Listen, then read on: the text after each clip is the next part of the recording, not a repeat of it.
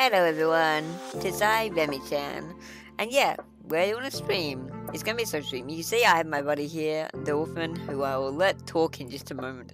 I currently have his mouth glued shut because he was being a smartass. And I have to explain a couple of things as well, without him interjecting. So, first off, if I sound a bit weird compared to usual, like I sound a bit, like, lispy, I guess you could say. Fun fact, I have no fucking teeth. That's not a joke. I had all my teeth pulled out on Tuesday. That's why I've mostly been pretty quiet on, like, social media and stuff. Not because I couldn't speak there and all that, because all I have to do is type, but just because I don't really fucking feel like it. Because, you know, big surgery, lot that could have gone wrong. Thankfully, everything went fine. I'm cool.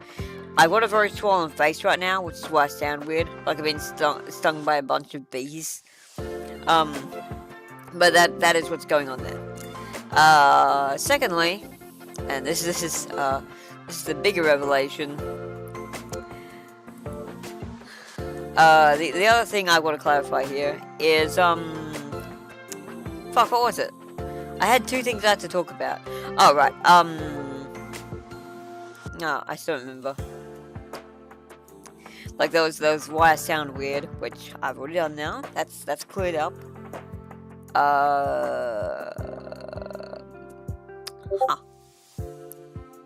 I forget. Anyway, I'll let the woman back in. That was a joke earlier, by the way, about like him being right back. He's fine. I was just making a joke. Like those Alright. why I sound weird, which I've already done now. Clown, you're in.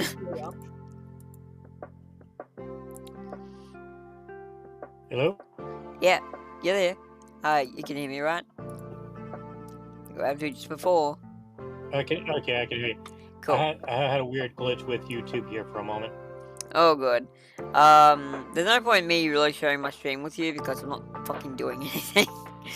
I just want to talk. Because that's really... I could play games. We're originally going to, like, for those who, are just getting here, we're originally going to do a No Man's Sky stream, but then I'm like, you know what, I don't feel like it.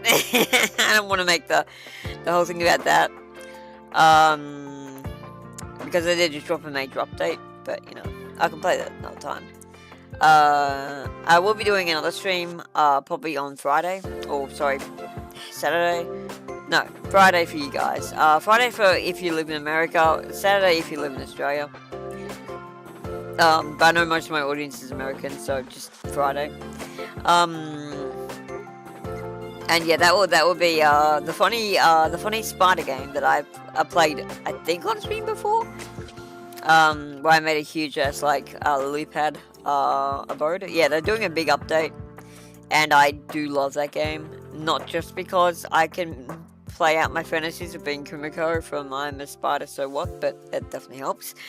But also just because I find spiders interesting, and it's like presented in a very cutesy way that doesn't like make it, like my very minimal arachnophobia flip out. Like if you live in Australia and don't have arachnophobia, you're a braver woman than I am. But yeah, so that's a thing to look forward to. Now whether that actually happens is up for debate, because, you know, things change, occasions come up, so it might not happen at all. We'll see. But I'm gonna try to make it happen, and if not, I'll just stream it another day. It's fine. I've not been feeling great because, again, just having a swollen face all the time and having all your teeth removed, like, that's always gonna be a bit of a trouble. Oh, right, the other thing I want to go into, before, like, we get into just socializing and stuff, the reason I had all my teeth removed, beyond just them being horrible, I am intending to get a plate, so don't worry, I won't be a gummy bear forever. But that's not for a few months. Speaking of, you know what else is in a few months? I haven't told the public this yet because I didn't want to worry everybody before it was due. And it's not worthy of worry yet, because it's probably going to go fine. I've had major surgeries before, but I am having open heart surgery to fix, to repair or replace a busted aortic valve. Yeah, I have a heart condition. That's crazy. So yeah, that's just the thing. I felt like at this point I can peel the band-aid off because it's gonna happen. And I'd rather you guys at least know what might have happened if I just suddenly disappear than just having no word for me and just having no idea. Wait, what happened to Biz? What happened to Remi? I don't understand. Where'd she go? Like, she was here one day and then she wasn't. Because my family wouldn't know to tell you guys. And I sure as hell wouldn't be able to if something bad would happen. I cannot stress how unlikely it is something bad is going to happen. It'll be fine. I've gone through many, like, life-changing surgeries. I've had a brain tumor removed. I've had a hernia patched up. I've had tonsils removed. I mean, that's a pretty minor one. And I've also had keyhole surgery to get rid of a stoned gallbladder. It was very high. And that's not even all of them. Like, so my body's been through a bit. But the other major one, the most major one so far was definitely the brain tumor. Because they had to actually, like, open apart my skull. And I was like 5 when that happened. So I didn't know what was going on. Which was kind of a blessing in disguise. I just got really into strawberry milk. Because I was at children's hospital too. So I was taken care of by very, very good people. Very good surgeons. And yeah, that's never come up. That tumor's gone, never returned or resurfaced. So, there you go, job. Now, the hope is they can just repair it. That way, I won't have to get replaced every 15 or so years. But if we have to replace it, then, you know, it is what it is. After coming back every 15 or so years, which isn't... That's a pretty big break. That's like... To give you an idea, I've only been alive for 2 eras of that. Like, I'm 36, okay?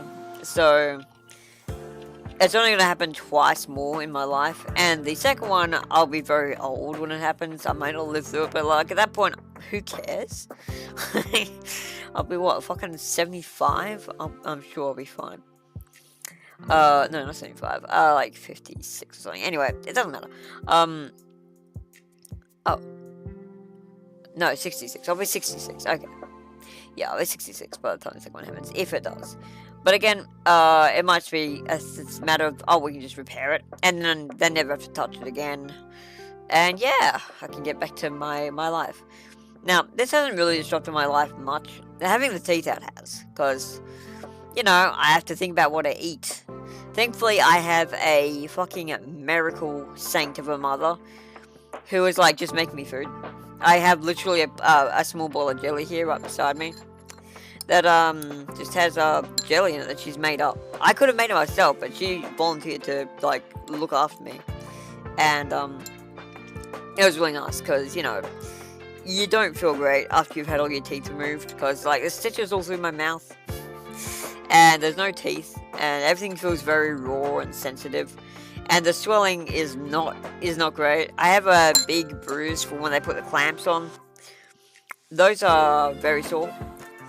But you know, I'm in good hands. I'm in good care. And I'll be fully recovered in like a week or in about a couple of weeks. And once I get my like plate and I have teeth again, it'll be like none of it ever happened. But right now, you know. That's why I haven't streamed in a while, because again, it was hard to talk for a while, just because it's very swollen. Even now, it's quite hard to talk, but I'm going the distance, because I want to. And I want to tell you guys about all this, because, you know, transparency is cool, and I don't want to leave you in the lurch forever. I hate making, like, the reason I didn't come up for, like, we've known about this stuff, and that this was all going to happen for almost a half a year now. Like, it's been over half a year, and I've told a few close friends like Wolfman and Z and stuff, I think. But for the most part, I haven't been very public about this stuff because it's like, one, like, it's my problem, so it doesn't really affect anyone else. And two, I don't like bringing up my personal issues because, one, I have quite a few of them. And two, like, I don't want to make my problems like everyone else's problem. Like, that's just the kind of person I am. I'm not asking for sympathy here, I'm just, like, letting you guys know, so if I don't show up again for, like, years and years, well, you have some closure. Like, I didn't get shot, I didn't, like, get assassinated, and none of that happened. I just probably had a botched heart surgery, which I don't know if that's any better, but, you know. But I don't think anything's going to happen. This is just on the off chance that we don't see each other again. Because yeah, there's probably no way you actually find out. Because I don't really make my stuff public. Hell, none of you even know my real name. Hell, not even the government knows my real name. No, they do. But I like to joke about that. You really think Remelia Esoterica Martin is my real name? I pity you, I do. Anyway. So, with that all said, welcome to the stream. I will not be talking about that now, from this point onwards. I just want to get that, covered. Because I feel like it was important to share that with you now that we're getting closer to the thing. And also, yeah, that's why I sound like crap. Hey, Wolfman, how's it going? That's nothing new. Hey, that's not very nice. Yeah, well, you know what? Just for that, I'm gonna be Max Petty here.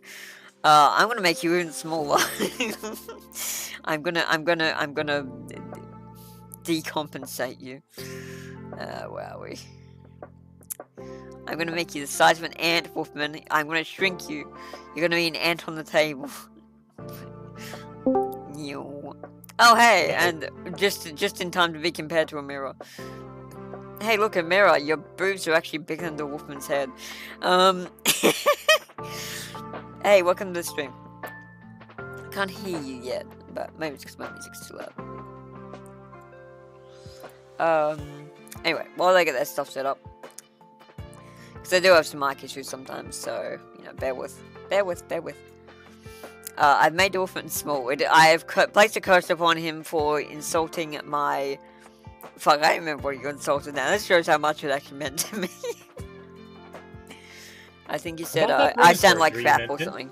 The brain, I sound, you were like, I said I sound like crap because I've got no teeth. He's like, well, that's not anything new. I'm like, okay, you want to be like that? Fine. Well, I'll fucking play your game. Here, you're now the size of a small Yorkshire Terrier. Go fuck yourself. I'm not sure if that's even a real breed. Yorkshire Terrier? Yeah. Okay, that's real. That's okay. a real breed. Cool. Because, I thought it might have been getting mixed up or something. Because keep in mind, I recently had a YouTuber called Yorkshire Pod play through Fantasia. He had some mixed opinions on it. He thought the art and stuff was really good, but he's like, yeah, the writing and the combat could use work, which I agreed on both points, especially in Disc 0. So, yeah. It was a very insightful stream, because, you could tell he wanted to like the game, and he did, like the parts that, yeah, and, it was very easy to see, the flaws. But yeah, anyway, welcome to the stream, Mirror. Everyone, this is a Mirror. Hello. Also known as, angsty video gamer bitch. Or, is that it? Video game bitch. Video game bitch. I wasn't sure if it was game or game. That's why I want to clarify. Phoenix Soul, but that'd be confusing with the other Phoenix. No, it's Phoenix Soul, Phoenix Astra. Plenty of people use Phoenix as the first, part of the name. It's a compound. It's like saying, people didn't use the word bizarre before I came up with Bizarre Monkey. I think there was actually a person called Bizarre Neat that came well before I did. Hell, there's even another Bizarre Monkey on Twitter. They're just a nobody-ass Minecraft dude, but it was fun to find that. I blocked them out of spite. I blocked them out of spite. There's only room in this world for one of us. Oh, speaking of, guess how many fucking Remis there are? Pro tip. I don't know, but it's a lot more than fucking there are Bizarres. I actually have a friend on Twitter. I responded to a post of theirs, and I said, and basically their name is actually Remi-Chan, or Remi. It's just Remi. I'm like, hey, look, we both got the same name. That's so crazy, and we just became moots over it. We're mutuals on Twitter now. We still interact and stuff. It's fun. Also, Amira, if you're how many Remi-Chans are actually on YouTube? Yeah, I kind of already know. Thankfully, I was smart and didn't name my YouTube channel Remi-Chan, just so it could get filters and everything else. But I've still got the Crazy Chimp Collective channel, it's my main channel. And so that kind of gets filtrated a lot better than Remi-Chan, which is, there's a lot of people who like Remelia Scarlet, which I did not steal the name from, but I definitely thought about it afterwards. I'm like, but that's going to be the same as like Remelia Scarlet. Whatever, who cares? I've got a stupid hat anyway, but I'll just play into it. Like, my name came about because I was like, I like the name Emily. Because, I'm like going trans and stuff, right? I'm like, okay, I don't want to use my old name because it's too masculine. I like Emily, and then I was like, oh, Emilia, that one's cool too. And I'm like, oh, wait, crazy idea. Instead of going Emily or Emilia, what if I had an R at the beginning? Remelia, oh my god, I love that. It's so perfect. That's so me. And also, I mean, I won't even have to fucking change my signature, because my signature is just like R Martin. So it's like, oh cool, I can just keep the R in. And yeah, and so that's what I went with. And then also, because I'm changing my middle name to start with an E. Literally my initials are Rem.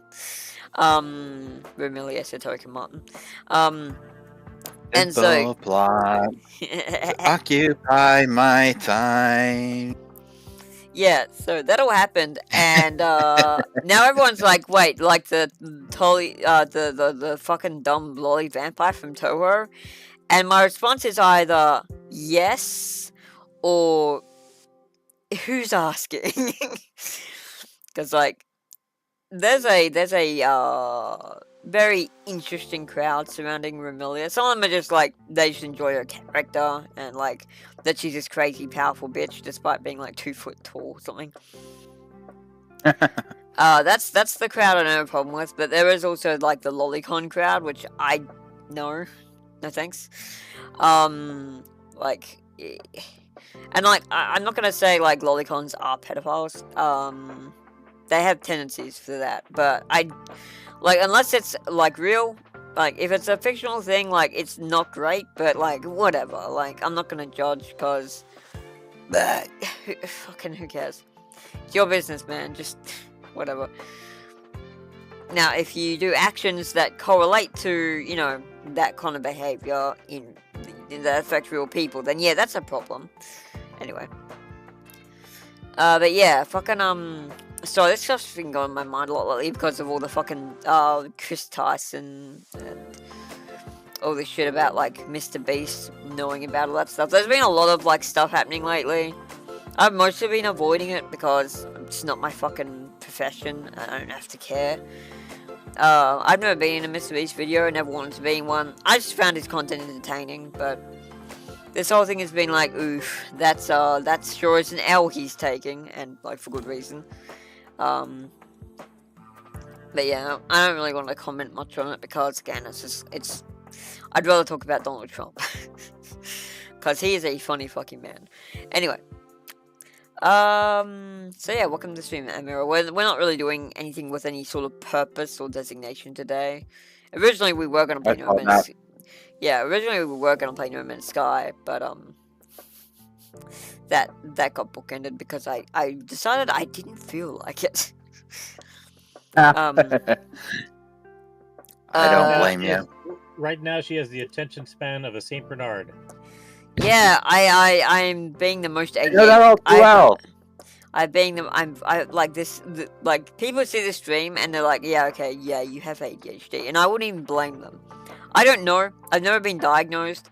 Last time I got diagnosed for autism was back in fucking like when I was 5. So to give that some context, Amira wasn't fucking born yet.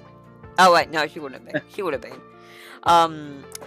But it was a while ago. That's like 30 odd years ago now. Yeah, 31 years ago. I last was checked.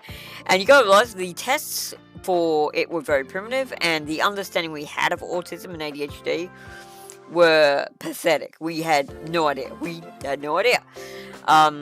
There's been so many advances in that. Like back then, this was like before even ADD had surfaced, and now ADD is like not even a thing anymore. It's just like you have the 2 strains, like the 2 major strains or umbrellas for ADHD. ADD's kind of just gone. But yeah. So like a lot's changed, a lot of things have been refactored to work with the new knowledge we've gathered. So yeah. It's a very interesting topic.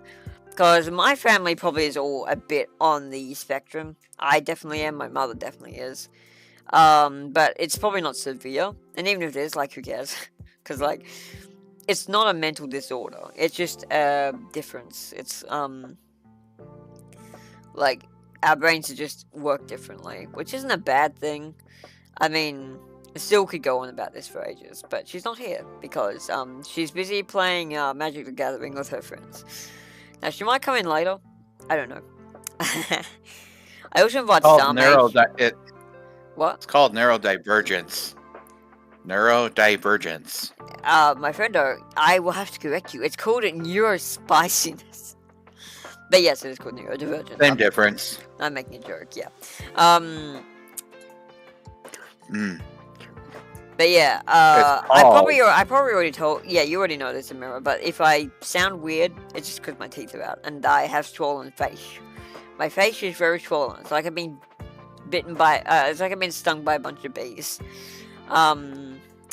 It's like you don't sound any different to me. You do not sound any different. Oh, that's good to hear. Okay, sweet. Oh, yeah. All right, dude. Nope. I was providing that disclaimer because I was worried I was going to sound stuffy and weird. Turns out no, that's just my fucking imagination. Cool. That's just what you usually sound like. Bitch! I'm gonna make you. Alright, cursing you again. I'm gonna make you even smaller. I'm gonna make you the size of a fucking. I'm gonna make you the size of a flea. Fuck. It's only. Flea? Wow, I'm a member of the Red Hot Chili Peppers. Shut up. You're also a sumo wrestler, apparently. Not sumo wrestler, Lucha Libre wrestler. Actually, I think that character's fictional. Anyway. There we go. Now Dolphin is very small. In fact, you can barely see him. You're gonna have to glaze me now to get your size back. I'm joking. I'll probably change it back eventually. I don't have enough beer for that. Go fuck yourself.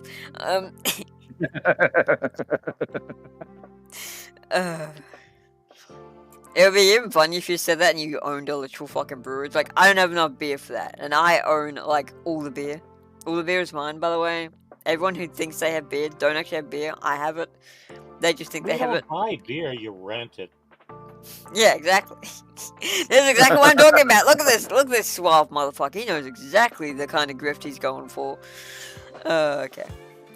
I'll size you back up. It's rude. And people want to be able to see you. You're part of the show. You're like my fucking co-host. You're like the not. I want to say sidekick because you're more than a sidekick. You keep this boat afloat. I'm just Yeti. Fuck. I pressed the wrong button. See what I mean? I scuff everything, and Dolphin just makes things not so scuff. Okay, there we go. You're back to your normal size now. I have uncursed you. Insult me again, though, and it might change. Just because this is a funny game we can play. You only wonder.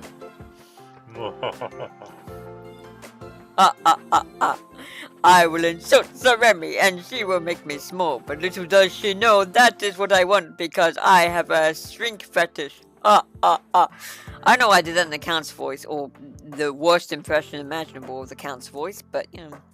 Sesame Street's a fucking weird show. But gotta give props to the voice actors. They are timeless. Like, I haven't watched Sesame Street since I was like. You went weird with the characters from Sesame Street. I put a freaking shotgun in the hands of Big Bird. I mean, just give a shotgun to Kermit, and he immediately becomes even better than he is already. But to be fair, he's not Sesame Street. He's the superior version, which is Jim Hendrix's Muppets or whatever it is. Kermit's already had a shotgun in his hands once, at least once. Yeah, it's back the way you. Yeah, that was a long time ago. That image is back the way you came. But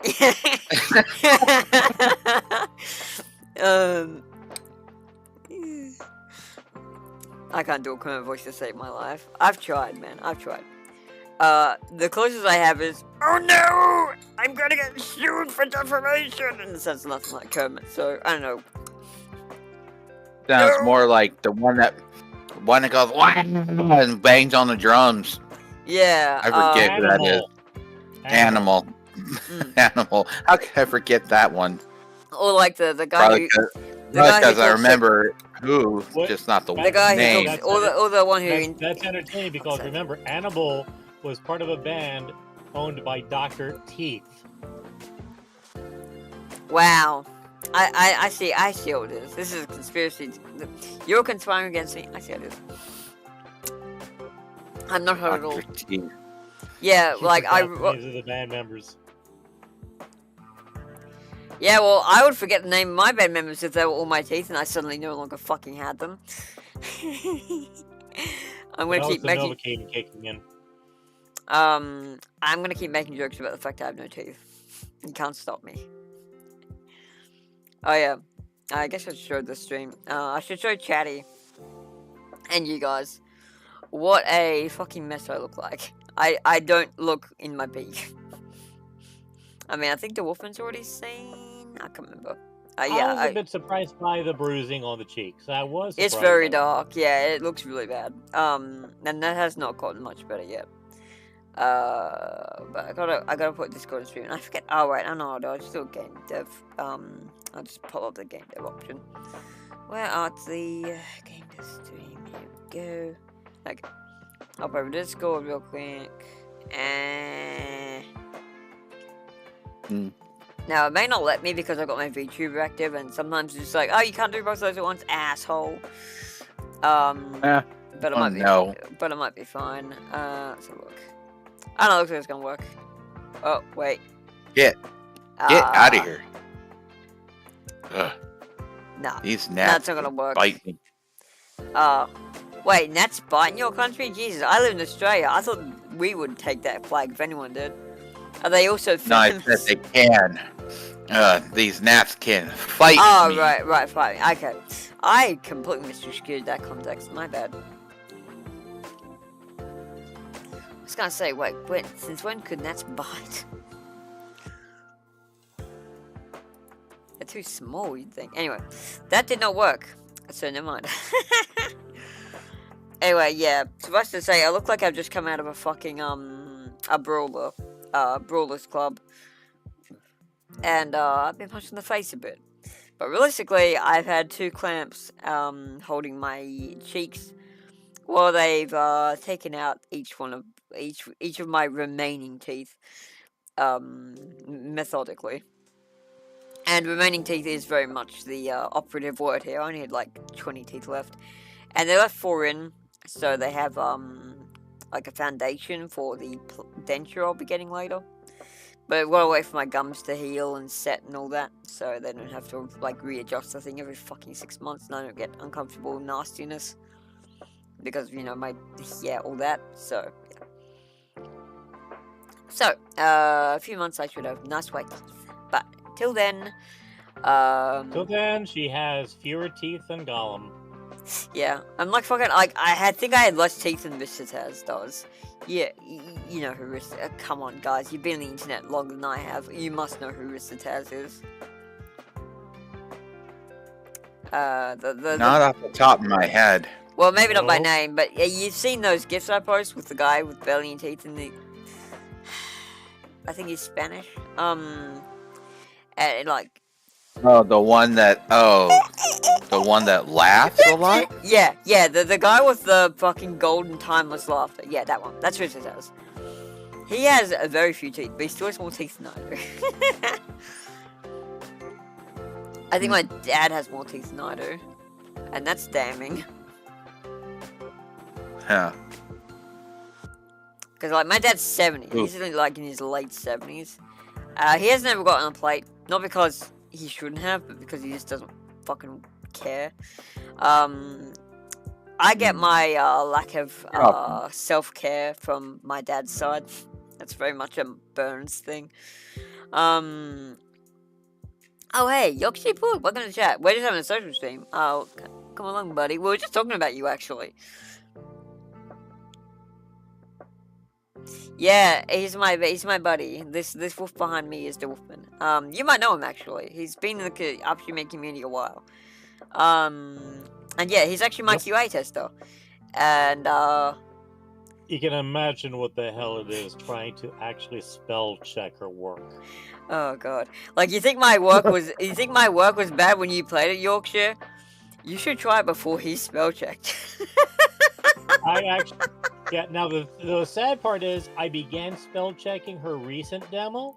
I And went that- all Hitler Nazi, and then she decided to say, "Oh, by the way, I just read." I'm rewriting this zero, by the way, because Yorkshire Pud said this could use some work, and I agreed. And he's like, God fucking damn it, Remy. I just finished. Okay. I mean, Okay. she hasn't begun. I mean, what you saw, she didn't change it per se from what you played. It was going to be. I'm not done with it yet. I've only just started. But yeah, it was funny because I'm sorry about like all the work you put in, but I am basically rewriting all of Disc Zero. And he's like, God fucking damn it, Remy, why are you like this? how many does did I actually put in for? Let me see. Open this up. It's not your fault, Yorkshire. It shouldn't have been written that badly on my end to begin with. So that is not your fault. That is entirely on me. That's just me not updating stuff and not really thinking out like how my characters sounded, yada yada. Poor And characters. not having the foresight to realize this sounds really weird and out of date now. Like in Menagerie, as you said, the writing felt very solid, and that's because I did do a full rewrite. And that was very necessary. Because my games tend to get lost in their own stupid, like, different stuff they want to tackle. Like, the original version of Menagerie was a mess. Like, I went into all these different topics. By the way, we did love the fact that I think you're the one that actually called the guy Garfield. Yeah, that was him. We actually talked about this when he was, We're still calling him that. Yeah, we're still calling him Garfield. We're still making jokes about it. You made a whole in-joke. And we love you for it. Thank you for giving us Garfield.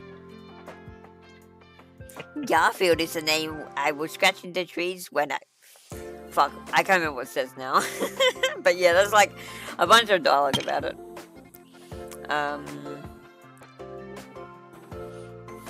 I will write the word Garfield in a tree with my own back hair. Ew! Yeah. Too bad Mind you, she had a good old time when all of a sudden I started doing the voice of Fatty McLarge. When I get spam phone calls, I actually go flat out Scottish. Yeah. Any spam. Wolfman here for some reason gets a lot of spam calls, probably because he's old and they think he's gonna be like an easy target. Jokes on them. And yeah, he just trolls them. And he does a very good job. I actually go complete Scottish, and I'm like, laddie, this is Aberdeen. This is Scotland. We're going to the wrong side of the pond. See, he's very good. I've had a few people think I was Scottish in her streams. They're like, wait a minute, when did you get this guy? Yeah, what the hell, Remy? You're not base enough to have a Scottish person in your stream. Shut up.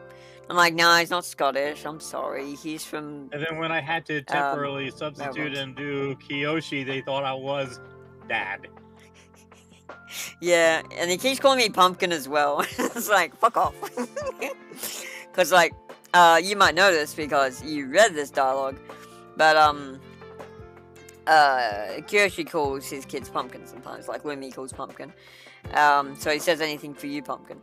Kiyoshi ran with that. And so now when I do something like, where I'm like, fuck off, Dwarf, and he's like, anything for you, Pumpkin.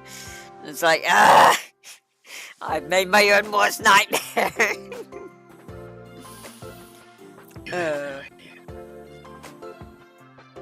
So and for the hell of it, when they were doing a read through of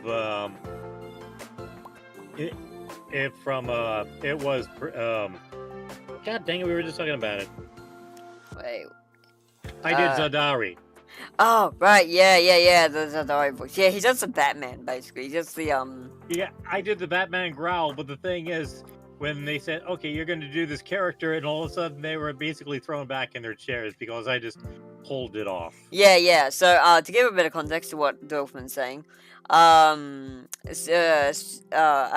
known as Selectra, definitely recommend checking her out. She's very funny. She's a adorable bean. And she's on Twitch, not YouTube like me. I mean, she has a YouTube channel. She is the voice of Coco. She's the voice. Oh my god, yeah, she's like 4 different characters. She's Coco. She's 4 different voices. Yeah, you won't know 2 of them yet, but yeah, she's the voice of one of the major antagonists and one of the major protagonists. Now, you've only heard Coco's voice so far, but Wee's voice does come in later in the game, and she does a very good job of that character. Or all the characters she voices are just immaculate. But yeah, and we basically did a collab stream, me, her, and Wolfman, where we played through Menagerie. And so basically, we took various characters that we voiced. I voiced Spooky because I can pull off that like deadpan, apathetic, smartass flippancy because that's half my fucking characters. Again, still did a couple of the female characters because she's a female, so naturally she's gonna have an advantage there. I can do female voices pretty well because you know I'm pretty effeminate, but hang on. Oh god, I'm glad that came out. Sorry, big sneeze. So she did a couple like that, and the Wolfman did a couple voices as well. Particularly the male characters, both of us were gonna have trouble with, who had deeper voices, like Fatty, for example, because me doing a consistent Scottish accent, you might as well ask for a miracle. And you know stuff like that. And then he also did the voice of Zadari, who's like the major antagonist in that stream. Because like what we do when we do collab streams like that is we just like voice some characters each to lighten the load. We're all voice actors who eventually enjoy doing it, so it's like fuck yeah, let's have fun with this. So that's what we did, and it was great fun. And Wolfman just fucking surprising us as always, doing like a flawless like fucking impression of Fatty. I will probably, if I actually do a retread of Menagerie in the future, I will probably just be like, hey, guess what? You're the voice of Fatty. This is your job now. Beyond, the one that is also your job, which is quality assurance tester. Even though I don't pay you for it, but I should be, but I can't afford it right now.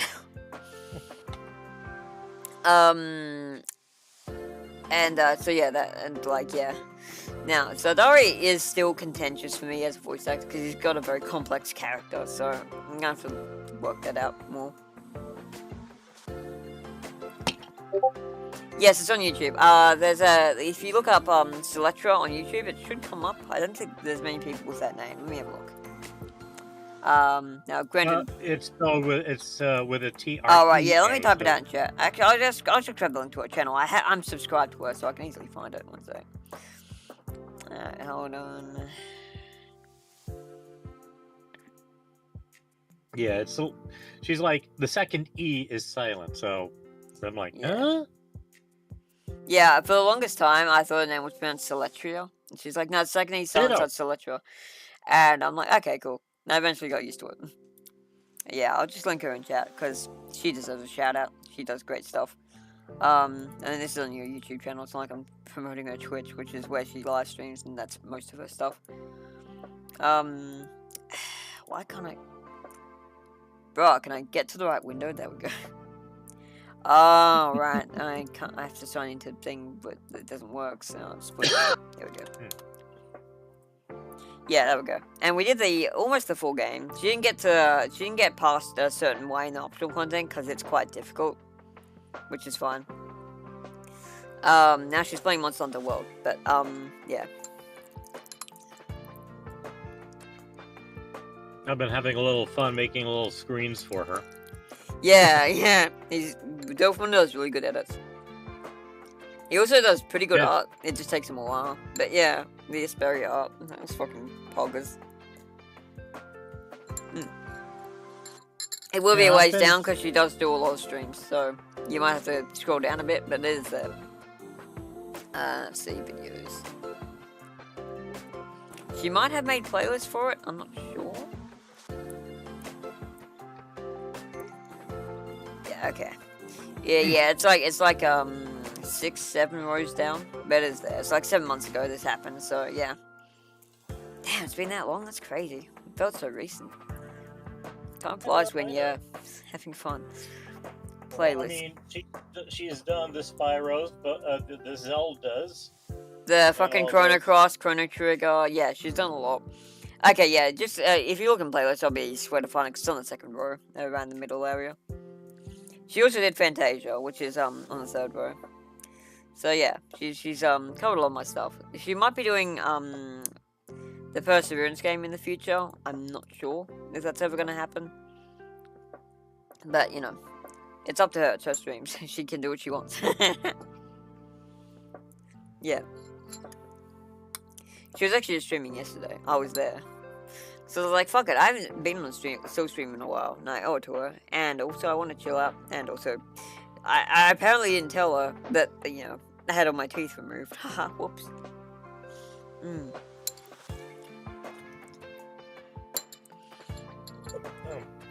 Oops, I need to take this up. So, yeah. Anyway, if you have any questions for me or Wolfville, Emira, Yorkshire, go nuts.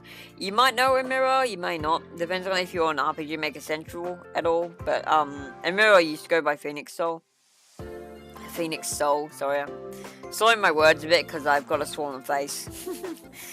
But yeah, now they go by Emira or, AVGB Gaming. Or me, of course. I'm always down to answer questions.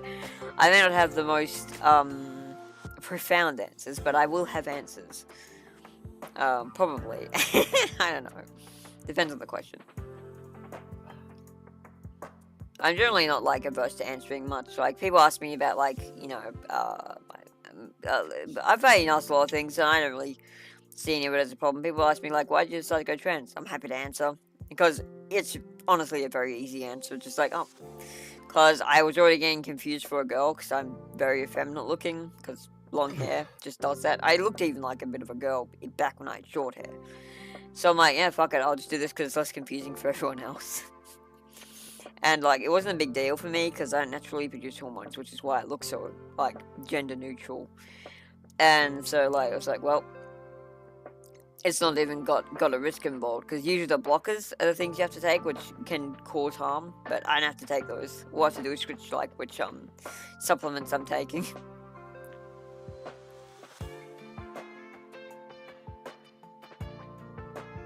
No worries. It was good. It's good to have you along, man. Thanks for coming along. It's good to talk to you again. For those who are wondering, wait, you guys have talked in streams before? Yeah. In case you missed it, I did a whole freaking live react to Yorkshire Wood's let's play of my game, and it was very fun. And Yorkshire Wood came in like halfway through, and we talked a bunch, and yeah, we had a lot to discuss. And it was a good time. Shout out to Yorkshire Wood, everybody. I'll drop his. I'll plug you as well. If I'm gonna plug Sil, I better plug the guy who actually showed up to my stream. Where are they? God, it should be recent. There we go. Alright. Crap, where's... No! I can never find the right place. Yeah, good.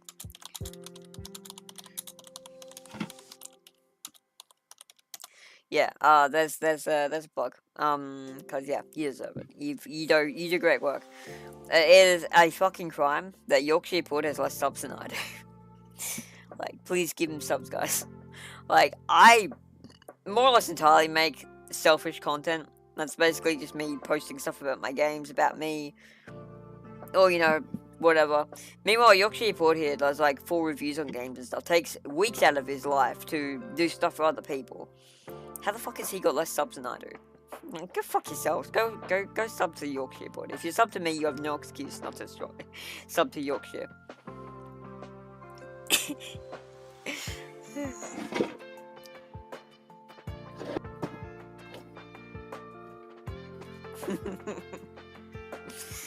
It's good to have you along, man. You're always a treat. You're such a good sport.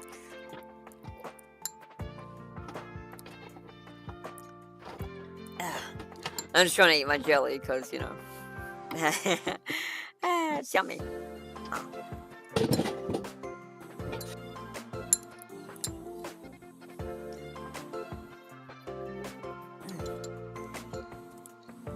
Oh yeah, Wolfman, what's been happening for you, my dude? Well, I'm still waiting around for the insurance company to get back and say, hey, that car is totaled. Right, yeah, because your car got fucking destroyed by some hoodlum who's like, I'm gonna smash it with a crowbar or something. And then just drive away. No license plate, no nothing. Damn. Literally assassination attempt made on Dolphin's car. So not cool. Yeah, especially when it was only a few years from actually getting historic tags. Bruh. Man, people are so shitty. Like, don't do that.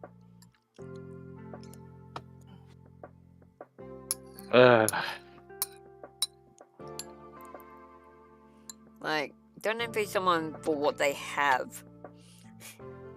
Because, like, chances are they worked for it. Or they've had it as, like, an heirloom. It's been passed down to them for generations. Like, that's important sentimental stuff. You don't go fucking smash that. Like, what the hell?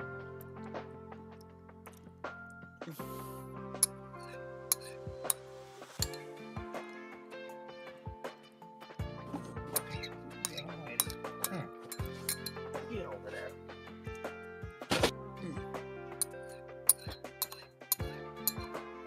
All right, Gem Trader.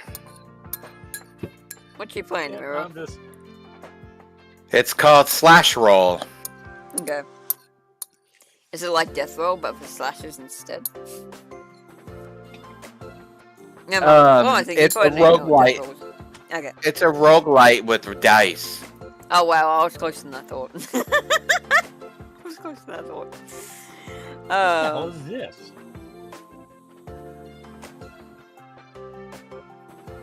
Oh. Well, then thanks for this, yeah. I mean, a shout out doesn't mean a whole lot for me. Because I get a huge amount of viewers. I appreciate the ones I do get, but I'm not gonna pretend like that my shout out means a whole lot. But I feel like I owe it to you. Although as it probably is, just because, you know, we little YouTubers, we gotta stick out, we gotta watch out for each other, you know. Because there's a lot of big YouTubers, and they get an easy ride now, but they were once little like us. And the only way they get bigger is by supporting each other. So we gotta do the same. Maybe. I wonder how much I can get for this. How much do you get for what? Context, Tinkle. I just found the 1992 complete 750 card set for Dungeons and Dragons. Oh, probably a lot. Probably a lot.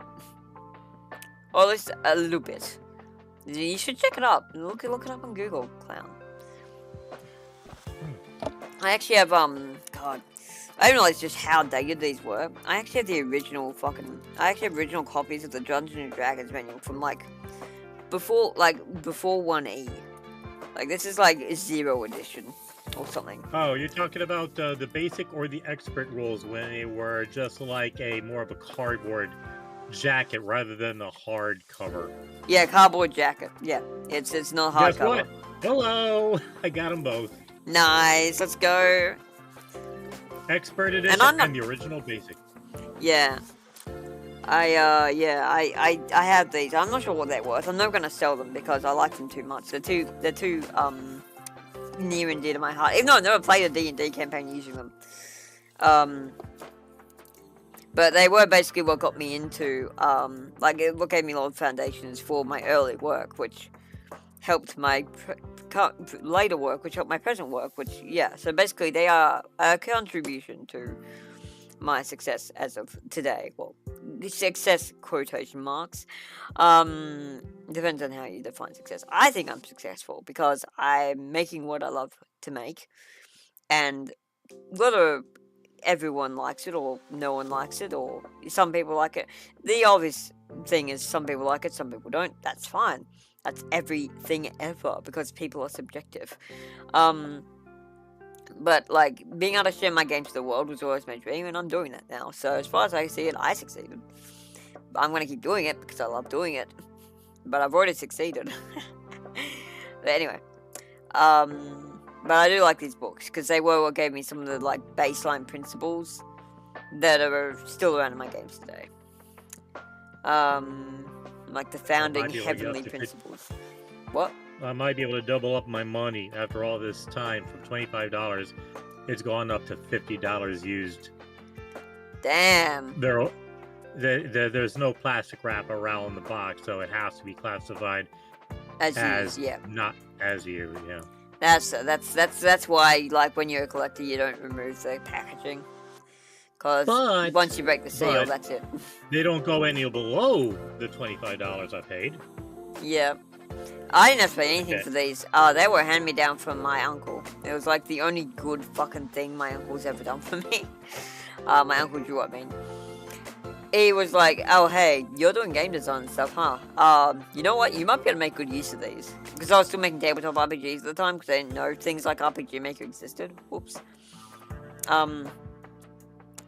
And so, yeah, he gave me the D&D manuals. And I was like, oh, sweet. These will be able to teach me a lot. And they did.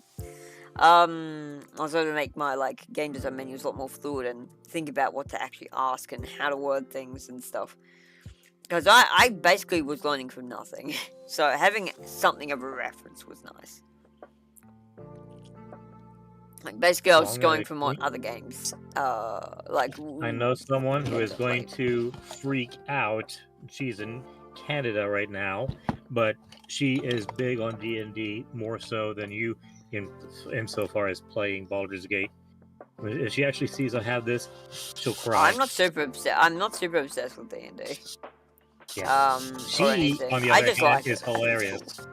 I played 2 campaigns, and one of them I accidentally bookended by being rude to a wizard.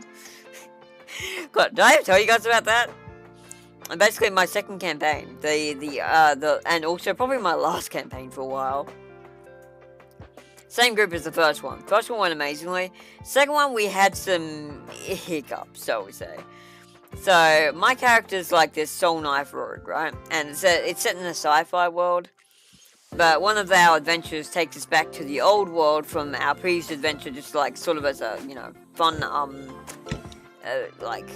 like a nostalgic episode. Now, I kind of was not great at characterizing this character. Like Yasmala, she was lightning in a bottle. I was able to do her, but I couldn't capture that again. And I didn't want to. I wanted to do something different, but I didn't know how. And it was just... I didn't have much time to work out the kinks of the character and all that, because this was kind of just sprung at me, like, all of a sudden. So I didn't have time to really plan out and plot out, okay, what do I want this character... Like, the funny thing about Yasmala is that she was a mean character. She was meant to die to, like, the first fucking tough encounter we faced. But she didn't. And she actually made it through to the end, and, like, I got really attached to her. This didn't happen with Vicky. Vivian. Vivi Nikki, that was her name. Vivi Nikki Vaughn. She was a halfling soul knife rogue. So basically, we were at the 3rd episode? Yes. The first 2 episodes went great. They were really fun. 3rd episode, we had some hitches. But we were able to get some much finally needed, like, retribution against what basically almost was a run-ender in the last campaign. Which was this fucking tower owned by this wizard called Eric the Wizened or something. Bit of a cunt. He's a bit of a fuckwit.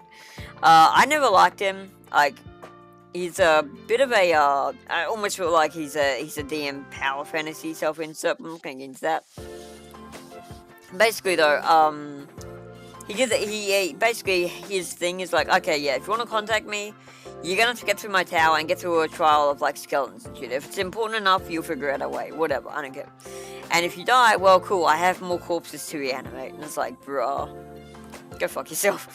So, yeah, we demolished your skeletons, and basically Vivi was like, yeah, this shit's immoral as hell, because Vivi's more of a moral character. Yasmala could just side-eye it because she's chaotic neutral at the best of times. So she's like, yeah, a bit of good old fun fashion necromancy. Yeah, I can dig that. But Boo was like, no, this is actually messed up, what you're doing here. And so she tries to confront him about that. He's very, mild-mannered and, shall we say, condescending about it. And so, trying to be as in character as possible, I just basically call him an old prick. He gets offended because, apparently being thousands of, like, really powerful and stuff just makes you insecure. I don't know. I have never been there. And, essentially, our only option was to change his mind, to get him to help us, or basically it was an end to the run. So I kind of didn't give up, because I thought, no, this is fucked up. Like, it's fucked up that this guy, the guy who tried to kill, basically, in a way, was happy to let us die, and almost killed us last run, and now he's playing, like, the fucking character who gets to be the holier than thou fuckwit. Nah, this ain't standing. So I basically just was like, nah, don't be such a cunt, eh? Like, I wasn't being too bad. Like, all things considered, it was pretty in character, but I think I rubbed the DM the wrong way with it. I think it was coming across as too meta, which, yeah, fair, probably it was. But yeah, basically I ended that run, so I got a little blame for it, despite the fact that this was, like, okay. So, yeah, that was how that run ended. I'm not sure if they're still going. But and, like, after a while, I also got booted from the Discord. I basically admitted, sorry, I just can't get into my character. Like, I didn't have enough time to prepare. That I should have brought this up earlier. But, like, the first 2 episodes, I wasn't having any trouble. Like, we had next to no hiccups the first 2 episodes. I think this episode was just, because it brought back those unpleasant memories of how our characters almost got killed last time by this Eric dude. A lot of us were a lot more apprehensive, and because I generally play characters who speak their mind, because it's easier. Yeah, so I basically, yeah, I got kicked from the Discord. The DM and I are still friends, but I'm not sure on what kind of grounds. It might be a very, mutually sustained friendship, just because we don't want to burn bridges. I haven't really talked to them much since the event. I've tried to, but they haven't been responding much. I think they've gotten a very lesser opinion of me because of all that. I'm not sure. Or maybe they're just busy, because they do have college and stuff, so maybe I'm just reading too much into it. But I do feel like there's a distance there that wasn't, like, there's a bit of distancing there that wasn't there before. So that's sad.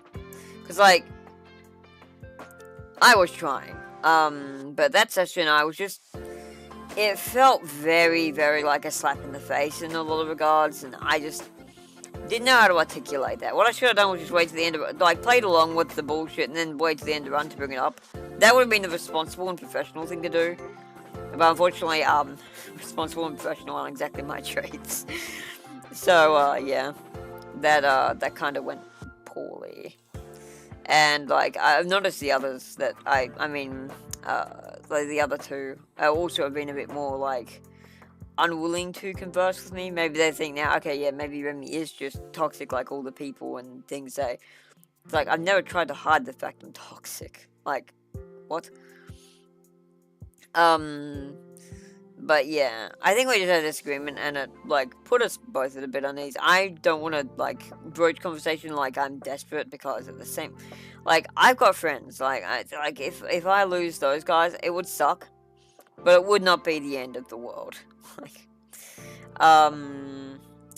but I would rather not. Like, they're good friends. We've been through a lot together, so it would suck if they broke off the friendship just because of this. Like, it's a fucking D&D game, bro. Like, come on.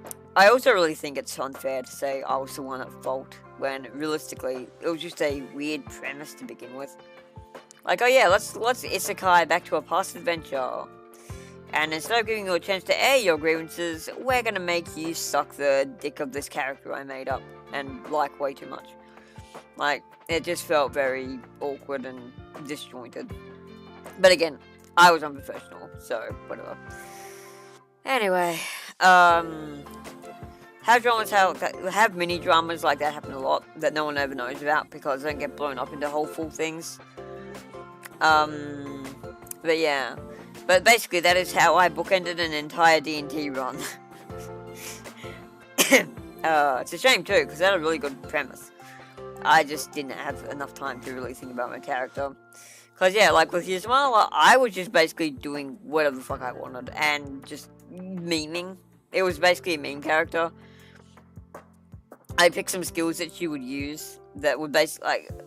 Also, more so had no idea to prepare for me, which is half the fun of being a DM. Is just those unpredictable players who will do crazy shit and you have no way of seeing what they're gonna do.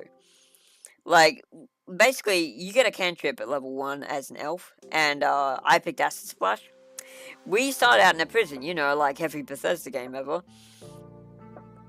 And they're like, okay, and like, so more so had no plan for how we break out of the door. He's just like, okay, figure out how to break out of the prison.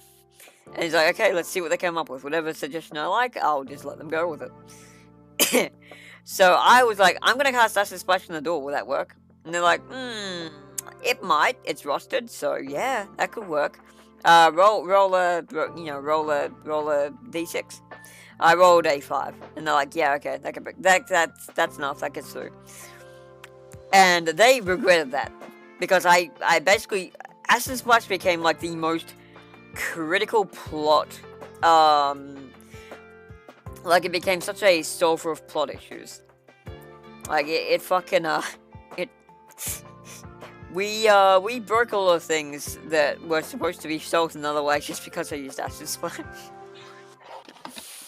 This like fucking cantrip that is nothing particularly special. I was just using to like this. You can't do this in Baldur's Gate. Like anything that's a certain toughness, just Acid Splash only does like 6 damage tops. It's not gonna do much. And most things are just immune to acid damage that are made of a certain metal, certain material anyway. Like anything metal just isn't affected by acid. And some Why is that? Why are you making me think of Amnesia, The Dark Descent, when you actually have to use acid or some other corrosive to get past like 2 different points in the game? I don't know. It's so fucking funny. It's so fucking funny that you're making me think of that.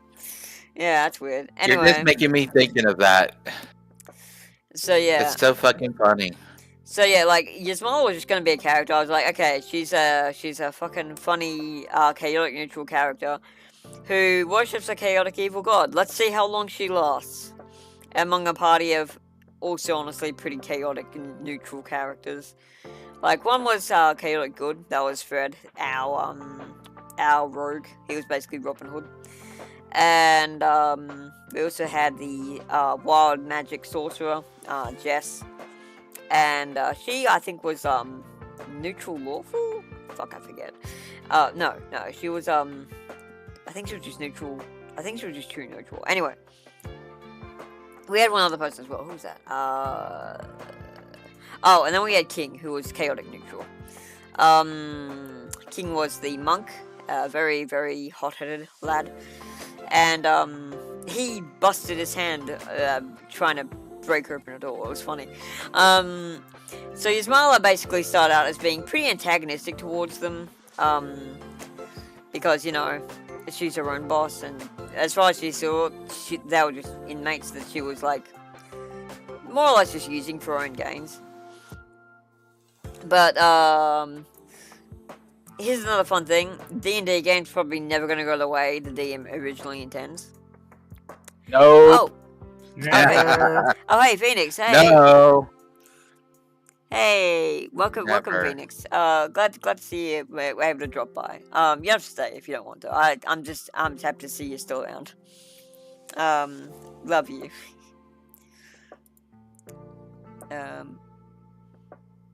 Yeah, I'm a going. I have no teeth right now. It's very funny. I had them all extracted because I'm getting a plate soon.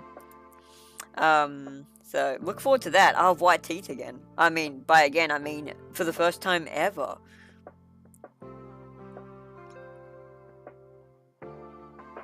Yeah, I miss you too. No way, I'm sure we'll get our chance.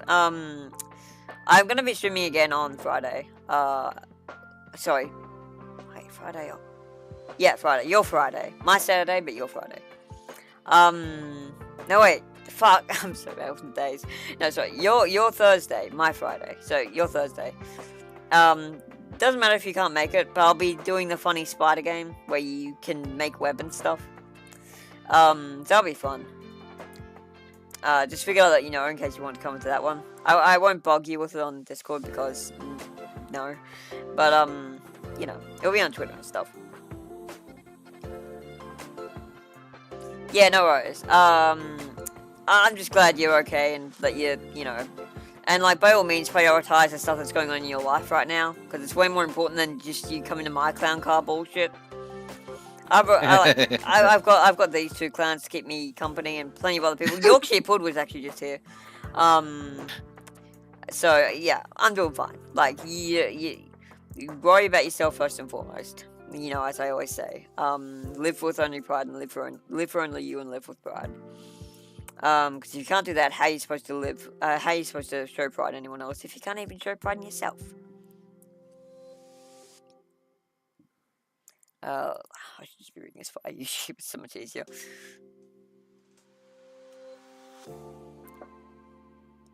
Yeah, no worries.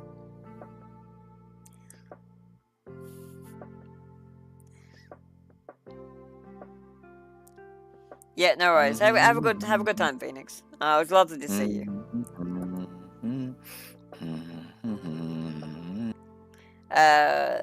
Okay. What was I saying? Oh, right, we're talking about D&D and stuff.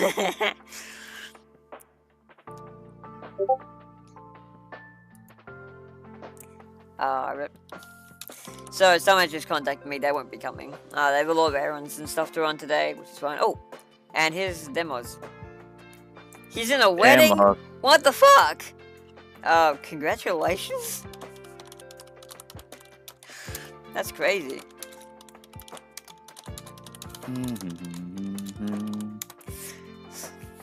So my friend Sumage has got chores all over the place. Demos is literally attending a wedding. It's like, damn, all my friends are so productive and busy, and I'm just here sitting on my PC like a fat nutty trash doing absolutely nothing. Oh, man. But yeah, so on the D&D thing, what were we talking about before I got...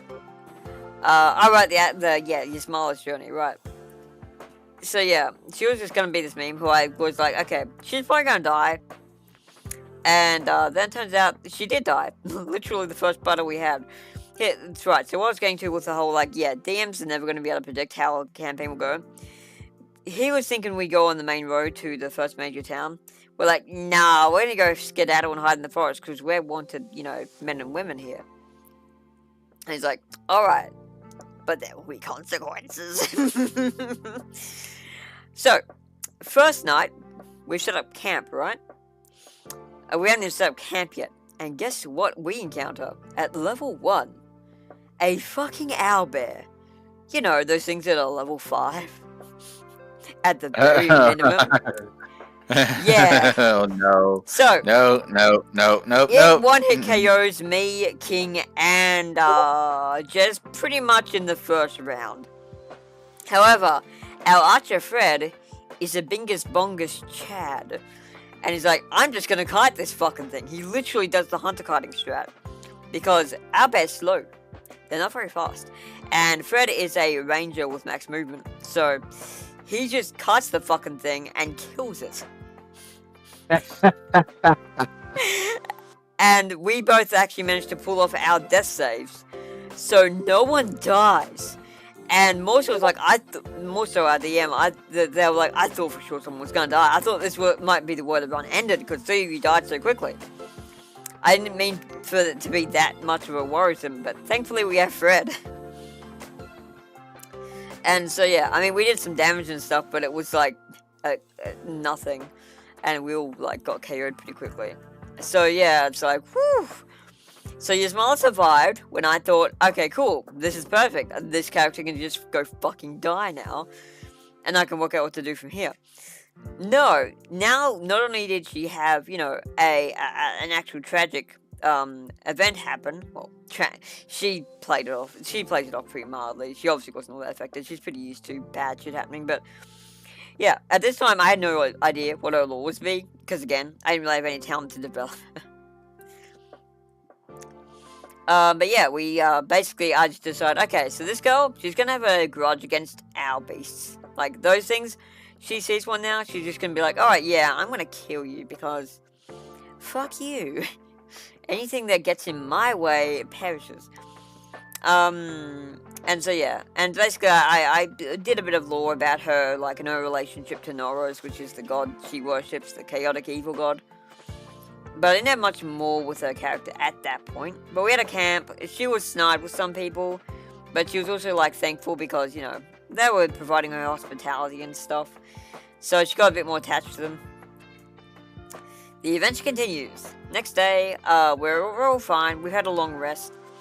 Apparently, near-death experiences are very common in the D&D universe. Which makes sense, honestly.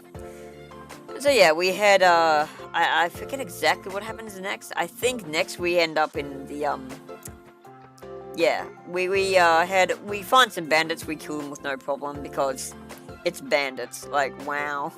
So threatening after we fought a level fucking 5 owlbear and lived to tell of it. And, you know, killed it. Granted, it was fed more or less exclusively, but we're not gonna talk about that. Then we encounter some halflings on the road.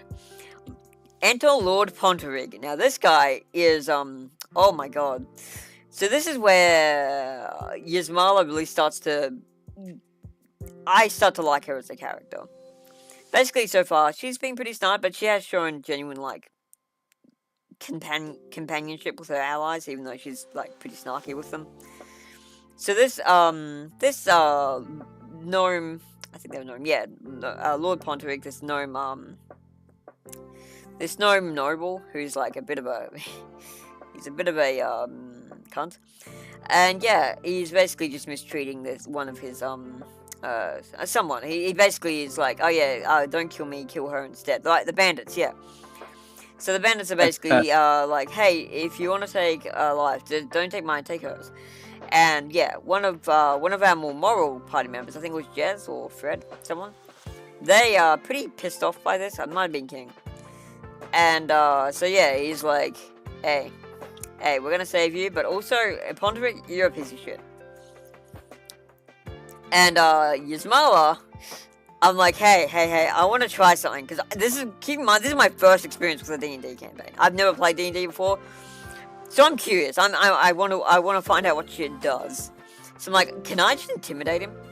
And Monster's like, yeah, I don't see why not. Roll. I roll a fucking 20. Guy shits himself in public. It's very funny. We all start laughing. He leaves with his tail, his new tail between his legs. And, we have a very funny session about it. He's like swearing revenge and shit, but it's like, yeah, sure thing, buddy.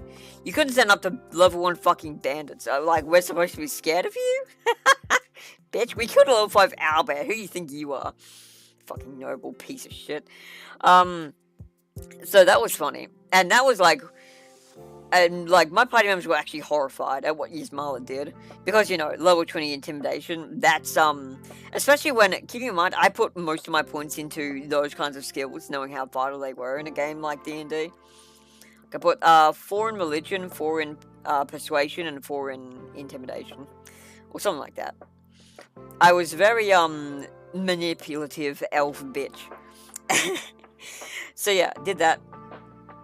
And, yeah, then we moved on, got to the town of Anvil, I think it was called, or Anvil, I don't remember exactly, but yeah, so that was, and, we encountered, a guard named Duncan there. Duncan was pretty much one of the only guards in the game who was a corrupt piece of shit, and so he sees us at the bar, right, because we're, like, just hanging out. We'd gotten some shopping and stuff. Years hadn't, because, you know, she doesn't care. Alright, so, I forgot some context. There was so much that happened in this adventure, I forget. Right, so after we defeated the bandits, Ponterig tried to pay us off with some silk. And Yasmala just napped it. She's she's like, mine, and she rubbed it up to her face, like, all endearingly. I just want to give her a character trait at the time, I thought it would be endearing. But that actually ended up being, like, such a good thing, because I was actually able to make her whole backstory out of this. So I'll get to that in a bit. Anyway, we're at this bar, right? And Yiz is still, like, snuggling up to her silk that she appropriated for herself. And, you know, the rest of I got gold and stuff. And Yiz is like, oh yeah, you can have all the gold and shit, I just want the silk. I just want the silk. The silk's nice. So, yeah, she was not very interested in money. And so, yeah, I was just building a character and trying to get things going. So this was very lightning in a bottle. So, yeah. And, yeah, so basically we, and while we were at the bar, Duncan approached us. And he's like, hey, you might want to investigate something. And we're like, wait, why us? Because we're like... We're outlaws, man. You really want to... He's like, look, I don't want to fucking trust the city guard. The city guard are nuts. Like, they're fuckers. You guys look more dependable than they are. And we're like, okay, we're listening. So it's like, yeah, so basically, you're gonna have to go to this tower first, because you're gonna need, this guy's help. He's called Eric the Wizard. Basically, there's this huge problem going on.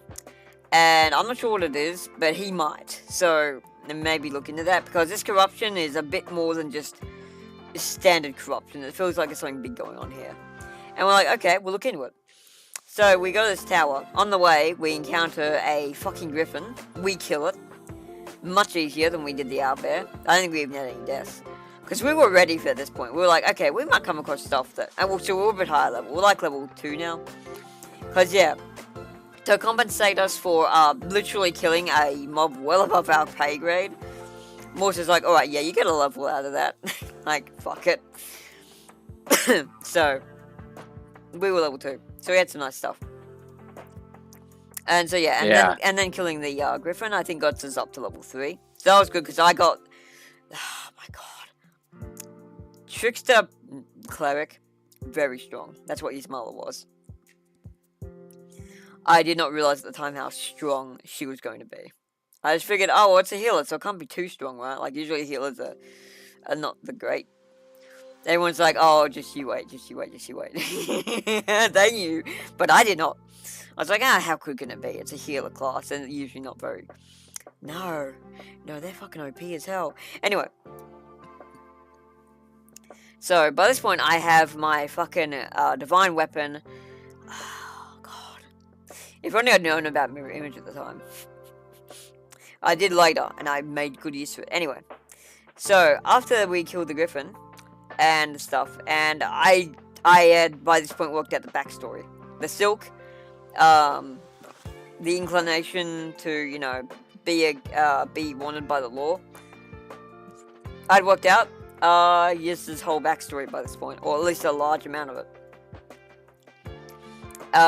She was raised by an Arachne, basically. Not in the Underdark, though. Like, the Arachne left because she was like, this place is fucked. I'm out.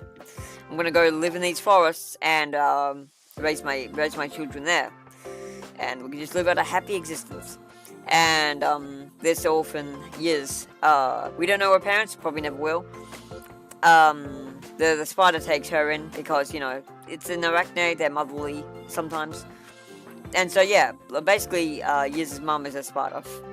Spider mum, let's go.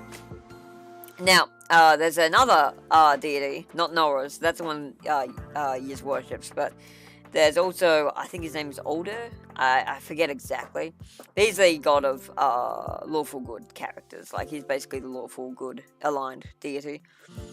His church basically fucking ransacked the spiders, like, and they killed the mother and the kids. And took Yizmala in thinking she was like, you know, their prisoner or something. And Yizmala didn't like it. She's like, no, these are my family, fuck off. It's like, you can't have family with spiders, that's weird and silly.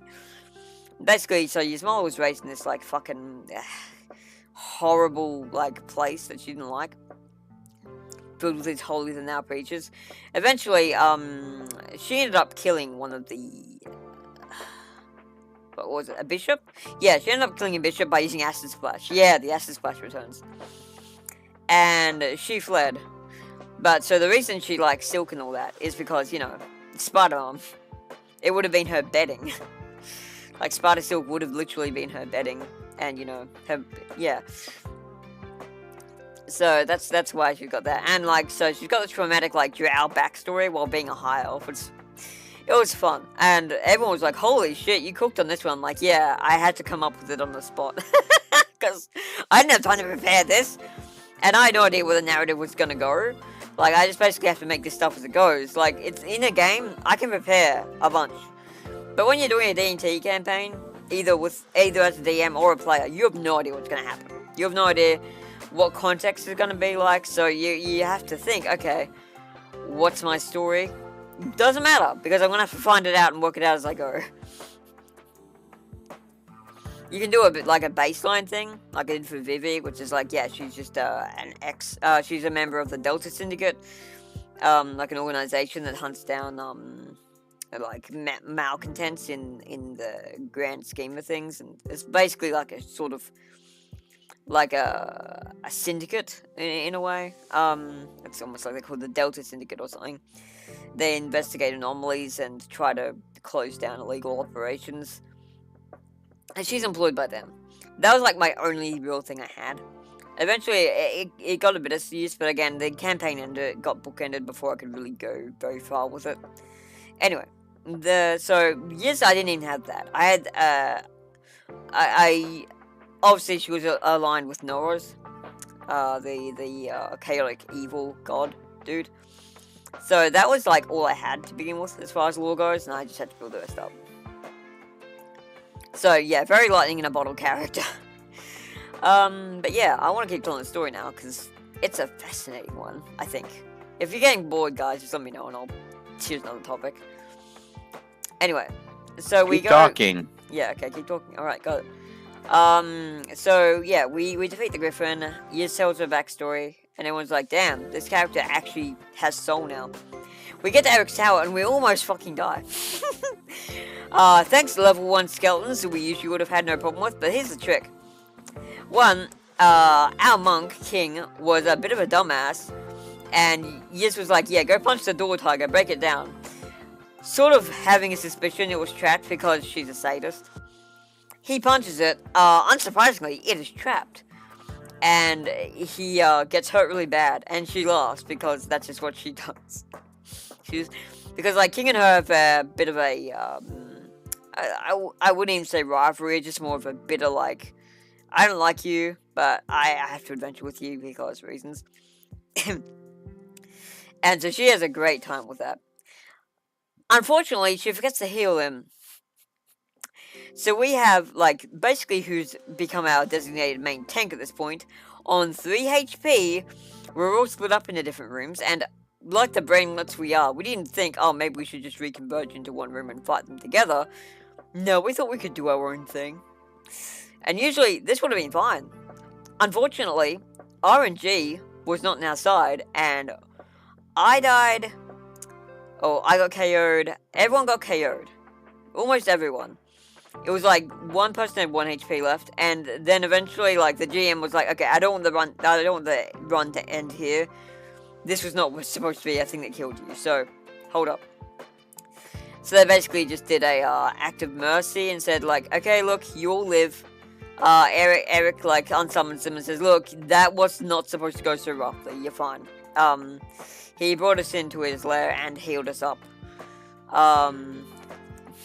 Which is the only show of morals that character has ever had. Because he did send for us, so, you know, it'd be kind of rude if he, you know, then just watched us die, I suppose. And so, yeah. Great. Yeah, like, Eric is a messy character. Anyway. So yeah, we got called in. He lets us long rest in his, portable hole. Or not portable hole, fuck, what's the spell called? Anyway, it's like a portable inn. I forget what it's called. There's an actual word for it. It's basically a pocket dimension. I can't remember what it's called right now. And I can't check, from history because I'm not in that Discord anymore, sadly. Anyway, so yeah, and we talk about, like, and so later when we wake up, he talks about what's going on. Yeah, apparently, the Duke of this town that we originally were in as convicts, yeah, it turns out he's a bit corrupt. And in a, like, a big way. We're not exactly sure what's going on. But, Eric wants to know. So he's like, hey, if you can infiltrate that place, I'll reward you handsomely. And also I'll give you some stuff to help you with the trip. Because, you know, it's not going to be the easiest thing in the world. And, yeah. It'd be great if you could do this, because you're getting pretty strong. And we're like, yeah, okay. Keep in mind, this is a world where magic is pretty sparse. Eric and, like, the couple of our characters that know magic are an exception. There aren't many people who know magic. So, like, people knowing magic is pretty rare. So, we're actually kind of exceptional already, just because we have, like, a couple level 2 spells. So, yeah, we head to Lochester? Yeah, Lochester, I think it was called. And thankfully we have some disguises. And we go to a, and, like, so we were able to even, like, co-opt, basically Fred, our rogue, he's good at this shit. He's able to forge us, some tickets for a, like, meeting thing where we'll get to, you know, be at a conference with a bunch of nobles and lords, including the Duke himself. And then our plan is to follow the Duke into wherever he goes and see what's going on. So, yeah, we have to go to this clothing store and get some nobles' outfits made. That's where I'll post it in chat. If I can. Oh, wait. Fuck. Actually, you know what would be easier if I just, screen shared it. Game to stream. Alright. And I'll share my stream with you guys, because why not? Been waiting on that one. Well, I wasn't doing anything, so it didn't really make sense, but now I am, so. Okay. So, yeah, when we're getting our noble outfits, God, I just realized I skipped a whole bunch of stuff as well, because I'm getting ahead of the things. I'm trying to remember when the fuck the Norse temple came up. I think I was on the way to Eric's tower, or fuck. And I can't check now either, because I've been kicked from the Discord. It fucking sucks. I could probably get back in. I'd probably let back in now, because it's all died down, but yeah, I don't know. Right, so where is she? Yeah, that's where this outfit came in. Yeah, so this outfit was her noblesse attire. So yeah, that was his noblesse attire. This is how she typically looked. So yeah, that was cool. Anyway. Cool. Yeah. Yeah. Alright, so yeah, so we go into this place. We first infiltrate the Thieves Guild to get something back that Eric wanted, and also to confront someone that Fred wanted to confront about something, I forget. And yeah, that goes pretty smoothly. We go to the party. And yeah, we humiliate Ponterigue again. I think Fred used sleight of hand to undo his belt buckle and his pants fell down. And everyone started laughing. Because of course we had to fuck with him again. And because we were in like noblesse attire in disguise, he had no idea who we were. So that was very funny.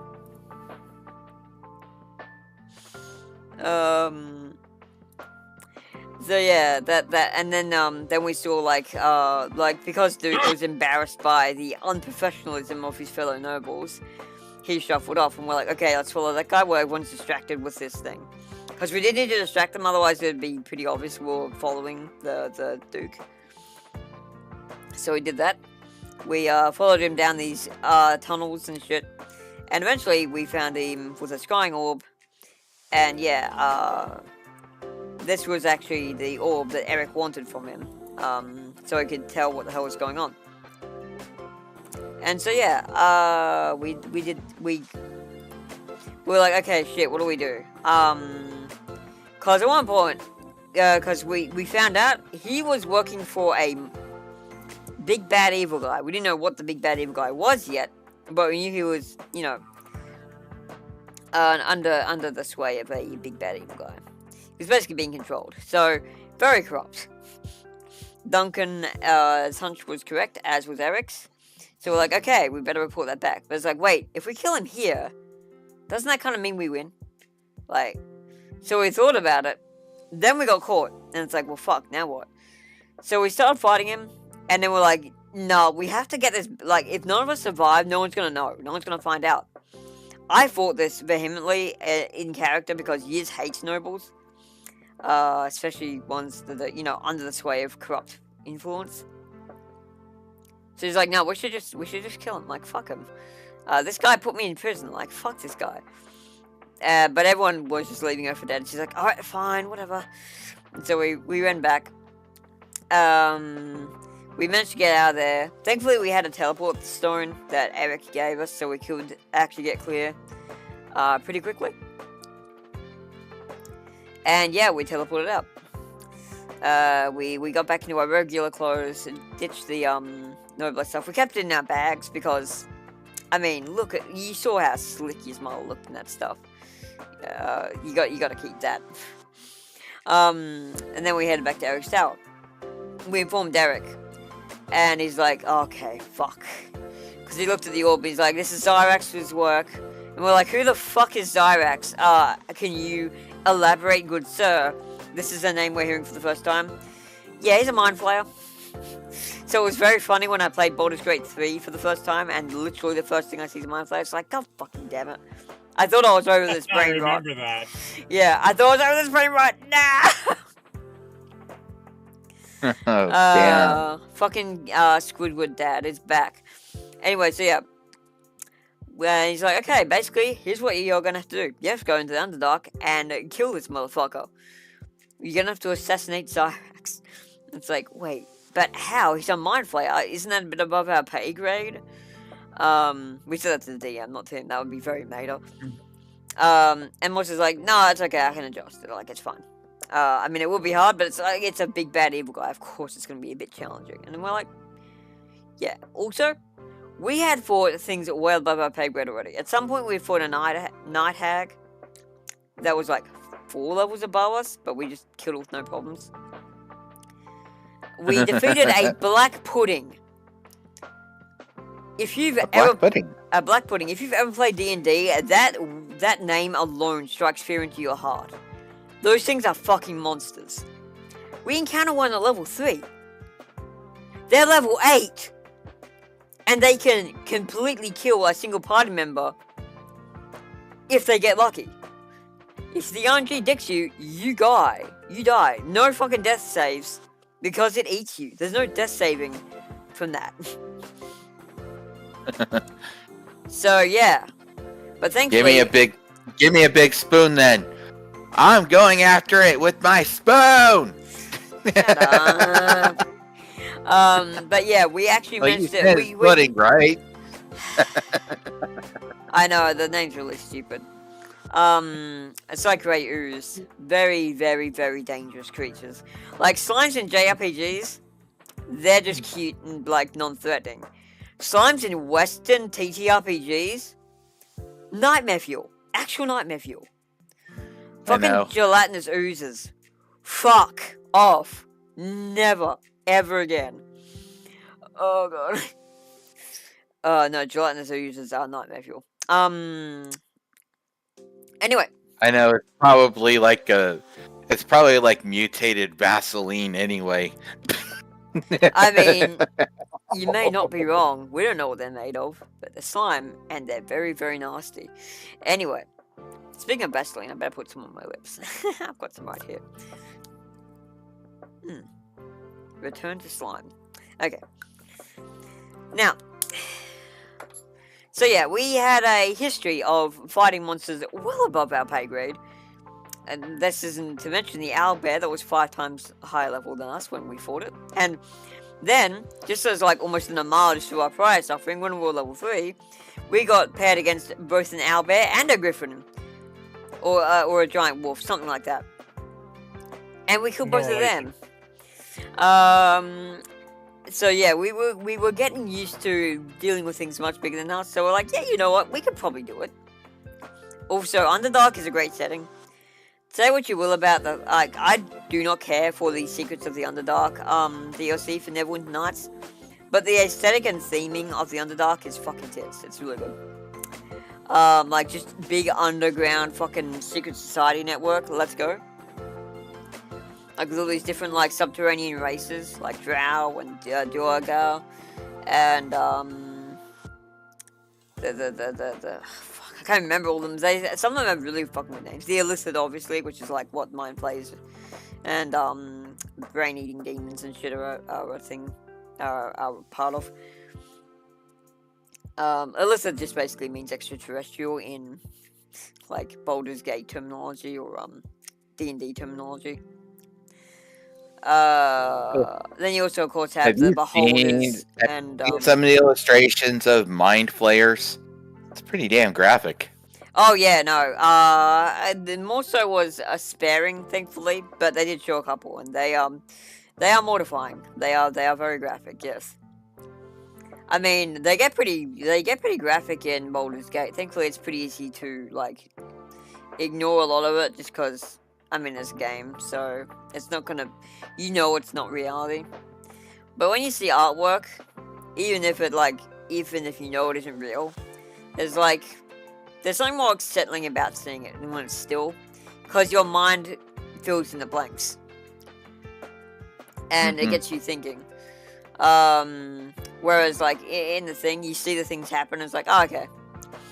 Because like obviously they're not gonna make it too traumatic, because this is a game that's it's supposed to be an escape, not a horror. So yeah. But that being said, Baldur's Gate intro, ooh, having a tab ball go inside your eye socket and into your brain, that's a bit fucked. Like that's some like fucking that's pretty up there with disturbing video game scenes. I just wasn't surprised, because I'm like, okay, yeah, these guys do this shit with brains, cool. Thankfully I'd already had some exposure to the Mind Flayer grind set. Anyway, where was I? All right. So yeah, we're like, yeah, let's go to the Underdark. Fuck it. Now I've skipped huge parts of the thing because I just. All right. So I've skipped huge parts of the story because I can't remember where they fit in. Including my biggest character moment, which was when I cleared the temple of Norris that these orcs who worship whatever god the old orcs worship, Oracle or something, overtook.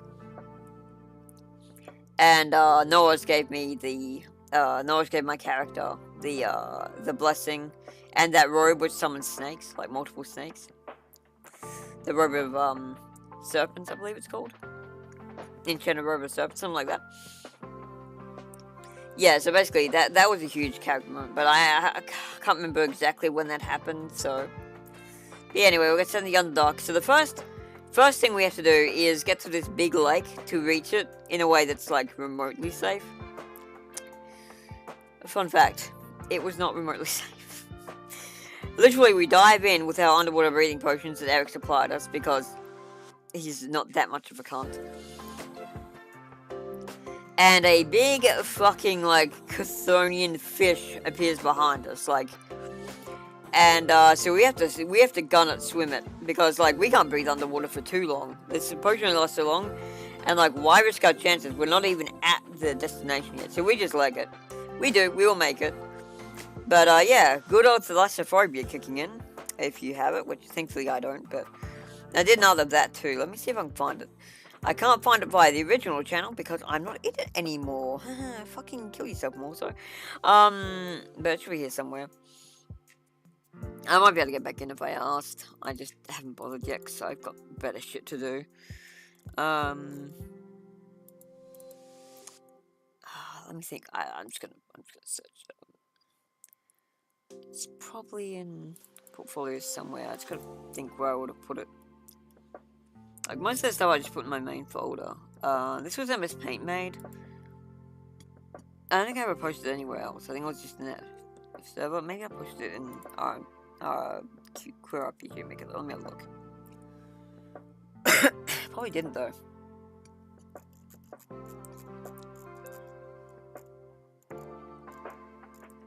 Oh god, it's been ages since that. I'm not gonna look through it. No, probably a bit of lock phone on my PC. I can't remember what the file was called.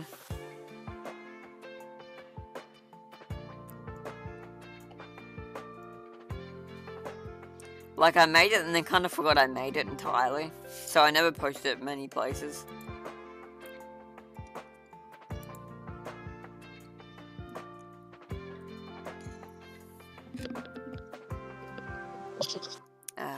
I think I want to go find it. Anyway, I did fan art of it with all the characters. So that was fun. Of this fish chasing us through the water. But anyway, yeah, we get to the Underdark. And on our way to the closest thing we can find to a city, we run into a... I forgot what they're called. Like a drill bore or something. Big fucking, like, wild inhabitant of the Underdark. They have, like, drill snouts and they're like armadillos, I guess. I, again, could check if I was in the chat, but I'm not anymore. So, yeah, we do okay against it. Yasmala gets one hit KO'd because the DM had this sadistic love of putting me right in melee range. So it's like, okay, cool. The fucking ranged priest character who has no reason to ever be melee keeps getting put in melee. Love it. So yeah, we deal with it. Then we proceed to this big ass capital. And basically, we're like, okay, we need to prove ourselves worthy of, like... So basically, we're trying to find information about where Zarax is located, right? And so there's one dude's like, yo, we don't know exactly where that guy would be, but I think this snake bitch works for him, and we'll also reward you if you go kill her, because she's causing real problems. So we're like, okay, we'll go deal with a fucking Medusa. Bit above her pay grade, but hey, what else is fucking new? Now, by this point in the game, I'd gotten very good at utilizing Yasmala's talents. Like, she had a lot of power by now. Like, she's only level fucking 4 at this point, I think. But Trickster Cleric gets most of their best shit at level 3. And at level 2. Like, level 2, they get access to Mirror Image, which is just basically like, oh, you can't hit me for a round at least. And the good thing about having and also we at level 3 we get one of the most broken abilities in the game. What's it called? God, I'm just gonna check the fucking wiki or the database that I usually look this stuff up for. Trickster. What do you mean I don't have open, cunt? Okay, Trickster Cleric then.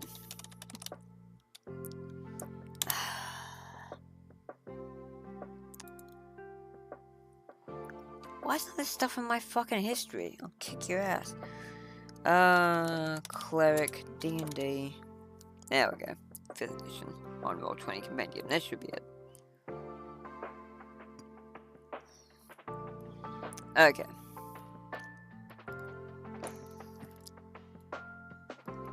Okay, right, I see why I couldn't find it. It's because it has the domains in different sectors. Okay. But it doesn't actually have them in different pages. Okay, where's Trickster? Where's Trickster? Divine, Destroy.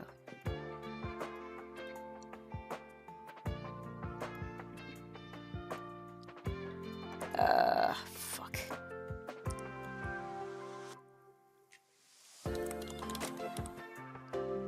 Nothing about Trickster, love it. Okay, maybe that wasn't it.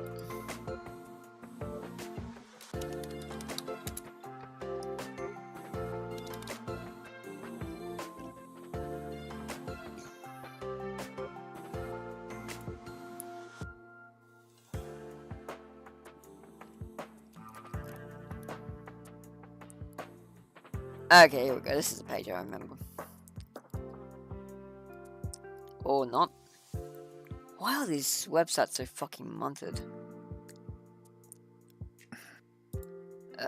Out. Okay. Fucking classes.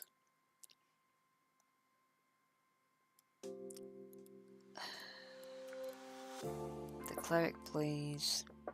Right, trickster domain. Trickery domain. Here we go. Right, so we get mirror image at third. My bad, it was not first. It was not second.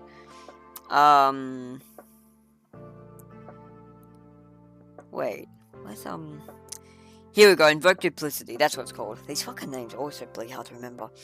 So yeah, they get an ability called Invoke Duplicity. It's broken as hell, because basically it lets you make a duplicate of yourself. It can't attack directly, but you can do your attacks through it, as if it were as if you were in the collection it is. So it's very good for just taking hits for you. In other words, you're actually phoning it in. Yeah, it's basically a yeah. And then you have mirror images as well. So in any bosses that have like a CC ability, like Stone Form or anything like that, really nasty if you get hit by it. Trickster main clerics have several defenses against it. So yeah, I did this Trickster domain cleric, right. So basically, I was getting good at using this stuff. I worked out how to, and also I had this robe of serpents from my god who was like, hey, you know what? You restored my temple. You cool. We Gucci. Here's a robe. It will let you summon 5 of my humble servants whenever you wish. And it could be recharged at the shrine. So that was pretty cool. And I named all my servants after different spirits, because of course I did. One was called gin, one was called vodka, one was called scotch, one was called whiskey, and so on. So yeah. So so I could also use them basically to act as foils for attacks. Also, they were actually dangerous. Snakes are underestimated in D&D a lot. They can devour prey whole, and they have a pretty good hit die. Like, they came in clutch so many times. Speaking of, guess who we're fighting? A Medusa. That's right. A level 9 mob when we are level fucking 4. Wow. Same old story. So yeah, we go fight this Medusa, right? Now Yiz has gotten more experience with how to use her abilities. 2, I've become more experienced with more so sadistic bullshit.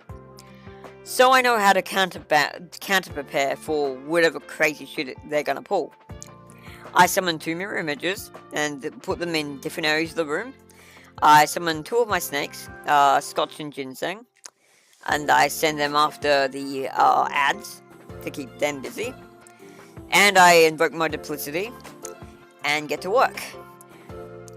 Also, my character has an ability to fade because they're a high elf. Or something that basically makes me pretty hard to spot.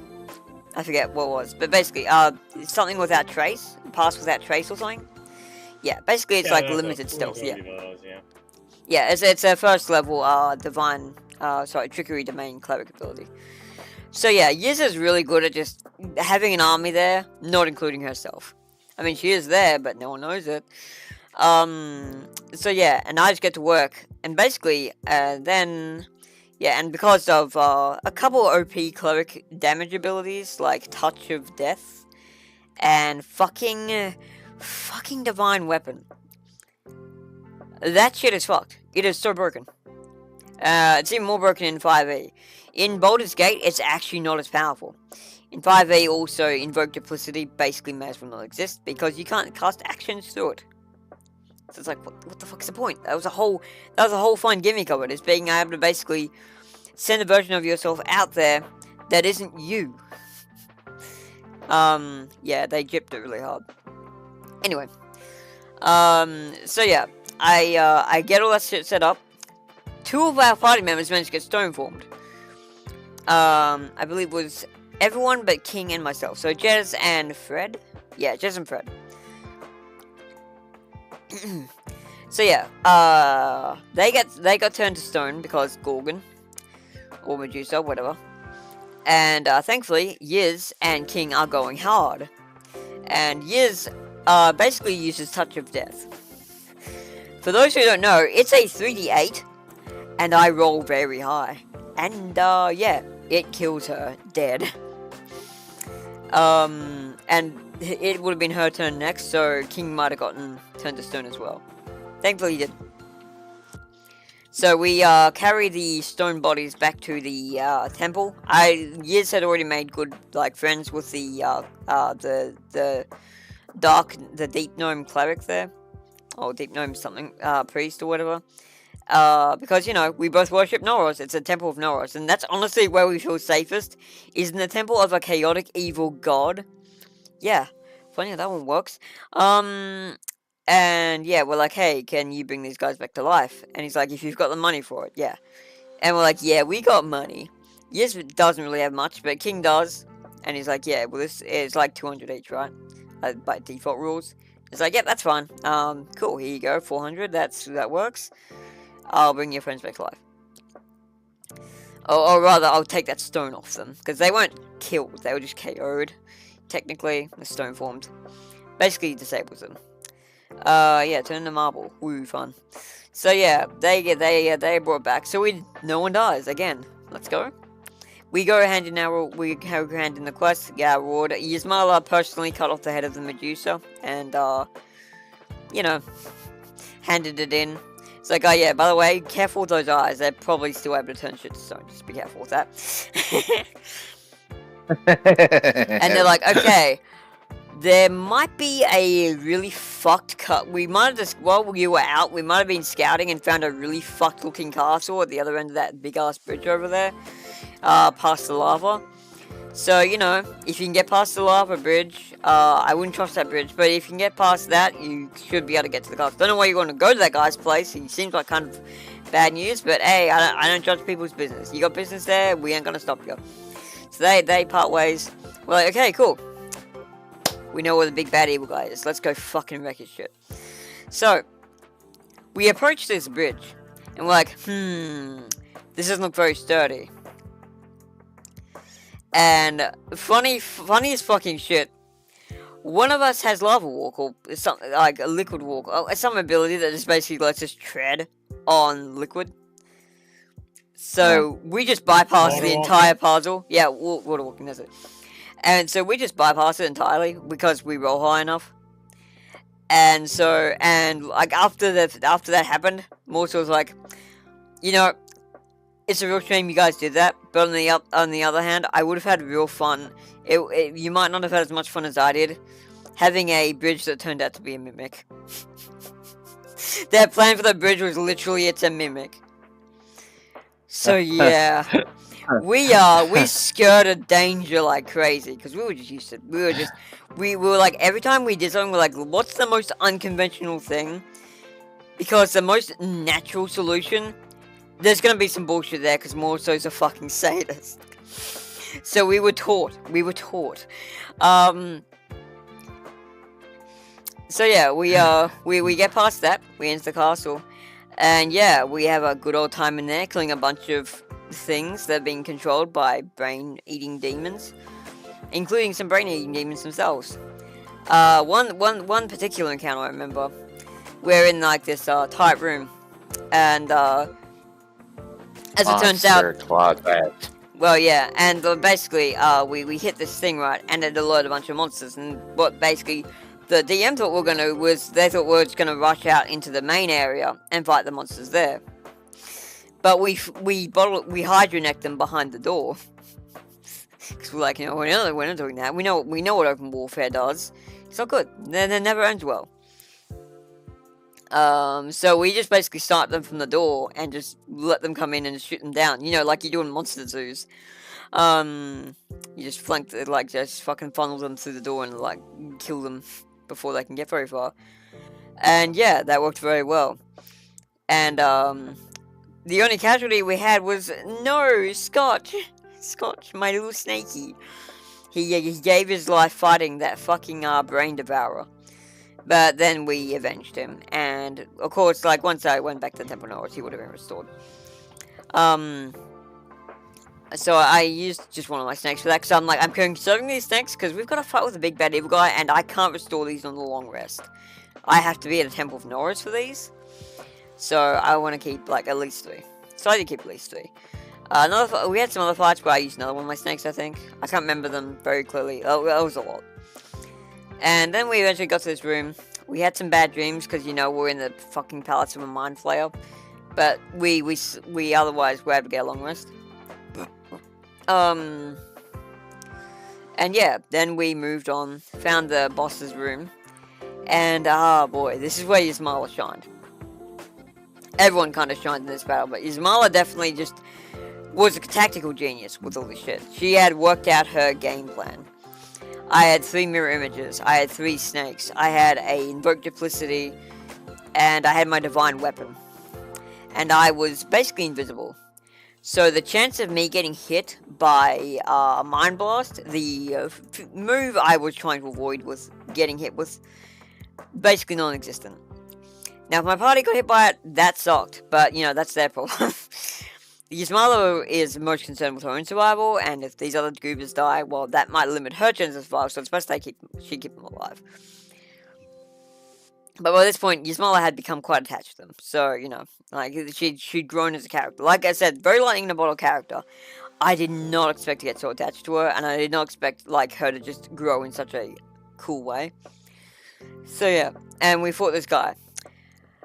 He was supposed to be scary, and he was, until he wasn't.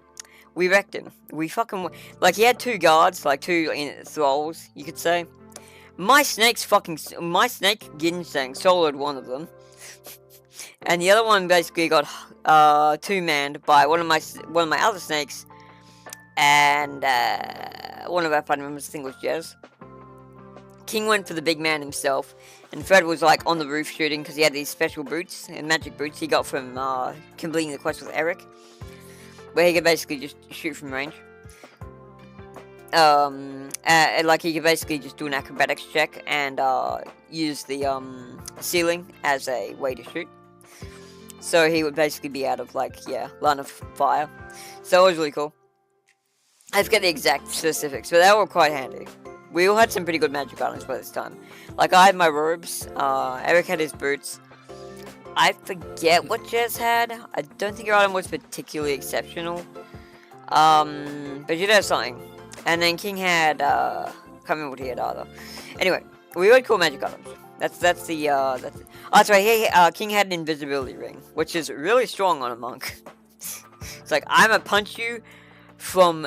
you thinking I'm not even here. Boom. Extra damage. Boom. Several extra damage because I can punch multiple times in one turn. Yeah. So yeah, that was that was fun. I can't remember what design. I wish I could. I know she had a pet griffin because when we killed the big griffin way earlier, while I was talking about that, it had an egg, and that's what got Yasmala opened up. She's like, oh, that's fucked up that we did that, and I was like, wait, why do you care? And she's like, I'll talk to you about it, but let's get some food first. And yeah, while they were eating, she discussed her whole backstory, which I already went into. So yeah. Yeah, so basically, we smashed Cyrax. He got 2 rounds before he fucking died like a bitch. And Morsa's like, no, that was supposed to actually be challenging. And it's like, yeah, well, be a better sadist. Words you do not want to say to a sadist. Rip. Dear. So yeah, and that was basically like, we had a really good ending. That was a fucking amazing campaign. And basically, if we ever continue it, I don't think we will now because I've kind of gotten in the bad books with that group, unfortunately. But my plan eventually was for Yasmala to seek out basically the death of Alder, the lawful good god. Because as far as she sees it, if she gets rid of him, Nora succeeds, and she wants nothing more than for Nora to succeed. Because, you know, she likes him. She thinks he's cool. And she is like one of his chosen. So she's got pretty high respect for him. And also because, you know, Alder's cult, or like followers, did a lot of nasty shit, while hypocritically proclaiming themselves holier than thou righteous pieces of shit. So yeah, she not a fan of them. And she's like, oh man, it'd be really funny if all these older fellas found out I killed their god. Fuck. Anyway, but that would have to be like a post-level 20 campaign. Just because gods are fucked. Like, level 20 players are basically on par with deity, but gods are on a whole level as well. You basically need a full party of level 20 to even consider fighting a god. And Yiz would only do it if she knew she had the, the loyalty in the campaign. Was awful. I broached the idea to Morso, and she's like, yeah, that's a really cool idea, but, we may not get that far, because, like, you guys could die yet. Like, this is only, like, the first chapter of 4 before we hit level 20. And, other things might happen. So, they're like, but it is a cool idea, I'll keep it in consideration. Like, it would honestly have to be a thing where we all agree to it as a group. But that is a really powerful, cool story idea. I love it. So we'll definitely think about it. So yeah, it's always so like fun. That's the main thing I really like about RP. Is like it's so easy to be able to just be changed on a dime, or like influenced if the idea is good. It's like one of the most dynamic storytelling engines, I think.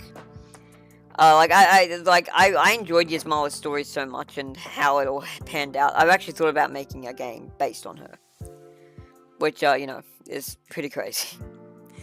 Cause like she was just a character I made to be a meme originally. She was gonna be a meme who died in the first boss.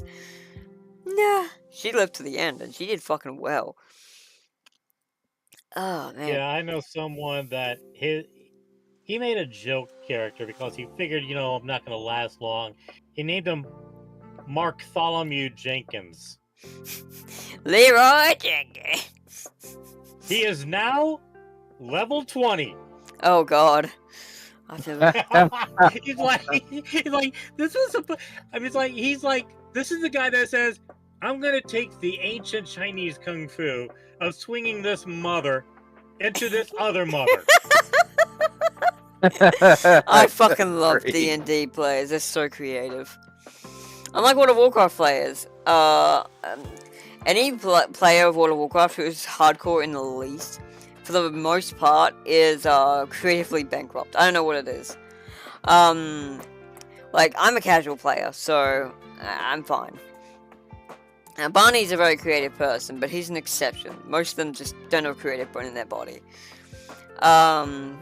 Because the game does most of the thinking for you, I guess, and you just have to work out strats and min-maxing and all that, if you're sweaty.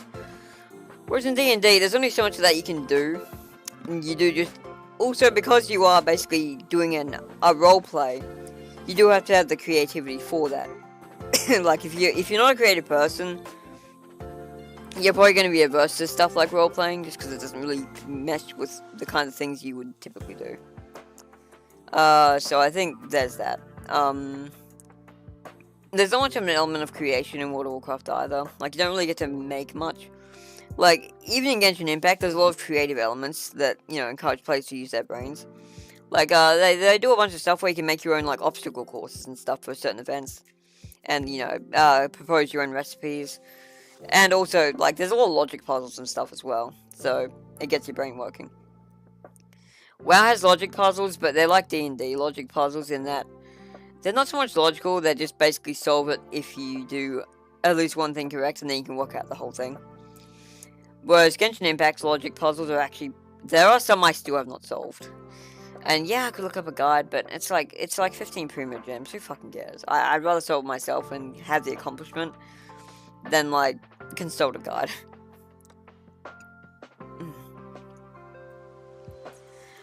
So yeah, anyway, I don't know why I brought up Genshin Impact. Might be because I'm playing music from another Hoyoverse game, I'm just thinking about it more.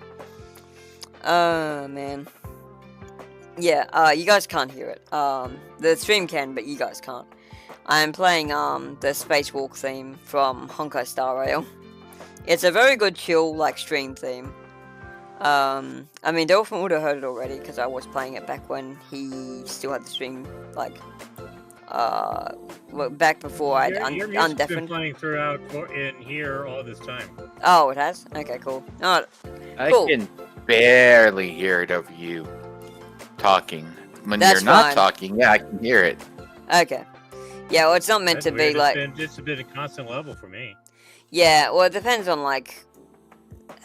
I don't know why that is. Like, you'd think it would be like the same for one person. Like, if it was different for the stream than it was for you guys, that would make sense. But like, I guess your headset's just weird. Or maybe it just I'm not listening to it on YouTube. I'm listening to it through Discord. Yeah, that's the same goes for the Wolfman. So it'd be weird if like it's weird you guys have different results. Yeah, I don't have YouTube up. I'm just listening through Discord. Like when I play music, some people can't hear it at all. Like I generally don't like. I can't explain it. Like I don't have stereo mix on, so I think it's just OBS is weird. Or Streamlabs, it's OBS. Search me. Search me. I have no idea. Me could be some setting that I have in Discord to allow it while. Oh right, yeah, it'd be a Discord thing, not a Streamlabs thing. Duh. Yeah. I don't know. I just don't know. Because I definitely like. I'm like, yeah, just. I want like background sound coming through, unless I'm streaming a thing, in particular. That's different. Like if say I was streaming YouTube right now and it was playing this, that would make sense. But you'd be able to hear it clearly, regardless of what your like Discord status and stuff was. Because like yeah, if I was streaming my browser and I had YouTube open, this was playing, that would be like yeah, audible for both of you fine. But yeah, this is through Discord, so that's weird. Anyway, I think I'll probably end this stream off pretty soon. It's been a good chill stream, but I'm getting tired. I did have a good sleep last night, but you know, I can only bring the stream energy so long, especially at present where my face is all swollen, and you know, I'm not feeling as good as I could be. So yeah, there is that. Understandable. Yeah. As it is, it's like we've been going a while. Dolphin would have to go to bed in a couple hours anyway. So yeah, less than a couple hours. But and like I don't think any more people are gonna come on and be like, "Hey, I have questions and we want to talk and stuff." I'm glad we had as many people as we did. I didn't expect anyone to come. Like I was like, man, this stream is so impromptu. Like there's no warm up, nothing. I mean, granted, the Yorkshire Porter stream was similar, but that was kind of a special stream. It wasn't just a social stream. It was like a, hey, someone's playing my game. I'm gonna live react. Who wants to come see me? Some people are definitely down for that, and you know, I made a pretty big like thing about it. So I mean, yeah, I posted the stream in all places it does, but you know, it depends on how people are feeling. But yeah, we had like 2 people come along, vocal people. There might have been lurkers too. Which is fine, you know. If you want to lurk, that's fine, you lurk. I'm not gonna, like, be one of those streamers who peer pressures you into making an appearance and talking if you don't want to. Like, that's completely fine. Like, I'm just glad you're here. Like, I'm honored that you take time out of your day to listen to my stupid clown car bullshit. We're used to your clown car bullshit. What? That's scary in itself. I like using the word clown car bullshit, okay? It's funny. What? You thought you were the clown car? No, dear brother, you are the entire fucking circus. I operate all the clown cars. And the slapstick humor. Ugh. My grandma would be very disappointed in me. Unfortunately for her, she doesn't realize her opinion does not fucking matter. But yeah, nope. She's like fucking 90. That's not even a joke. She literally turned 90 a few months ago. She's a hoarder. And she's a hoarder. Didn't you say she was a hoarder? Yeah, she is. Yeah, I thought that's what you said. I mean, she's a nice lady and all. She's got some issues, but like, who fucking doesn't? And like, I'm so glad she was my grandmother instead of some grandmothers I have seen. And the only reason I got like a bit antsy with her at one stage was because I literally had to live under the same roof as her. And it was her roof, not like my mum's roof. So she kind of had a bit of a mainstay on the household. She's not a very confrontational woman, so she doesn't really lay rules. And I was quite a handful as a kid. I mean, I'm still a handful, but in a different way. I broke a couple things in her house. I don't have malice or anything, just because I'm clumsy or, you know, wasn't thinking about what I was doing. And she got pretty upset sometimes, which, you know, fair. Like, because she didn't ask for me to be there. We just kind of had to be because we didn't have anywhere to live. We were on ticker because we couldn't pay rent because real estate bullshit. And, you know, just experiencing some financial troubles at the time that weren't really within our ability to control. But the real estate's like, we're going to be cunts. You're on ticker. Go fuck yourself. Good luck getting a house in the next 7 years. Thankfully, we did get one. We moved to, that's when we moved to Malangani. So yeah, these born again Christians were like, hey, we have a house you can just rent out back if you want. Like we're gonna put it on the market, but honestly, like you're in need, so if you wanna take it, it's like $150 a week. No, it wasn't even that. It was like $110 a week. It was dirt cheap. Like that's so cheap. Even back then, that was ridiculously good. And that is not bad. Yeah. And that's what 70 USD back. That's what 70 USD, something like that. Something like that. Yeah. Like so yeah, 70. So yeah, and like it was a pretty rundown place, but it was fine. It had 3 bedrooms. It had a fucking working kitchen. It had running water. Like it had all the necessities. It was not very well. What's the word? It was not. It was not well maintained. No, that wasn't what I was going for. Well, when they seal it up, like, you know, insect proof and all that, and like, you know, because winds would blow through it, it was not very well insulated, thank you, yeah. I mean, I got it already, but yeah, no, it wasn't very well insulated. It was an old Queenslander, which is basically just, I mean, it's basically one of those old wood slat houses, so, you know, and it had some boards just, like, ripped off and shit, because, you know, weather damage that hadn't ever really been looked into. So you had gusts going through the house even when it should have been secure. Had basically no soundproofing, but it was still pretty comfortable, and we were on ticker, so we were happy we could get a 3-bedroom house at all. We were happy we could get a house at all, and like we were so sick of living in the last place, which was just about as badly insulated because old. So yeah, we were like, yeah, let's get the fuck out of this fucking shithole and go live in this other shithole. And also, I'm glad we did, because living 4 years in Malangani was honestly such a surreal experience. Like living in a small country town where the main attraction is a fucking pub and old mate Jono's place up the back. Like, when those are the 2 key attractions, you know you're in a small place. Like, this place had, I think, not even 1,000 residents. It was tiny. It was like 500 people. Yep, that's small. Yeah, like, that's a small it was basically 2 acres worth of, like, scale. Like, as far as land area goes, it was like 2 fucking acres square. So, like, 4 acres in total. So it was not very big. Back in 1990. Yeah, so it was a very small town. There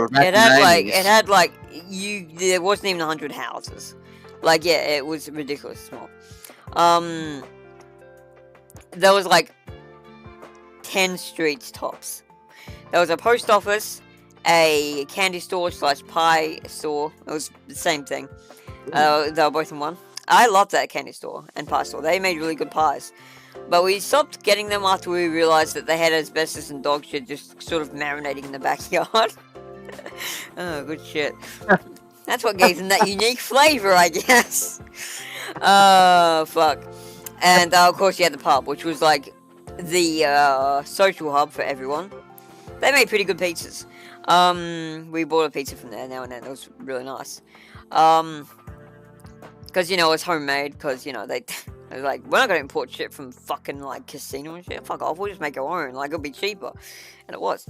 Because they already had a pizza oven, so I was like, why the fuck wouldn't we just make our own? It'd be, like, so much less fucking work and money. And it'll taste better. Like, no downside.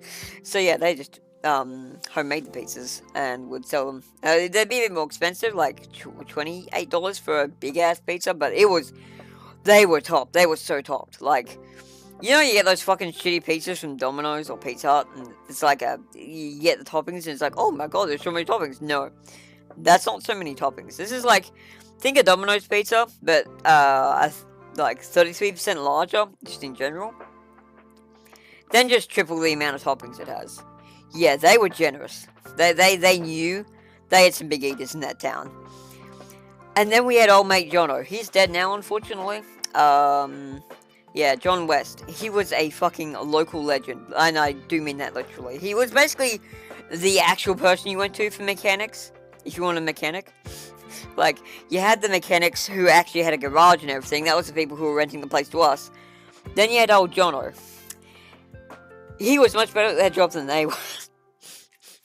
He was a very, very funny man. Very Australian. Very Australian. And, like, he was a funny cunt. He was, like, probably one of the most entertaining human beings I've met. And, you know, and he also had a son who was, like, he was a troublemaker, so him and I immediately fucking vibed. We got on well. And his whole family was a bit weird, but, you know, it's a fucking, like, rural tablelands, like, fucking out of the middle of nowhere country town. The fact they were so, like, easygoing was a relief. I think, like, and the wife of, the Jono's kid, Ben, he had a wife, right, and they'd had, 3 kids. She was very small. I don't think she should have had as many kids, because a lot of them came out with deformities, just because, you know, she was not built to produce children. Oh my god, that poor woman. But, you know, they cared after each of them as best they could. But yeah, it was tragic when we learned that, you know, Jonah would die. Because he was a mainstay of the town. He died after we had left, but we were heartbroken. It's like, man, no, mate, Jono, he was fucking sick. We still visited him from time to time. Like, and we were living in Brisbane. That is a 4-hour drive. But we would make that trip to see him because he was worth it. He was a cool dude. And yeah, we just learned one day that he died. And we're like, oh, that's messed up. And his son too. I think basically he killed himself. Which is pretty common in, like, those smaller towns. Because he obviously had huge, like, depression issues. He was a comedian at heart, which meant that, you know, he probably was using comedy to deal with his own trauma. That's usually how that works. So if you see someone who's really animated and funny, watch out for them, because they're probably one of the people who needs your support. Anyway, and then, like, his son kind of followed suit, because, like, well, fuck, my dad's dead. That's messed up. Who am I going to rib now? So, yeah, and so I was like, fuck. That's so rough. That's so rough. Because I think both of them were pretty depressed deep down, and they just, you know, they had fun because, you know, it was escapism. Yeah, that was fucked up. But yeah, it was fun. I'm really glad we did go to Malagany for those 4 years. The only bad part of that whole experience, beyond the fucking daughter of this, no, so there were 2 French people living out there. Jean Paul. Fucking absolute mad lad. Best person. He was great. He was the owner of a French restaurant up on the top of the hill. He was an absolute legend. He'd just bring us down vegetables and be like, hey, I've got some vegetables for you guys if you want some. And we're like, oh, hell yeah, sweet, dude. He'd bring us, like, leeks and all the stuff that, you know, he just had extra. So he's like, well, if I don't use this up, it's just going to go in the garbage. So feel free to help yourselves. He'd bring us avocados and stuff. Yeah, he was a mad lad. And he was a very nice guy. Unfortunately, his son did not follow in his heritage. His son was a bit of a creep. Of course. And yeah, and everyone, we didn't know this at the time. Everyone calls him Stalker, which, you know, great look.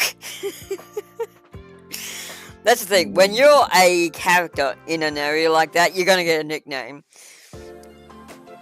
So yeah, this guy's nickname was Stalker. And one time when he was leaving our place for, I think he had to come by to drop something off for his dad or something. And he said something rude to me. I didn't hear it, but apparently it was something like, shame about, you know, your daughter though. Basically saying I was hot or something. And I'm like, fuck off. I would never date a French fuckwit like you. I might date your dad, you know, if he was down, because my god, that man was attractive, but not you. You're a little dipshit. I was like, but at the time, I was just like, what the fuck did he say? Get fucked. I was like, what the fuck did he say? Fucked. And Mum's like, oh, he basically just was hitting on you. It was gross. I'm like, oh, what a fucking faggot. Keep in mind, we use faggot as a general term, but I mean, I still use it as a general term sometimes. I'm gay. I'm allowed. I get a pass. But yeah, so that all happened. So yeah, and then we were talking to John about it. He's like, oh yeah, keep away from him. He's a fucking creep. And he was saying like, yeah, we call him Stalker. And I was like, oh my god. Man, I mean, I had no intention of dating that fucking idiot anyway, because, wow, what a cunt. But also, ew. But, now I know that, like, wow. So yeah, he apparently, like, was, behind a few scandalous activities. So yeah. And, yeah, I think he was quite a disappointment to the, John Claude family. Or the Claude family. Anyway. I'm not going to get into that too much. That's basically the gist of it anyway. Then we had Eric. Fucking Eric. He was also a bit of a stalker, but a different kind. He was very much just into a mature woman, so it was less creepy than French boy stalker. He was also a mechanic, quote-unquote, but I think he was actually worse than the mechanics we had that were born-again Christians, who did not fit in with the townsfolk at all. They worked there, but they actually lived at a casino, which is a nearby town, which was much bigger. They just came in to work there. Yeah, fucking, this guy was basically a bit of a grifter. I think a lot of people just called him Grifty, old Grifty. Because, you know, creative Australians. I think we had a nickname for it. I can't remember what his nickname was, but he had a nickname anyway.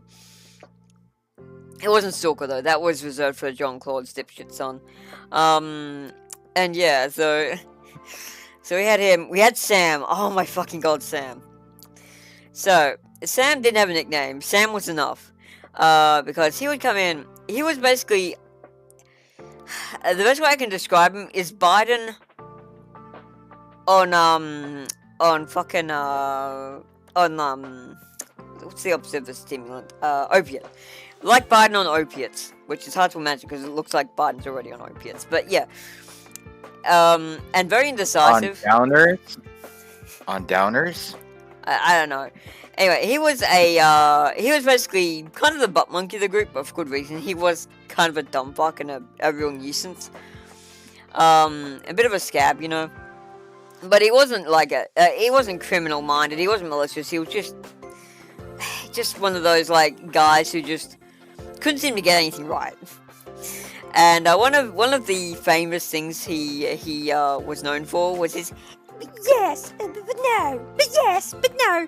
Very indecisive. So when you ask him something, he'd be like yes, but no, but yes, and like he couldn't decide. It's like, dude, you can't pick both. Like. So people just start making fun of it. It's like, yes, but no. He'd make for a great politician. Yeah, he would. Why do you think Biden got elected? But anyway. Oh god. Man, seeing Biden's mental state it's actually like troubling that he got in that position at all. Like, I didn't realize how bad it was. Because I never really watched that election because I'm like, oh well, I don't really care. Like, we got rid of Hillary already. I don't give a shit about these two. Who cares? I was like, it'd be fun if Trump won again because he's fucking hilarious. Like, give me more of that. But I had a feeling he wouldn't because the Democrats were so anxious to get rid of him. Turns out, if they hadn't manipulated the votes, he might have gotten in again. But, you know, it's fun because we're going to get in this time. Anyway. Again, I'm saying this as a privileged asshole who doesn't have to deal with consequences of that. I'm not voting for Trump, because I literally can't. I don't live in the same country. And his politics will not affect me nearly as much as the Democratic politics will. So it's fun. Like, I'm pretty sure Trump would have been like, oh yeah, let Julian Assange free, who cares? where we had to really fight to get him freed from the fucking Democratic hold.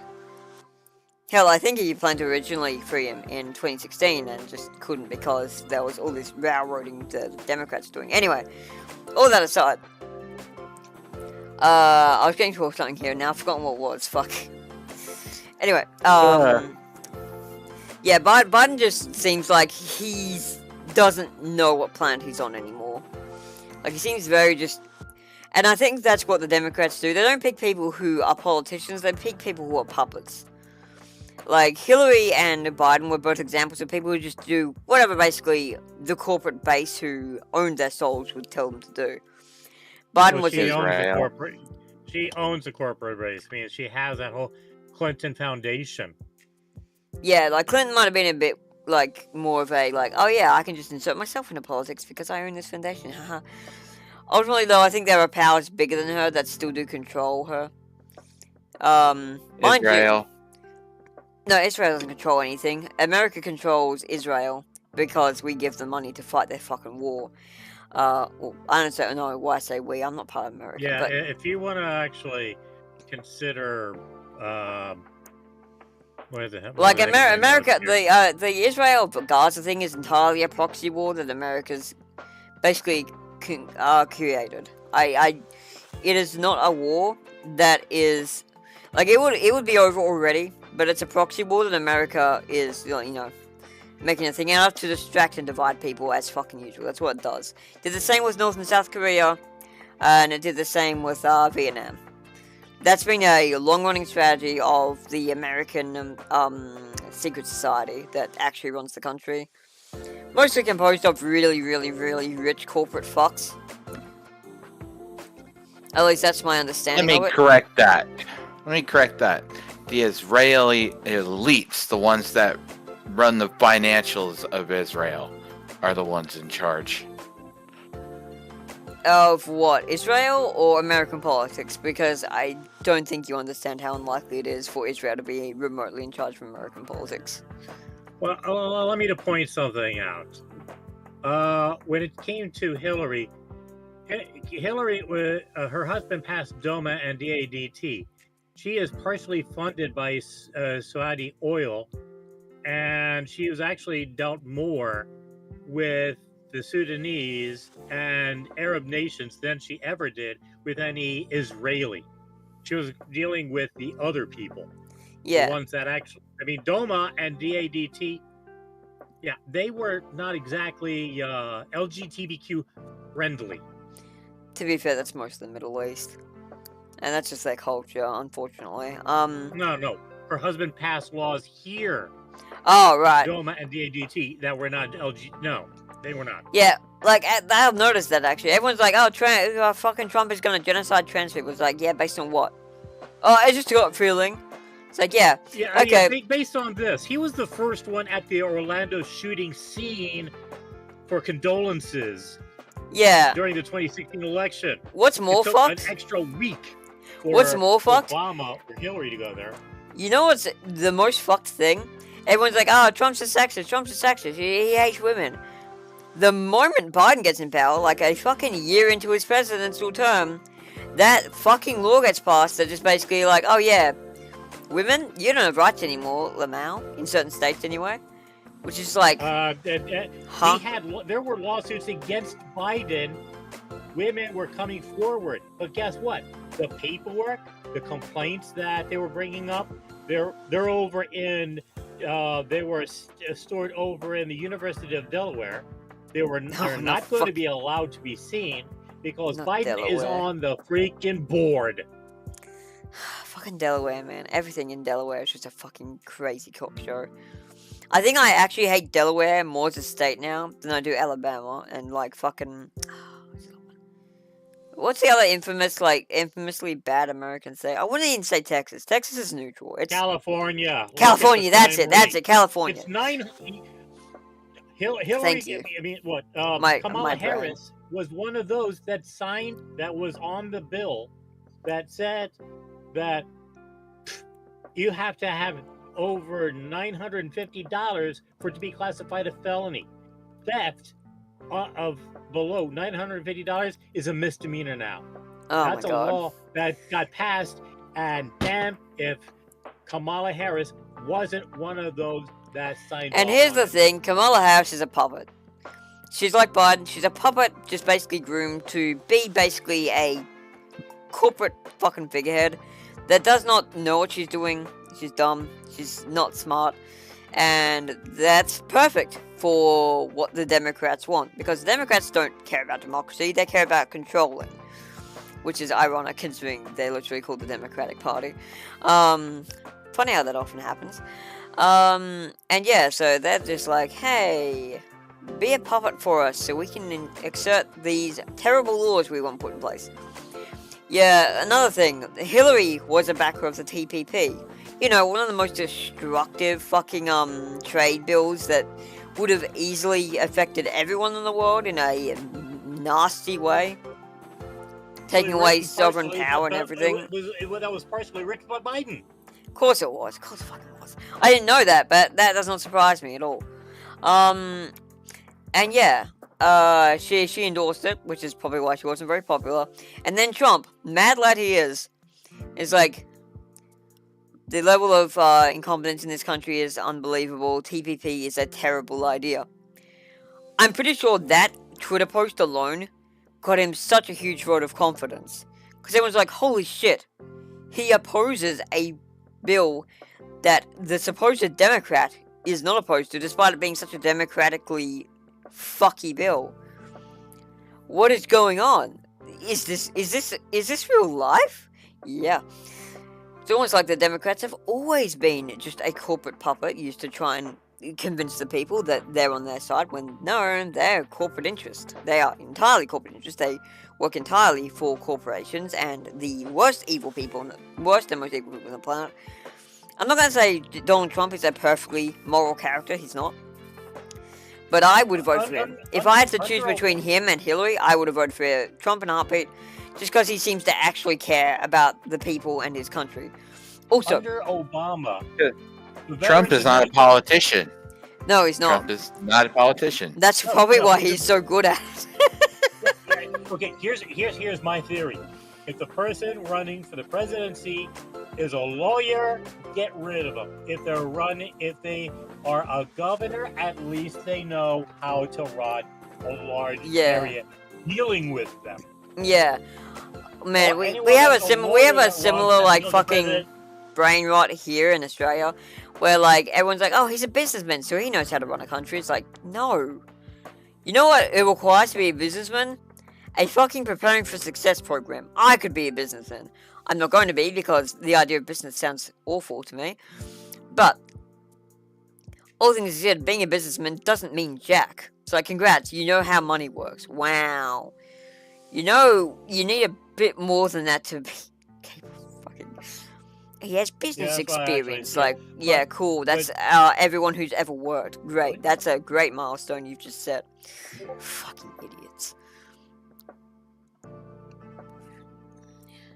Like, if you've ever made a transaction that has benefited you financially, as in, like, you've made a transaction where you've made money and someone has gotten something in return, that puts you in line as a businessman. You may not be a very experienced one. I'll give you another example. But that just shows the bar of entry.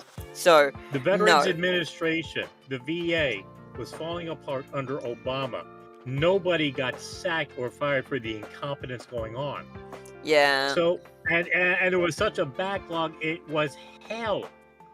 I mean, my father was trying to get through the VA, wouldn't work, couldn't get through.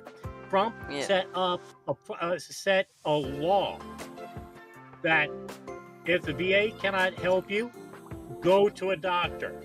Yeah. Your doctor. And then flip the bill to the VA. They cannot refuse you if you're a veteran. Or something to that degree. My father signed up for that. He was able to see his regular doctor, and the VA covered it. Nice. Man. So yeah, I'm optimistic. I mean, after God, can I just say what a fucking badass Trump was? He almost got shot. He gets up with a bleeding ear, and fist bumps and says "Hail America" or something like that. It says like they basically. Try to ban that. Facebook tried to actually ban that. Oh, it's worse.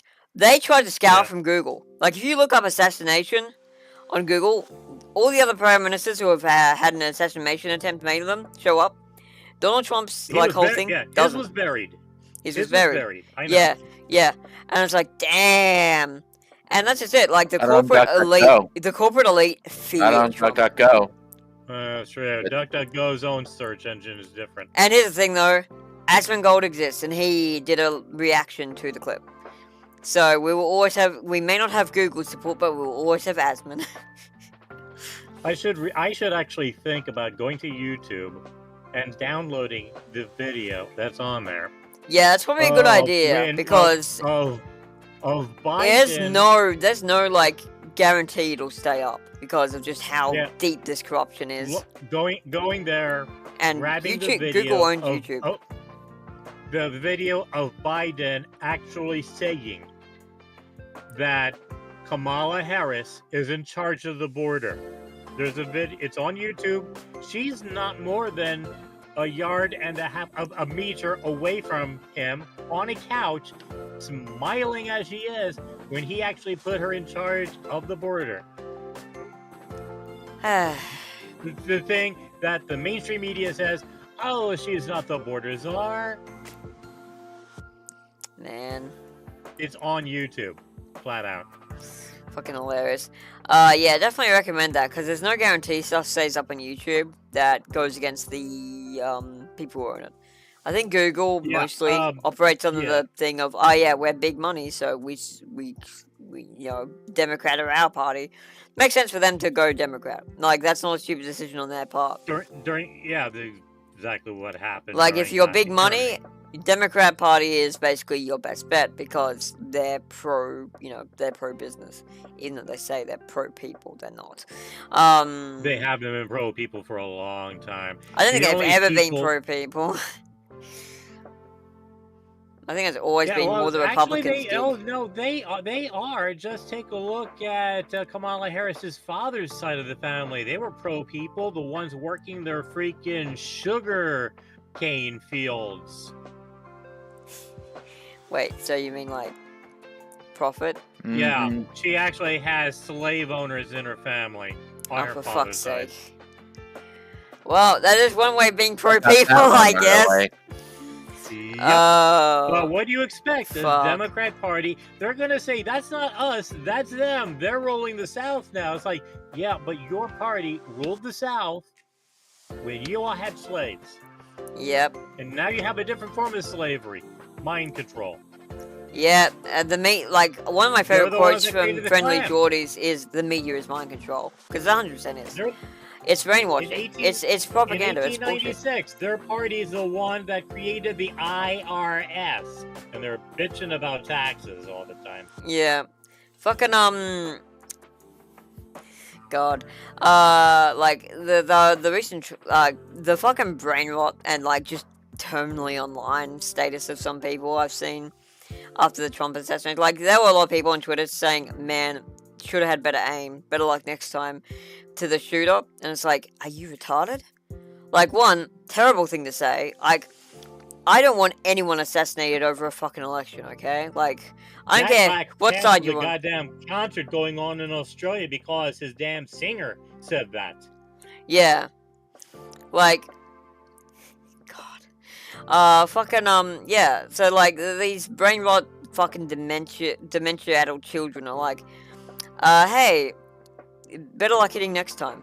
And it's like, dude, you're not human anymore. Like, I know when you're on the internet and you've got no threats to your existence and you think you're safe in your bubble, it's very easy just to put up this, like, idea that, you're invincible and you're desensitized to death, yada yada, you can be an edgelord. But, wow, way to just entirely fucking, like, make yourself look like an idiot. And yeah, a lot of these people that did this shit, that said on Twitter, like, shoot your shot, etc., they got called out really hard.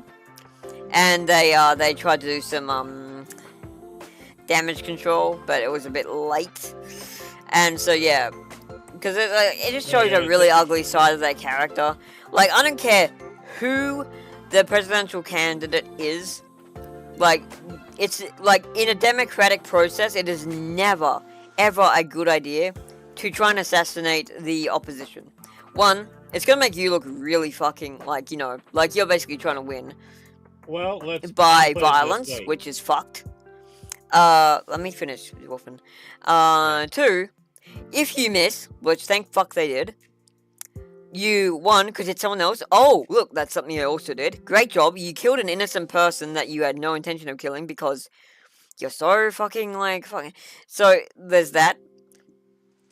And if you miss, it's gonna make the person you're trying to get rid of have an even higher chance of winning, which is exactly what we're seeing happening.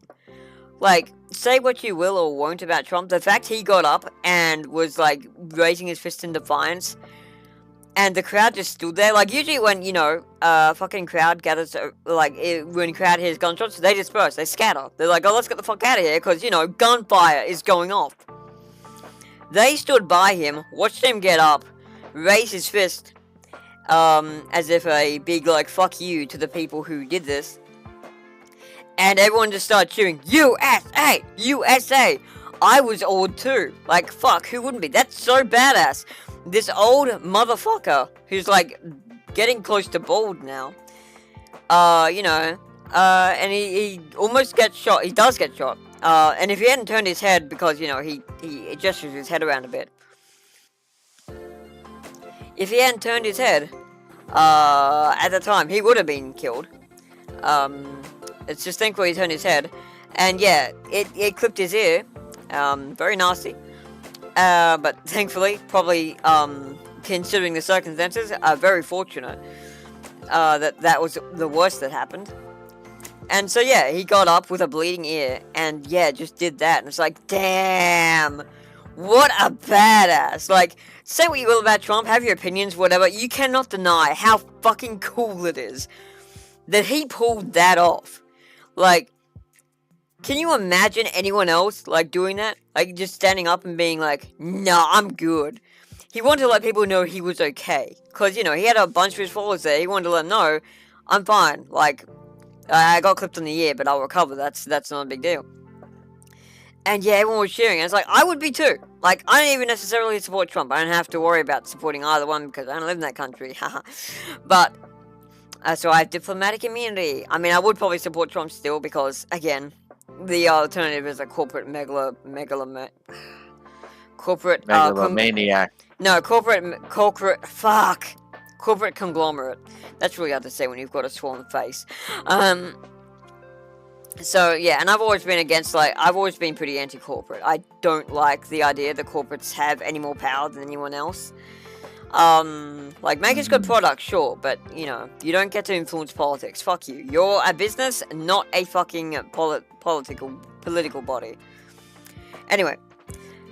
That's so, yeah. Opposed to Christopher Dodd actually being in Congress when he was a freaking bank lobbyist back in the 1990s. Long live the banks, as Palpatine would say. Yeah, guess what? He wrote like I say, Christopher Dodd, he wrote the Frank Dodd Act, which actually, you're going to love this, signed into law by Bill Clinton, eliminated the provision that kept the banks separate from Wall Street. And what happened? Good. Fannie Mae, Freddie Mac, the big banks grew all that much bigger because of it. It was the safeguard they eliminated. Yeah.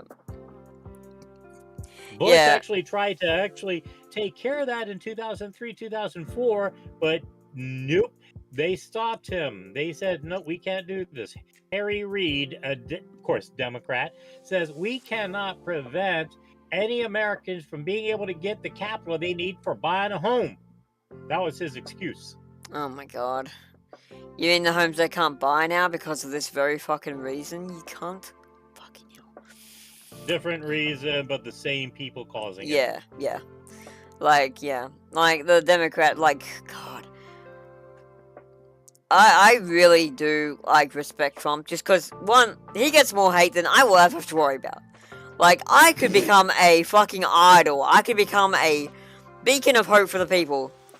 there would be a lot of haters, but I would still get nowhere near as much hate as Trump does. Like, he gets it from every angle, and he just fucking laps it up. He's like, oh yeah, you hate me, that's fine. And he's so good at dealing with it.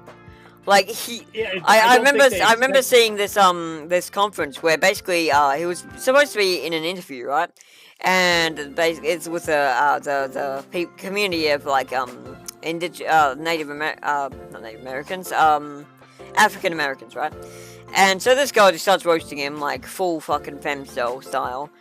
And he's like, "You're very rude. You know, you're not even gonna say hello. You're just gonna come out and say all this stuff." And it's like, that's very rude. But as for you, and he's very good at just making people look like idiots without actually looking like an idiot himself, which is incredible. He's a fucking Oompa Loompa, and fucking God. So you got a problem with people of color? I mean, okay, so he's orange. Yeah, and also, like, the whole thing of, like, I have no problem with people of color, like, but I don't think being of a certain color means you get to have more rights than people, like being black doesn't give you more rights than being white. We should all be equal. You should not be better off just because, like. Thank you. That's one of the entertaining things, because in the 1990s, a liberal-controlled Supreme Court shot down affirmative action because a lot of people were complaining, saying, we cannot hire people because of the affirmative action laws you put in place. Now we can't hire people that are actually qualified for the position because they're white, and we now have a quota that is actually hurting us. So the Supreme Court basically says, yes, we cannot force this upon people. This is actually reverse racism. So now it's actually under the heading of diversity equity. Okay. Same monster created by the Democrats, different naming to get by the Supreme Court. Yeah. Fuck me. Like, yeah, this whole... Like, don't get me wrong, I'm absolutely for people having equality, but I feel like a lot of time, what people want is for to push for more. Like, the whole... Like, there was one instance in a thing I was watching recently, where, Trump just basically said, like, all men are created equal. And he said, like, I know they say, like, all men and women are created equal now, but, like, it means the same thing. And he's right. Because here's the thing. Men, in the case of, like, all men are created equal, that phrase, men refers to humanity, not men and women. Keeping in mind, like, the reason men and women are similar words is because we consider ourselves united. Those words were, like, kind of a thing. And I think it's more beautiful to keep them, like, because people get, like, wound up over these gender politics. It's so fucking stupid and, like, asinine. It's like, okay, what's next? Are you gonna get mad that male and female both have male in them? Like, it's just a language thing, bro. Who cares? It's well, one, it is an attack. Divide and conquer. So all of a sudden they're making up more and more different things to actually get people riled up. Yeah, and it's exactly. an attack on culture. Because if you go after the culture, you go after this, and you take control. Yeah, exactly. It's like the same thing with, like, was it actually true that the Democrats were trying to get rid of Merry Christmas and just call it Happy Holidays because they didn't want to... Obama took down Obama didn't have the oh my God. Christmas tree in front of the White House. Happy Holidays. You will not hear Merry Christmas in Wonder Woman 1984. It's Happy Holidays. Oh my God. Like, don't get me wrong, I'm not a Christian. I am like I'm agnostic. I don't give a shit about Christmas. I don't even celebrate much anymore. But I will say Merry Christmas to people. Like, just happily, because, it's good courtesy. I never think of it as anything, like, offensive.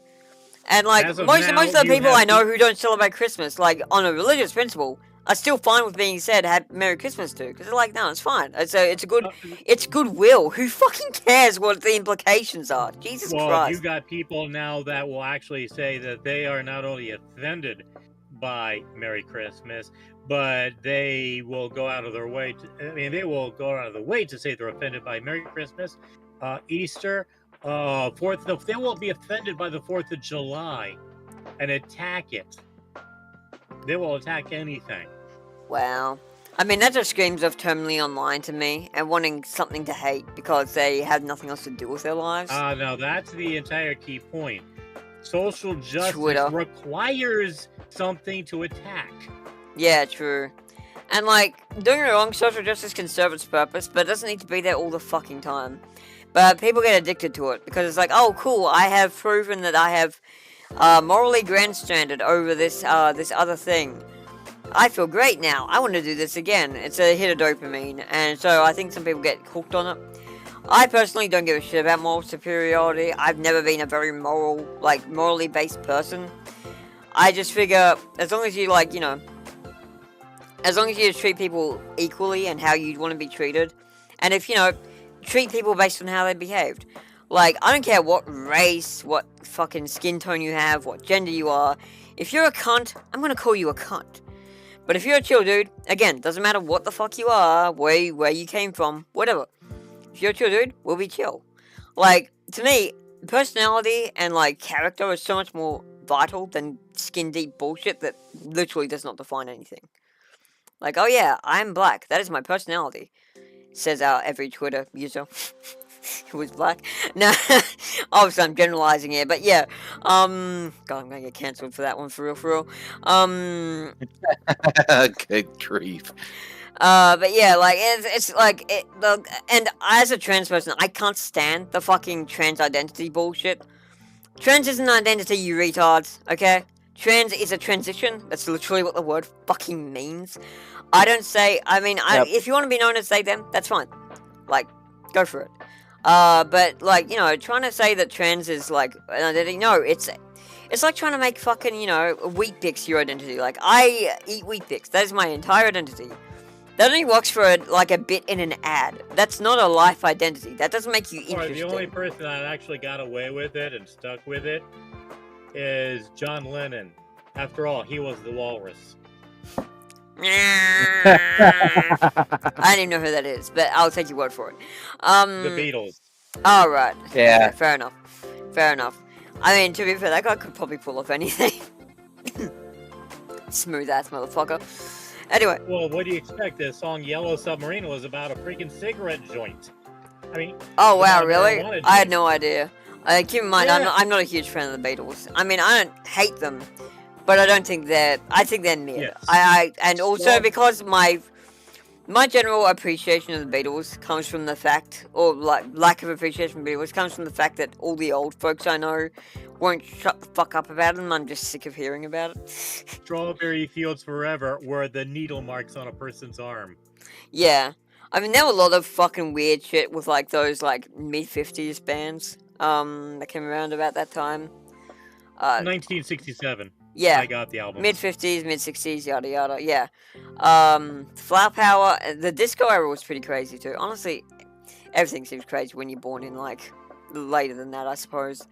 It's someone's gonna be, born, in 2010, right? They're gonna be like, man, 1990s sounded wild. And honestly, in hindsight, they were wild even to me, and I lived that shit. Yeah, the 90s were a crazy time. They were a good time, though. I like them. Wait till they see an old movie called Beverly Hills Cop, and they see Eddie Murphy messing with everybody. I'm looking for Victor, mate.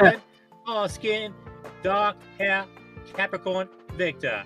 Hey, yeah, tell him I have a herpes simplex 10. I mean, he was playing everybody there. Yeah.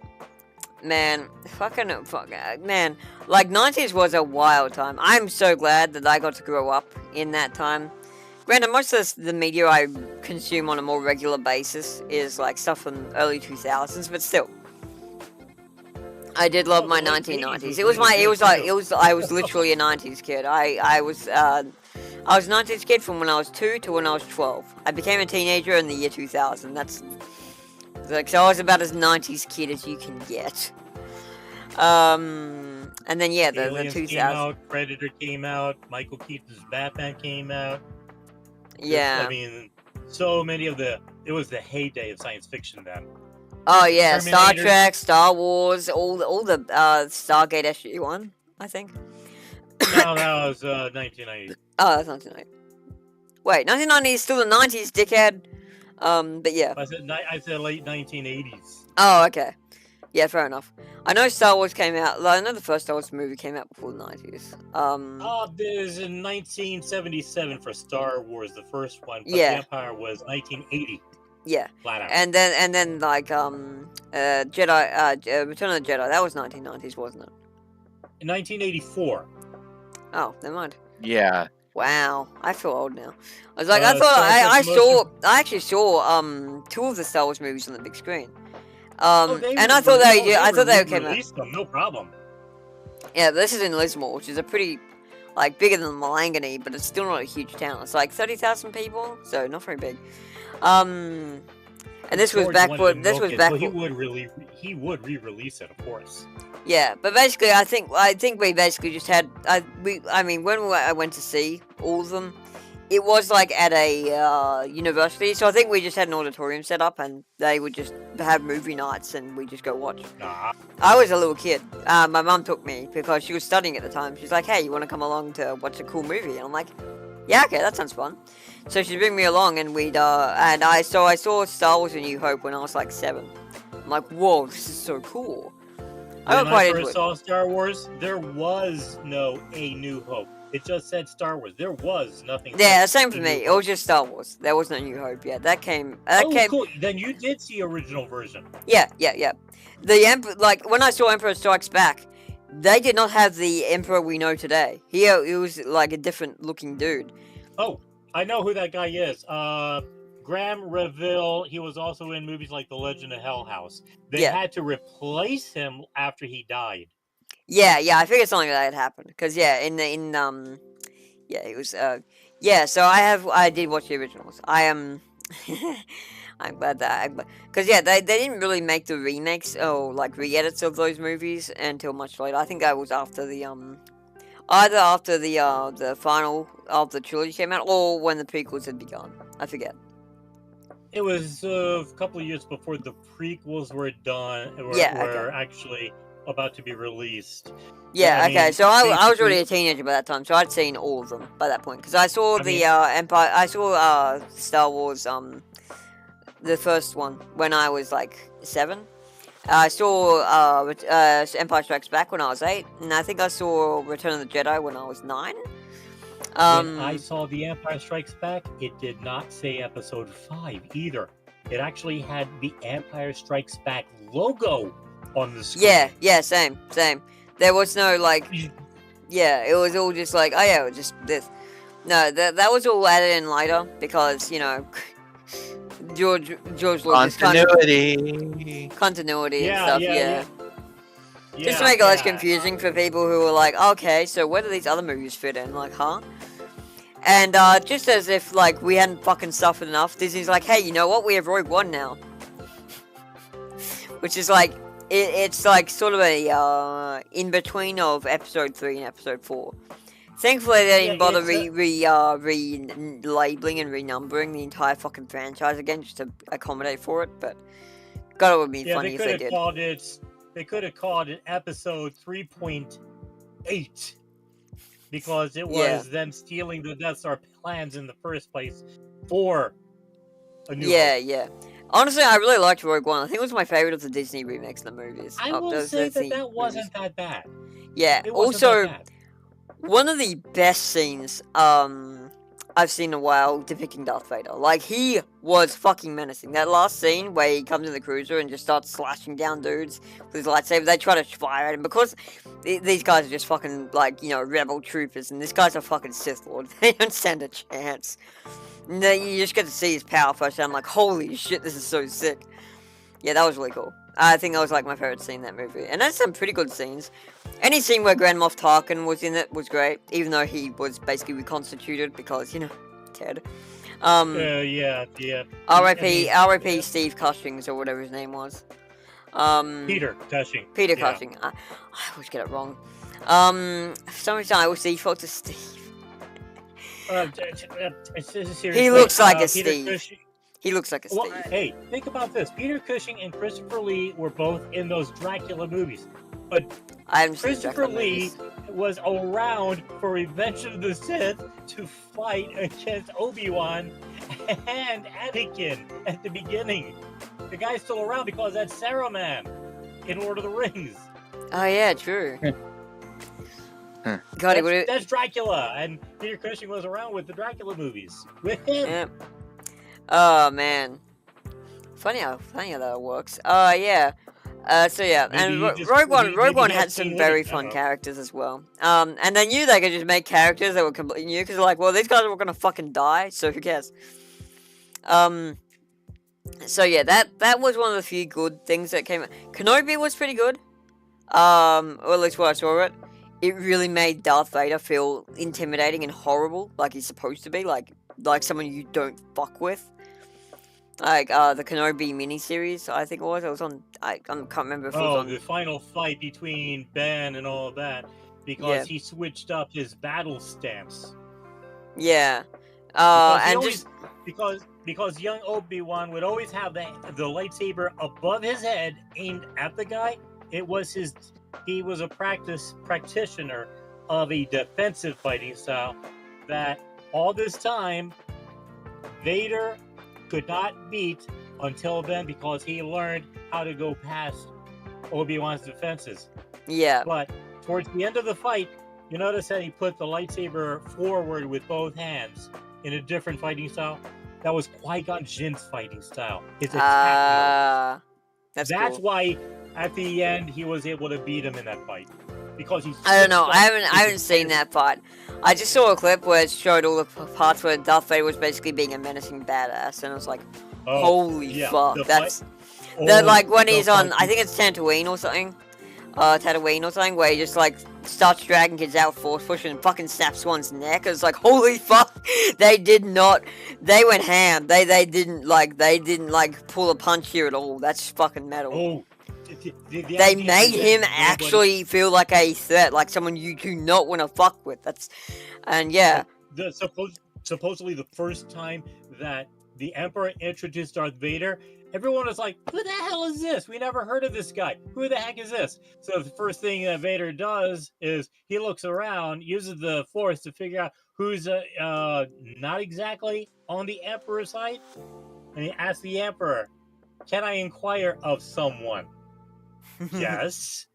Next thing you know, he just lifts him up and literally just Force throws him right across the wall. All of a sudden, all the other oh fuck, officers were thinking, oh shit. Yeah, this guy's authority. We don't fuck with this guy. Yeah, he just killed a few people. They're like, oh yeah, we're going to have to play a little bit more hardball now. Yeah. Fucking incredible. Yeah, fucking, no, and like, that era of Menace was so good, and, the unfortunate thing about, the prequels, sorry, the sequel prequels, 7, 8, 9, they weren't bringing that back. Kylo Ren, they just knew they couldn't do it, so like, alright, let's just fucking, do a different thing, have fun with this.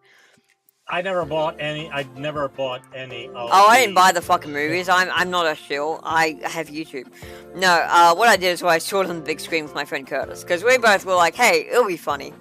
Like, it may not be a good movie, but we might enjoy it. It'll be entertaining at the very least. Because, like, at least you can rely on Star Wars to be entertaining. And we did enjoy it. It was fun.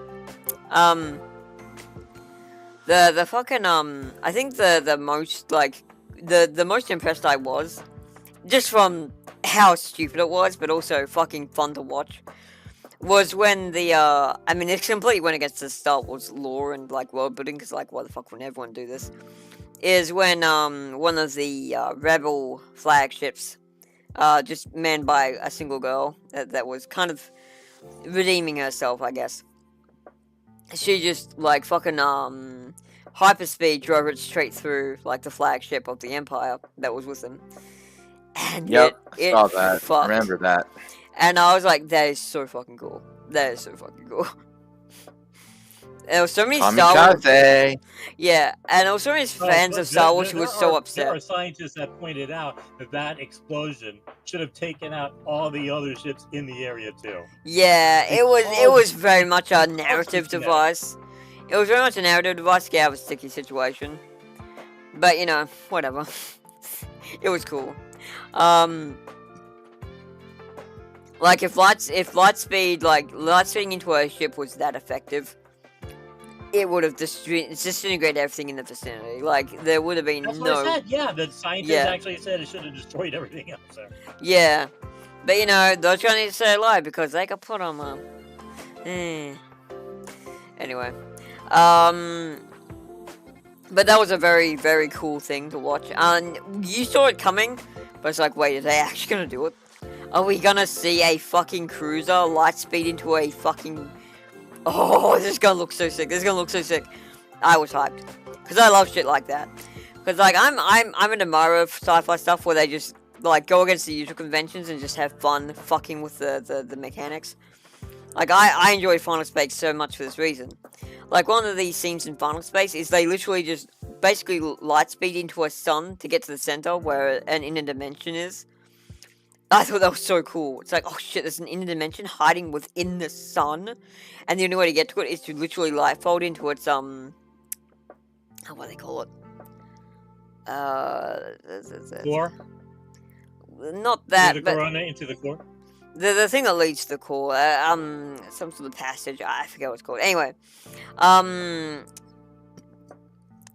island or something. Anyway, but yeah, I thought that was really cool. And, so, like, interesting sci-fi space mechanics, just, that's a weakness of mine. So then doing this, I was like, oh, this is gonna be so sick. It's gonna be so sick. And yeah, I was not disappointed. Cause like, you know, that had never been done before in a Star Wars thing, so I just figured, like, you know, this probably won't ever happen. I mean, the height of, like, just batshit stuff was going through an asteroid field in Empire Strikes Back. That was cool. But, They made a video game called Asteroids based off of it. Why not? Yeah, I mean, fair enough. Or maybe it was based on the game Asteroids, who knows. But yeah, fucking... God, also the music for that scene, in the asteroid field, that was really good. I'm especially fond of that music. Mind you, most of the, cinematic, like, battle pieces are pretty good, like the Battle of Endor, the Battle of Yavin, etc, etc.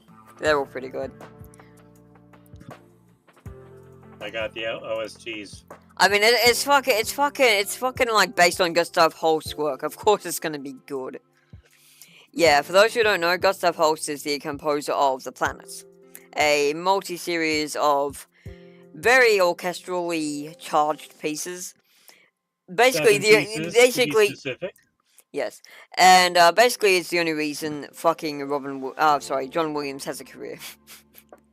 Because he just basically is like, I like Gustav Holst, I'm gonna go with that kind of style. He does it for everything. So if Gustav Holst didn't have composed that thing, he would probably never have a career. He'd never have that inspiration. He didn't have that flair when he did the theme to Lost in Space. And yes, it's the same John Williams that made the music to Lost in Space of all things. I don't even know what that is. I never heard of it. So it can't be too great. You know what I have heard of? Star Wars. And Harry Potter, though admittedly that the latter one of those is under duress. But yeah. Oh, the Indiana Jones series. And Indiana Jones, yeah. The award for that. Wait, he was a composer for Jaws? Fuck, I had no idea. Yeah. When it was being made, Steven Spielberg is like, wait a minute, this is just bum bum bum bum bum bum. It's like, what is this? It's like, don't worry, it's going to be thrilling. John Williams had to tell him, don't worry, listen to it when it matches the music, when it matches the scene. Yeah, it's going to work. And he wasn't wrong. He wasn't wrong. No, he wasn't. He wasn't wrong. Fucking incredible. Goddamn, I love human history. I love how stupid it is. I love how everyone just plagiarizes everyone else. Fucking speaking of, George Lucas really likes. Honestly, when I think of the Jaws theme, it makes me think of the one-winged angel for some reason. Huh. I never made that comparison, but I can definitely see how you would make that comparison. I was about to say you were not about to see the movie Airplane, were you?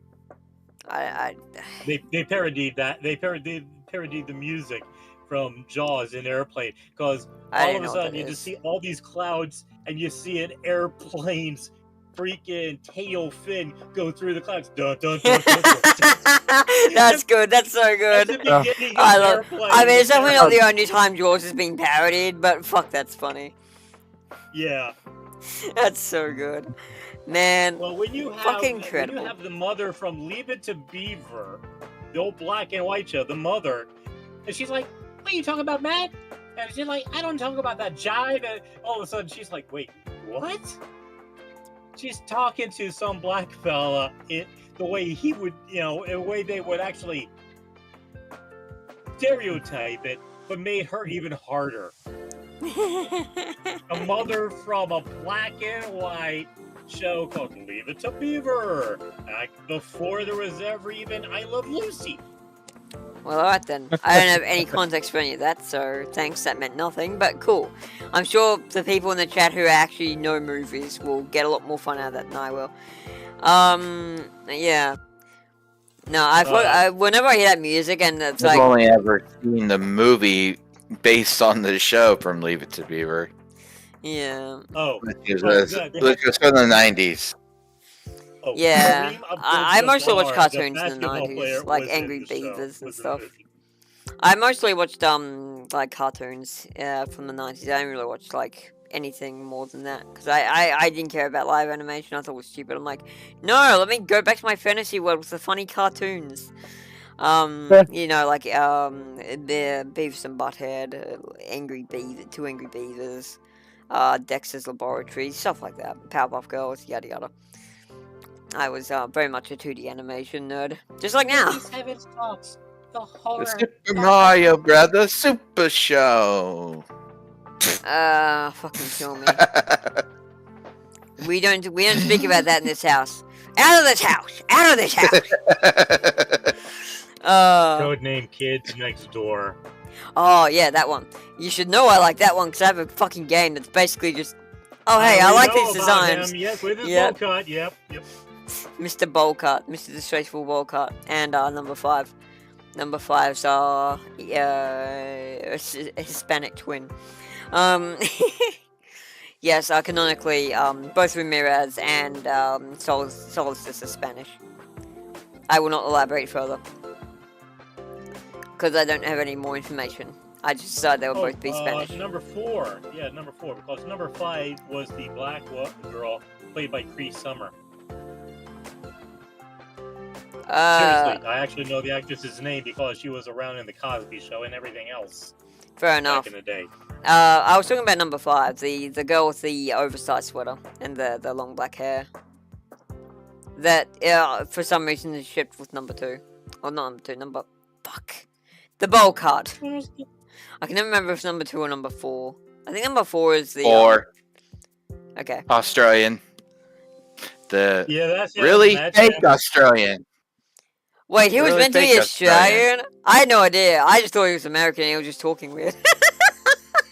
He was trying to be Australian. Well, he did a very fucking bad job. Because I couldn't tell he was meant to be Australian, and I'm from Australia. I was never like, oh, he sounds like me for real. I'm like, man, this guy sounds like an American. That's weird. Anyway. All the voice actors are American. Even number 3. The one that's supposed to be Japanese. Well, yeah. Oh, number 3 is the one who's meant to be Japanese? Is she the, yeah, Kuki. The one with the big green sweater and the black hair, long black hair. Yeah. Okay, that's number 3. Fuck, I always get them mixed up. No, number 5 is the black girl, that's right. Yeah, so number 3 is one of Solstice's inspiration. And she's usually shit with number 4. Right. Look, they're more than just a number to me, alright? I didn't watch that much of the show. I just thought it was a cool concept, and I really did like the character designs. What actually inspired me to finally start working on junk? I had an idea of a junkyard like theme game where like young kids were basically fighting for their lives, like using just basically junk make weapons.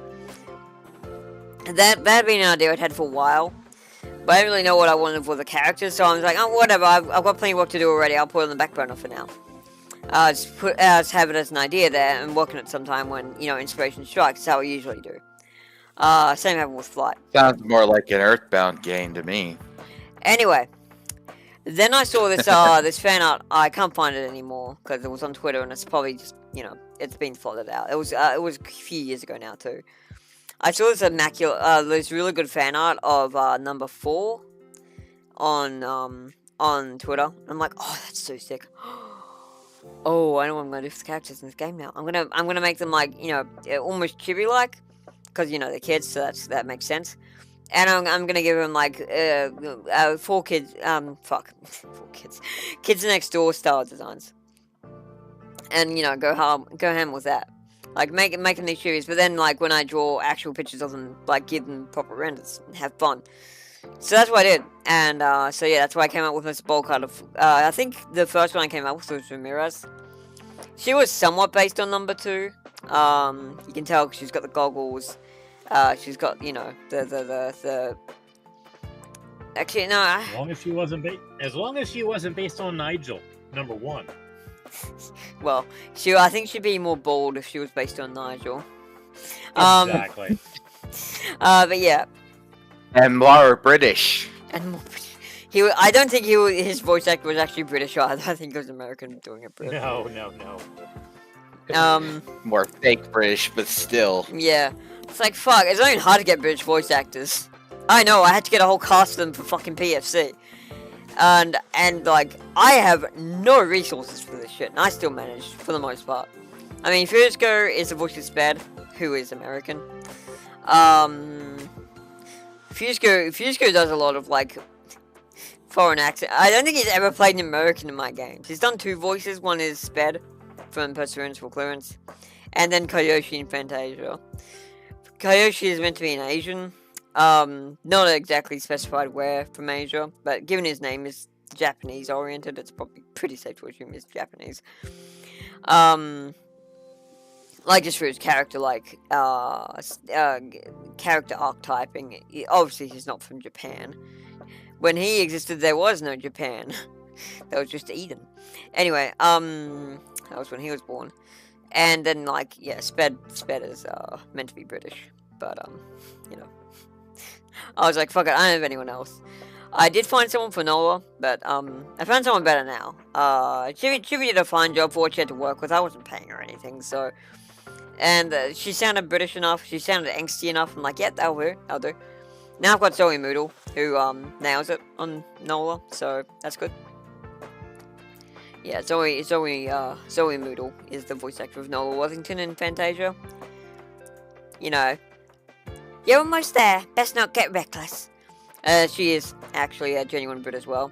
I don't really care if they are or aren't, as they do the role well. Like, it's so much more important to get inflections right than it is to get, like, than it is to have, like, the initial accent.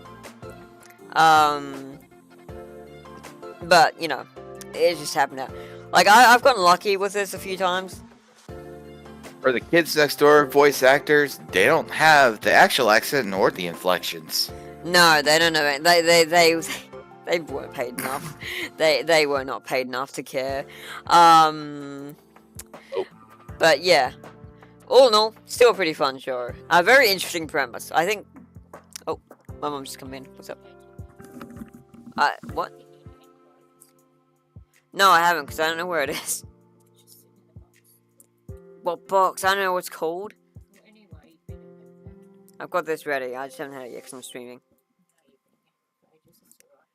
Yeah, that's alright. I waited till like it was 10:30. You can't complain. Alright, sorry about that. My mum just was saying, "Hey, you haven't had the antibiotic for your teeth yet." I'm like, "Yeah, no, I can't. I forget what it's called, and I want to take something I'm not supposed to take." So it's gonna bring it down here in a minute for me to take it likely. Anyway, yeah. So that was fun. Flight came about in a similar way. Because because I thought about making a game about Fayori for ages, because she had a whole arc that I'd never gotten to cover, because, like, it happened between games. And I had this whole backstory. I'm like, I want to tell this sometime, but, you know, I didn't know how to. Then, me and my friend Curtis were told... Curtis is my college buddy. We went through the game of deployment of interactive games and digital media together. So, we were partners in that. Thank you, Mum. And, yeah, we were like, we were told along with the rest of the class that, hey, we're hosting a 24-hour game jam if you guys want to compete and have fun with that. And me and Curtis looked at each other and we smirked. We knew. Let's fucking do it. We won't win, but who cares? Well, not win, but like, let's showcase the work. Unfortunately, we didn't get to able to because just technical difficulties on the end of the staff. But I didn't mind. We had so much fun. So yeah, we and I was like, okay, maybe I'll make Flight now. Because Curtis was going to basically be doing most of the artwork. He did the battlers for the game. He did the sprites. That couldn't be covered by, you know, and the RTP could cover for a lot because, you know, RTP. And, you know, people weren't expecting perfection. We had 24 hours to make a game. So, you know, getting anything done would have been impressive.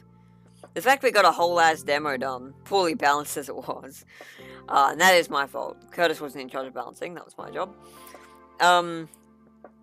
Yeah.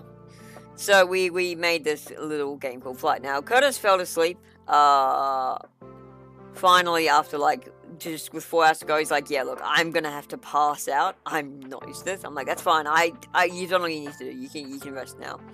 So I had all his artwork, so he did everything he needed to do, and I finished it off. And, yeah, that was how Flight actually got made. We were prompted to do a 24-hour game jam. I'm like, hey, this will be a good chance to do this. Alright, let me check the spell real quick.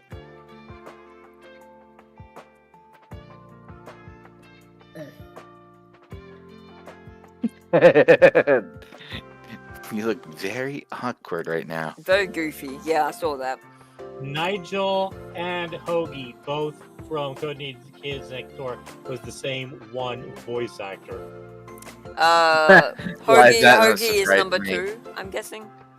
Oh, no. Yes. Yeah, Hoagie, number 2. So the fake Australian and the fake British were both by one guy. Okay. Do you know who voiced number 4? There's a fucking nerd with the goggles. Wally is D. Bradley Baker, and he's been doing work left and right and sideways. Okay, yeah, one of those, like, basically another Tyler Strong. Yeah, some voice actors who are just in fucking everything. You can't escape them. Cow and Chicken, Johnny Bravo, I Am Weasel. Oh, fuck, my childhood! My childhood! He played the voice of Johnny Quest in Harvey Birdman, Attorney at Law. He's been in SpongeBob SquarePants. Yeah. He's been in Samurai Jack, Totally Spies. Damn! I know all these shows by name. Yeah, I mean... I never watched Totally Spies, but it was probably good. I mean, he's been in the Boondocks, he's been in Ben 10. Okay, Ben 10 was past my time. I stopped doing pay TV by that point. But yeah. Yeah, by the time Ben 10 came out, that was when I'd kind of distanced myself from television in general. Family Guy, Thundercats. Oh my god. Yeah. Yeah, so definitely just another one of these voice actors who just isn't everything. Like, you can't escape them. They are there. Ever present.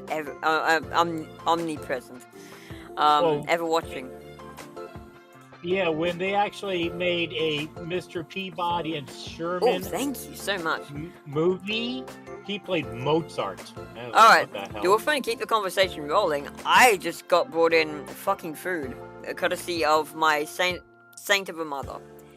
Massive fucking props to my mom. She's so nice. I don't deserve this. So yeah, you keep the conversation rolling, I'm gonna eat. He did the voice for Daffy Duck and the Tasmanian Devil in Space Jam. Well, how about that? Space Jam is such a fucking wild movie. I need to see it again. Yeah. I've forgotten everything that happens except for the last bit. I remember, like, it's so bombastic. Like, they ended up on the fucking, like, on a fucking alien planet or something. Because of Marvin the Martian. And, like, fucking Bugs Bunny and, Marvin fight with lightsabers or something. It's like, damn. It was just, like, an acid trip. No, Space Jam was the one where Michael Jordan had to play with Bugs Bunny and Daffy Duck against a bunch of aliens that took the talents from the all-star basketball players. And all of a sudden these aliens with the talents of Sir Charles Barkley and all the others, and they're like, we gotta play against these guys? Well, you did bet your veritable soul that if you lose, you're going to actually work for this guy forever.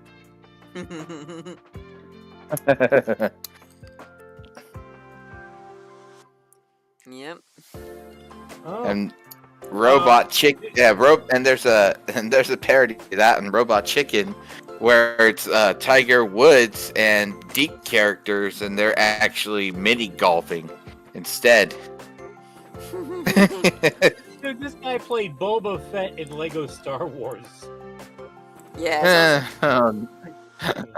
Lego Star Wars. And speaking of Robot Chicken, he did Ra's al Ghul. If there's anything Robot Chicken has not parodied, I don't know. They parodied just about fucking everything. Yeah. Yeah, they parodied Kill Bill. Mm. They parodied Kill Bill, Kill Bunny. Oh yeah, that was brilliant. That was brilliant. I mean, with the music and all, I mean, which they didn't exactly get. It was almost the same music. But it was, yeah. I tell Remy to play that clip. I think she'd get her channel killed for it. I might die. Yeah, it was, I mean, oh god. Yeah, I didn't get to watch much Robot Chicken, sadly. But she will love. Well, she wouldn't understand the George Burns reference. She wouldn't understand that. No, I would not. Bird. Bird is what? Don't you know about the bird? Well, okay. Back in the 70s, George Burns played God in a movie called Oh God, where he told a guy, tell him I exist. Everyone thinks that I'm dead and all this. It's like, no, just tell him I'm here. And it's like, so you want me to tell people that I spoke to God and you exist? Don't put me away! And George Burns is like, yeah, well, do you think that Moses was all blessed? He was a regular guy too. Yeah. And so George Burns with his tux and his cigar is in the Kill Bunny parody. I see.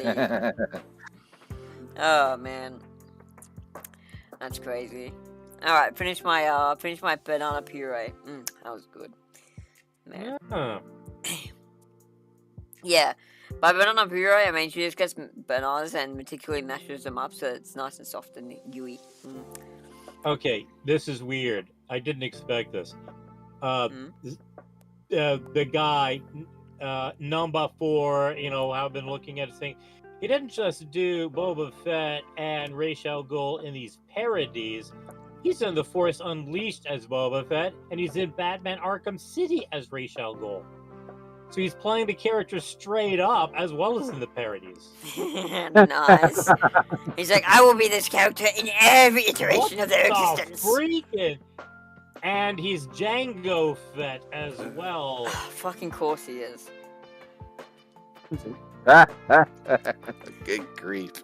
But hey, good for him. Good for him getting so many roles, so goddamn. Must be a good actor. For Dead 2, the game? Yeah. Of course, they're being games too.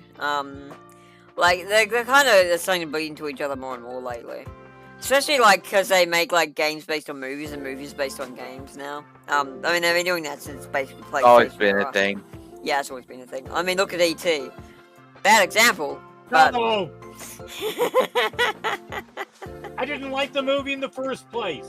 I was forced to see it with my little cousin. Oh yeah, that was my experience with Chicken Run. That was my experience with Chicken Run. Fuck Chicken Run. Chicken Run. Chicken Run. More like Chicken Sean. Chicken Chase. Chicken Chaser. Look at the chickens run. Fable reference. Okay. I haven't played Fable. I watched my bro play a bit of it, but I probably didn't catch that reference because I only saw a bit. Fable is one of those games by Peter Molyneux, so, you know, he's talking out his ass for half of the interview while he's talking about it. Whenever I have to tell people who don't know, the Apple marketing strategy, I'm like, okay, just think Peter Molyneux, but more greasy. That's basically what they do. They're like, oh hey, this cup is made with pristine Chinaware, but basically it's a regular ass cup, but it has our logo on it, so pay more for a peasant. But we're not gonna say it in an interview. We're gonna fucking glaze it. We're gonna hype it up and make you think it's worth more than it actually is. And that's always been the Apple model, or at least for a very long time. Ceramic. Yeah, and and they have people who are very good at glazing the products like that. And Peter Molyneux is a glazer. He's very good at glazing his own games up, and you know, making them seem like pretty much like profound things that have never been done before. Realistically, he's not doing anything that hasn't been done before. None of his works have. Virtually everything Peter Molyneux has been made before and better. But you know, that's not a great sales pitch, so for his credit, it worked more than once. He should have just marketed to the Apple crowd. that guy be richer than Apple now. He's like, he should have just gone to mobile. He's like, oh fuck, okay, Apple guys, you like being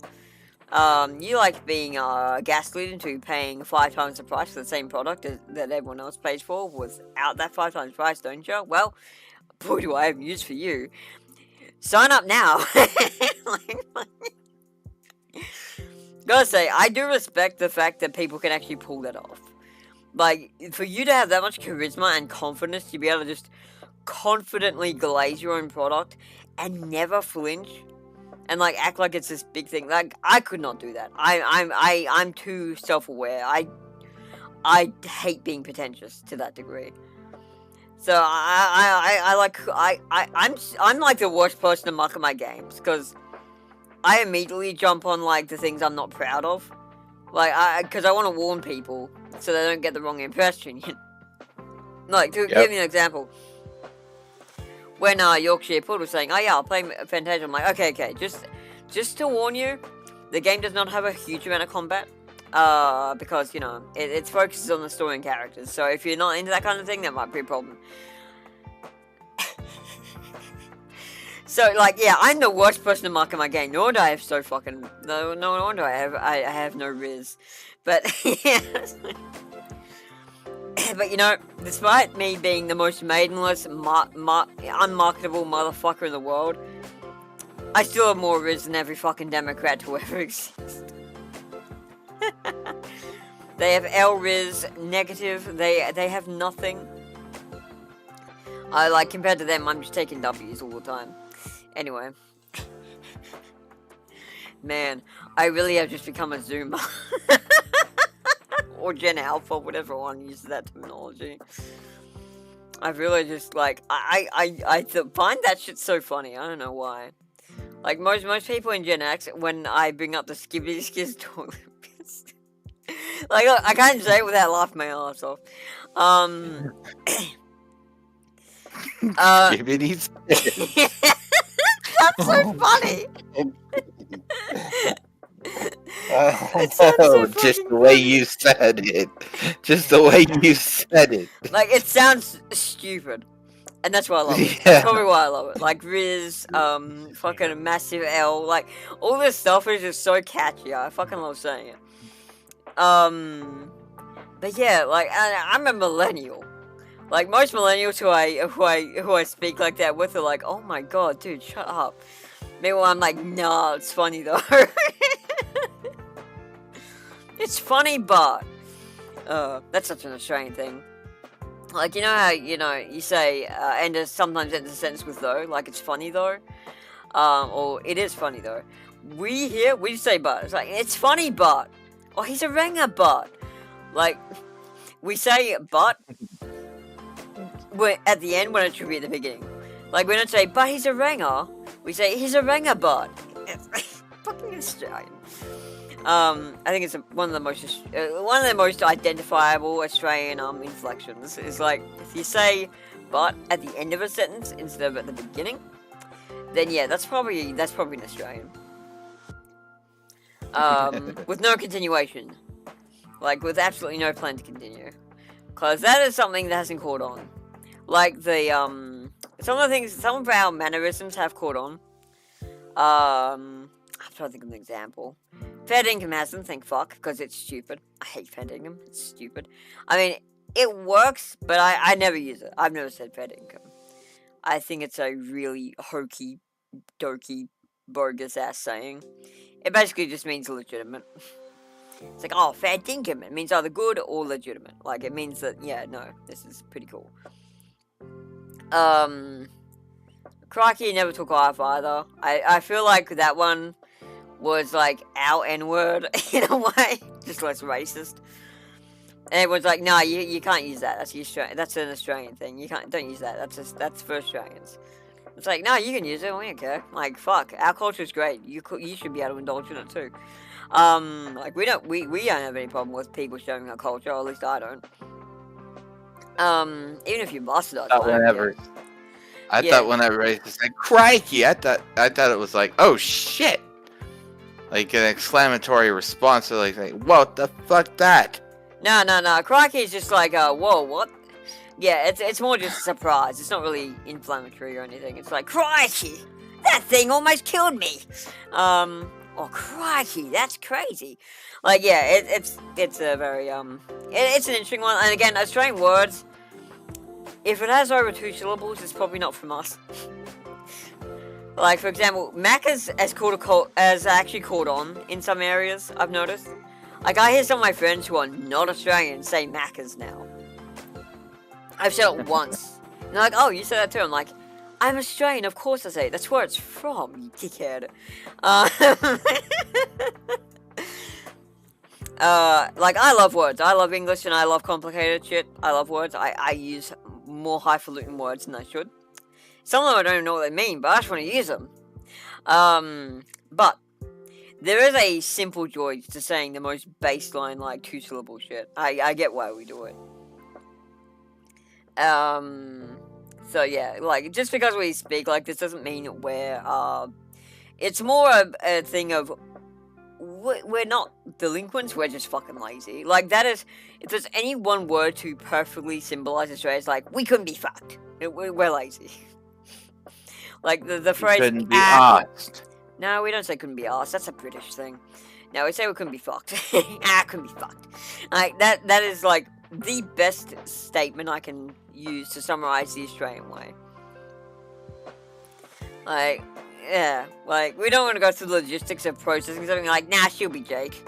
No, that's another one. That hasn't caught on either, so you may not know what it means. She'll be Jake is like, she'll be right. She'll be okay. Like, things will be okay. I don't know why, I don't know what the etymology or origin of that phrase is, it just is. Like, she'll be Jake. Or she'll be joke. I can't remember if it's joke or Jake. It doesn't fucking matter, it's slang, so it's bullshit to begin with. But yeah. I know a lot of American slang has caught on here. I've heard a lot of my, I've heard a lot of people say yo. I say yo. Though for me it's more just an inflection of nastiness.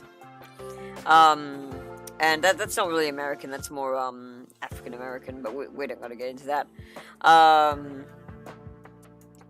And, you know, like, I started saying ain't, and when I said it, some people got really mad at me. It's like, dude, don't say that, that's what fucking those dumbass Americans say. I'm like, don't tell me what to fucking do, bitch. I think American's cool, go fuck yourself. My dad is my granddad is American, so shut your fucking mouth, you racist pig. Like, don't be such a cunt. Like, let me talk how I want to, you bitch. So yeah, but yeah, so we have a lot of things. I think also a lot of people are trying to adapt the whole thing of, like, using swear words as, like, endearments that we have here. Like, when you say, you fucking cunt, what you doing? Like, you have no idea. It's not so much that cunt is word for mate, it's word for person. Like, it's like, you crazy cunt. That's endearment. It's all based on tone. Ain't isn't actually an American word. It was popularized in Cockney dialect in London, thanks to Charles. That shows how much my grandmother. That shows how much my grandmother and teachers knew about it. I think yeah, we didn't have much exposure to British television, ironically. Well, we're talking Charles Dickens. We're talking about A Christmas Carol. Man, Charles Dickens, even I know that name. I've never read any of his books because I have better fucking things to do. But yeah, I don't read books anyway. I've read, like, 2 books in my lifetime, and one is technically not even a book. It's a webcomic. But it's, like, written more like a book than an actual, like, comic, so it counts. Also, it has more words than the fucking Bible. And several of the Harry Potter books combined, so... Oh, this is a kick. It was popularized in representations of Cockney English, which led to the word being banished entirely from correct English. It was banished because Charles Dickens, apparently. The English is so fucking good with this stupid shit they do. Of like, hey, I don't like this thing we just said, let's get rid of it. Or, I don't like this thing we just did, let's get rid of it. Even though it might be beneficial to have it. Like, they got spices. 1706. Yeah, like they got rid of, like, they got spices, right? The rich were like, oh sweet, these spices are so good. Too bad you can't have these poor people. Eat shit. Then the poor people got access to spices, and they're like, oh no, what are we gonna do? They're mimicking us. They're parroting us. They can't be allowed to feel like we're rich. And they're like, okay, 2 ways we could do this. We could ban spices. Or we could just make different food that is more posh and pretty and proper. And make it so they won't replicate it. And so they made the most bland, boring, generic dishes imaginable. And this is why Britain has no cuisine scene. Because they just fucked it with class warfare. It's so fucking dumb. And I love it. Like, the only good chef I know from all of Britain is fucking Chef Ramsay. And that's because he actually does his research and actually respects other cultures and does his shit. Oh my god. Unlike Jamie Oliver, who is a fucking he's British. What? Okay, there's 2 things. One about each guy. Did you see the video of Gordon Ramsay watching doing a react video to some guy actually making a beef Wellington in his dorm?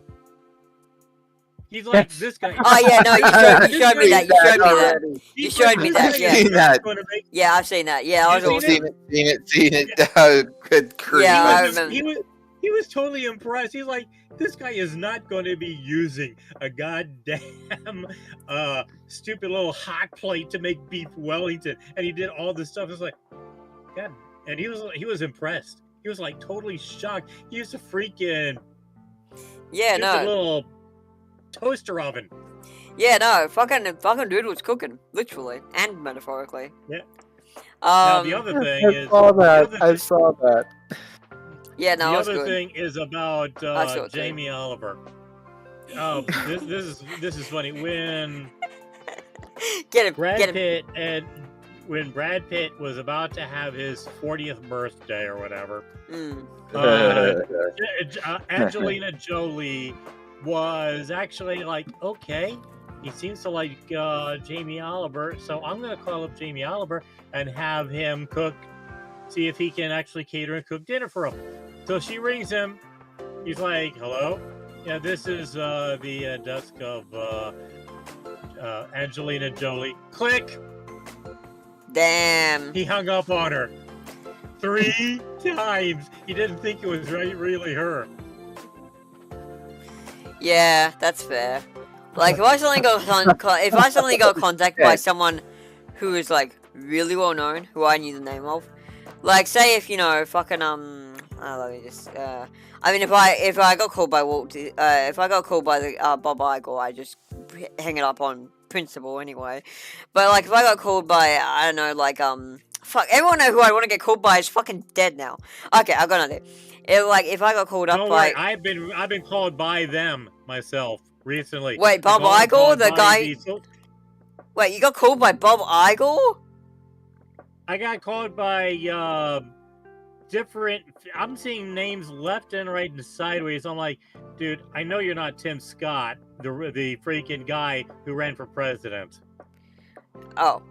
I thought you were saying you got called by him recently. I'm like, wait, Bob Iger called you? Why would he call you? Also, be concerned that he did, because what the fuck could he want? Bob Iger is the current CEO of Disney, by the way. I just figured I should clear that up. And for those who don't know in chat. But yeah, anyway. I think everyone knows anyone from Disney hang up. Yeah, like that. The default response to getting called by Bob Iger is to hang up immediately.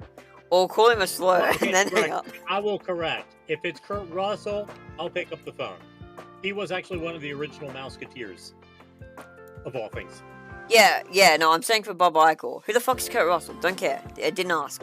Anyway, Oh, wow. She don't know Kurt Russell. I don't know who many people are. Like, you said Angelina Jolie, and I'm like, yeah, that's a name I've heard. No idea who she played. Don't care. Sounds like a bitch. No, just... Well, yeah, we kind of hit the nail there. She plays a bitch. Yeah, well, look, I don't know these people. She played Angelina Jolie. Like, she played Lara Croft. Yeah, so you're not wrong. Oh, fuck, okay, no, yeah. Anyway, Lara Croft. Anyway, if I got called by, like, Morgan Freeman or Christian Bale, I, too, would be skeptical. I'm like, wait, are you for real? I'm gonna need you to prove that somehow. Like, I need you to verify, because like, there are scams all around the world, and why the fuck would you want to call me? Like, what's going on? I'd probably give him a chance to speak. But if Bob Iger was like, hey, it's Bob Iger from Walt Disney, I'm like, yeah, cool, that's neat, bye, and hang up. I'm not talking to Bob Iger, I hate his guts. He represents everything that's wrong with fucking animation. So yeah, he's a terrible person. It's like getting a call from Jeff Bezos. You don't pick up that. You don't fucking have a conversation with that dude. You put the phone down disrespectfully, at best. So yeah. Fuck. Like, yeah, like any corporate CEO calling you, that is a bad sign. Like, that is not a phone call I want to have. Also, like, for fuck's sake, dude, just email me. I'm not good on the phone anyway. Furthermore, good luck getting in contact with me, because my phone's off half the time. Because I turn it off when I go to bed, and I also turn it off when I'm not using it, which is most of the time. So, phone is a really unreliable way to reach me. Like, I provide my phone number on my cards, but I don't know why I bothered. So it's like, dude, like, good luck catching me. I've got missed calls, but most of them are from other states, so most likely just scammers. And I just don't even look at them. I'm like, nah. Yeah, I don't often get scam calls. Not because I don't get scam calls, but because my phone is not active too. So I'm not around to receive them. And if I am, well, my phone's probably off. Because I just leave it charged all the time. Because for me, it's mostly just a tool to have when I'm out. So people who know me can get in contact with me if they need to know where I am, or yada yada. It is not a social device. That's what my computer is for. If I'm not on my computer, I'm not in the mood for social. Or if I am in the mood for social, I'm probably already socializing somewhere. Like, I am not a person who really cares about using a phone. My main purpose for my phone is basically just a marketing tool. I use it to show, like, little movies and stuff from my game to people I meet. So they can see what I do for a living. And, get, immense love and attention for them seeing how talented I am. I love it. Self-glazing,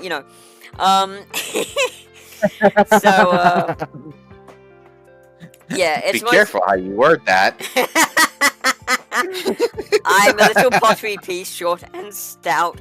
Here is my glaze, and here is... Ow, fuck, I just died. But yeah, fuck. But yeah, so yeah, for me, phone is non-necessity. I've never really cared much about, like, mobile communication, because I'm at home so much. So, like, having a phone, not a big deal. And I make it easy for the people who I actually care about being able to contact me. Like, I have a Facebook, only like 8 people have me on there, and that's by choice. Only 2 of those people are family members. One is my mother, and another is one of my cousins. The rest might as well not exist. The rest are my employees, who live in, like, third world countries who don't have great internet. So Facebook, it turns out, is apparently more reliable than Discord for getting on the, for being able to use the internet. At least coming from the 2 people who I rely on the most. So I have kept a Discord account open just so they can easily get in contact with me. I used to have 2, but I got rid of 1 because it was just full of shit, and most of the people there was just like, ugh, no thanks. Actually, I now remember I have 3 family members. I also have one of my uncles, the uncle who got me into Doom. So he always has a place in my heart for that. He had some really shitty qualities, but there was nothing criminal about anything he did. He was just, a bit of an idiot, or rather, a bit of a manipulator. Not to me, but to people around him.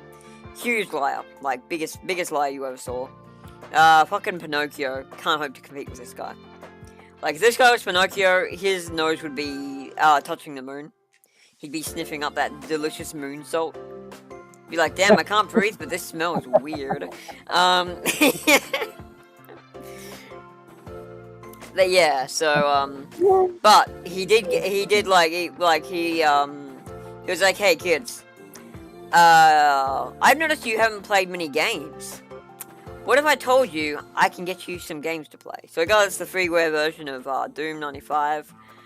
So the first episode, basically. He got us Heretic, he got us a bunch of other little games, Zargon. If you haven't heard of that, that's fair. It was pretty niche. And it wasn't very good. But when you're little, you have a much lower bar of you have a much lower standards. And a couple other, like, Jill of the Jungle, which was basically which was basically what inspired Zargon, as far as I recall. It might even be by the same studio, I'm not sure. And a couple other games. Oh my gosh. I forget. I actually found I had an old CD of games that won't play anymore. They are really old. Jill of the Jungle was on it. Of course. Yeah. Man, and it was like, there were so many hours in that game. Like, same with Zargon. They were big games. Like, for the time. Like, even if you could beat the levels pretty easily, they were like over 30 levels. And most of them were pretty massive too. So you, like, and like even the fucking, like the shareware versions even had like a good fucking 10 hours of gameplay if you're good at the games. But when you're a kid, you are not.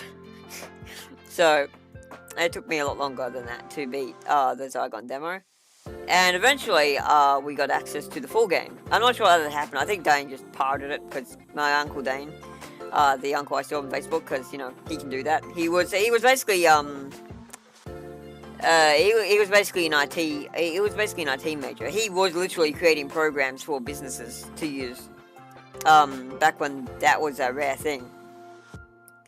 So he would write like code and stuff, and like write programs to help businesses with micromanagement issues and stuff. So yeah, he had a whole company and everything. Quicksilver Inc. So he was like doing pretty well. He was doing pretty well. And yeah, so yeah, he had that going, and so he knew his way around computers quite well. He was very, very intelligent in that respect. So yeah, and he would have been on the pirate stuff. I mean, he might have paid for it, but probably not. Probably not. Knowing him, absolutely no way he would have paid for anything if he didn't have to. Especially since he would have known how easy it was to duplicate software, and and of course, like anti-piracy stuff was far more primitive back in these days. Like, you basically got a full copy of the game and you could install it. That was it. There was no DRM. This was 1996. Like, DRM barely existed at this point. Like, if you had the legit copy of Doom, or that was why it became such a thing, because people found out, oh, I can just burn this DVD with the full version of the game. Everyone gets to play. Haha. And so, like, that's when DRM was, like, that's kind of what brought about DRM, because everyone's like, well, fuck, they're getting free games. We didn't foresee this. Why do we make a thing that could burn CDs? That's so fucked up. But the thing is, it wouldn't matter, because then the internet came, the internet was already here, so if you had a good internet connection, you could just download games, full copies of games. And there was, like, no way for them to really, like, stop you doing that. It was against the law, but that didn't stop people. Doesn't it even today? So yeah, so yeah, he would have definitely gotten this, cause yeah, we actually had the original box set of the Doom games, as I found it later, and we found them, and oh god, like we had the full version of Doom 2 from the beginning. I think there was a shareware version of that one, or maybe there was, but I never played it. We only played the full version. God, I got the Icon of Sin when I was 8 years old. That shit was mortifying, but I loved it. I was like, oh, this is so fucking sick. This is so terrifying. I've got to fight this guy now. Ooh, because yeah, it's a very graphic end boss. Like, that game is not meant to be played by little kids, but our uncle was cool and gave us culture, and we lapped it up. It's like, I'm sure I'm going to find out in the future some little young kids played my game. Hell, I know a 5-year-old has played my game already. Because my friend Marlene, this lovely old lady who goes to art workshop with me, she had her granddaughter around, and she's like 7. Like, this kid is 7. And she was, being a bit erratic. I'm like, hey, you want to play a game? And originally I was just going to find a game for online. She saw one of my characters on the desktop, because because no one in my art workshop knows how to work a computer, but I do. I have the power, you see, because they're all old and I'm not. So I've just changed all the desktop wallpapers to the active computers to, marketing for my game. And she's like, oh my god, who's this anime character? Is she from a game? I'm like, oh yeah, she's from a game. And I'm like, do you want to play that one? And she's like, yes. I'm like, oh no. A 7-year-old's gonna play my game. Oh dear. This game. Fuck. Well. Already, she's into it, so I just boot it. Like, I already have Fantasia installed on these PCs, because of course I do. Because, when people want to see what I do, of course, it just needs to introduce myself. I'm like, oh yeah, I made this, by the way. And they're like, oh, that's so cool. You made this? I'm like, yeah. I mean, it wasn't just me. I had a good friend, Suffer, the QA test it. Thank you, Wolfie. I had a bunch of other play test it. I had, like, artists and stuff. But I am the game designer, the narrative designer. I did a bunch of the work.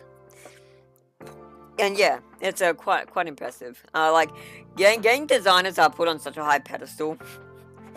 When, and, like, some of us really don't deserve to be. Like, I do not code. And when people say, so you code? I'm like, no. I'm a creative designer. I do a lot of work, but coding is not one of my fortes. I don't enjoy it. So, I use a program that does a fair bit of the like, back end for me, so I can just enjoy actually making the games I want to make. I do pseudocoding, because that's basically what eventing is. But most people who know what code is gonna know what pseudocoding is. They're not gonna know what RPG Maker eventing is. Because it's basically just pseudocodes. An interface. So yeah. They're like, okay.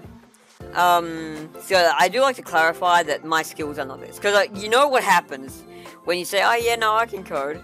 People are like, okay, can you write a script for me? It's like, sorry, dude, I don't do requests. Like, for me, I can actually say that, because I've pretty consistently been on record. I don't do requests, I don't do commissions. I've made a couple exceptions for people I know well. And I've offered it just, like, I said, oh, you can have the street charge. I was just happy to do it. But they've always been like, no, I gave you my word. Here's $50. I'm like, ooh, sweet, thank you. Because for me, like, yeah, it's just, it's a novelty, but I don't often do it, because I enjoy doing my own stuff. But if, I can do something that's still sort of mine, but, as a request or whatever, then yeah, I'll happily do that for no charge, just if I want to. If something I want to do, I'll probably do it. Just don't peer pressure me, because I'm like the opposite of a landmine under pressure. If you try to pressure me, I will never fucking blow up. I will just not, no, I will not do anything. I will just sit there and be like, nah, don't feel like it, go away. I dig my heels in. I dig myself into the fucking earth. But yeah. That's a Martin quality. Anyway, it's a Martin side. But yeah, fuck. Where I was going, right, yeah. So basically, this little 7-year-old starts playing my games, and she's having a bit of a blast. Like, she's actually into it. I'm like, damn. Usually, I thought kids would get bored shitless by this game, because, yeah, it looks nice. It's got some cool characters, but, like, kids usually require a lot of stimulus to keep them interested. That's why games like Roblox and Minecraft, they're all very popular with young kids, because you're immediately in there. You're immediately doing stuff. You're immediately learning stuff. It's very stimulating. My game is just lots of pressing one key over and over again until you get to the fun part. Which, more refined connoisseurs can appreciate, but the reason I get a bit worried when a kid plays my game, though, is, one, dark topics, very dark topics covered in my games. Now, granted, most of these are going to fly over kids' heads, and they're not going to get the implications to it. Or they're going to get a very baseline implication that doesn't, like, put any... But also, my characters swear like sailors, some of them. Like, F-bombs are just dropped pretty casually. Now, thankfully, this girl was young enough to not even know the word, so she didn't have the context. So all we had to do was just make sure that she didn't know that was a bad word. Like, all we had to do was just pretend that, oh yeah, there's nothing wrong with that word. As in, we just wouldn't say anything about it. We wouldn't pay mind to it. And that was fine. But yeah, I kept her entertained for a good 45 minutes, which is more than I expected. But yeah, no, she really enjoyed it. I'm like, damn, I thought kids would be bored shitless by this game. But she was a girl, and girls tend to have a lot more of an eye for, like, aesthetics and stuff, I feel. They seem to be a lot more, not visually minded so much as just, they get a vibe and they love it. Like, obviously she was in love with the characters and the artwork, and she may not have gotten a lot of the writing. A lot of the writing's, like, my writing is not the easiest thing to comprehend for a young kid. Like, I do not write for kids. That's not my forte. It never has been. I've written one children's book, and that was back when I was a child. But it was, like, marketed to kindergarten. It's not, 5th graders. Because, there's so much difference between those two. Fucking... They're like, oh yeah, you're gonna write a book for kids. It's like, aren't we kids? Nah, you're mini adults, you're fine. Now, granted, I was flattered as hell. It's like, damn, I'm a mini adult? That's so cool. When did this happen? But, it was just like, yeah, you're gonna do this exercise whether you fucking like it or not. But, we'll give you a nice, lathering, a bit of glazing to make it sound more appealing. Worked on me! So I basically made, Pancake Invasion. Yes, it was, and it was basically a parody, or I guess a knockoff of the first arc of Dragon Ball Z. But the main character was a frog boy, and the invasion was from flying pancakes. I'm glad it wasn't Claudio with the chance of meatballs. Glad it wasn't that you parodied. No, I wouldn't have known what that was. I still don't know what that is. But yeah. So yeah, that was my children's book. Anyway, so yeah. Turns out, kids are probably fun to play my games, but there's always like a sense of, oh fuck, what are you doing showing my game to your kids? It might screw them up forever. Like, I did not tailor make these games for kids. They were more meant for like teenagers and like early adults, and you know, millennials with taste. But all ages seem to be into this shit. Like, your Wolfman plays my game several times. And sure, now he's just like, oh, fuck, I have to play this game again because I'm the QA tester. Fuck. But he did play originally, you know, just, you know, for fun. Hopefully they're still fun, Wolfie. And so, like, Sil was a millennial, so she's my generation. She played it. She had fun with it. And yeah, and then, like, little kids have played it, and, you know, old freaking, movie buffs like Dolphin have played it. So I was like, damn. Guess the like content advisory not being like, oh yeah, this is for kids, or yeah, this is for teenagers, or yeah, this is for adults. It's just for whoever's gonna be tolerant of the material. That kind of worked. My crazy chimp, my bullshit destruction of the Peggy 16 or fucking ESRB has been a success. I have overthrown ESRB. Long live the Crazy Chimp Collective Tolerance Advisory. Long live T for tolerant. Like, yeah, don't be sheep. Just, like, it's a recommendation, sure, but why not make your own recommendation? If you like the idea of these things, or don't, then act accordingly. Don't just fucking, like, read a cereal box and be like, oh, this isn't recommended for children under the age of 6. Well, fuck you. I mean, in the case of that, that's fine, because that's a safety hazard.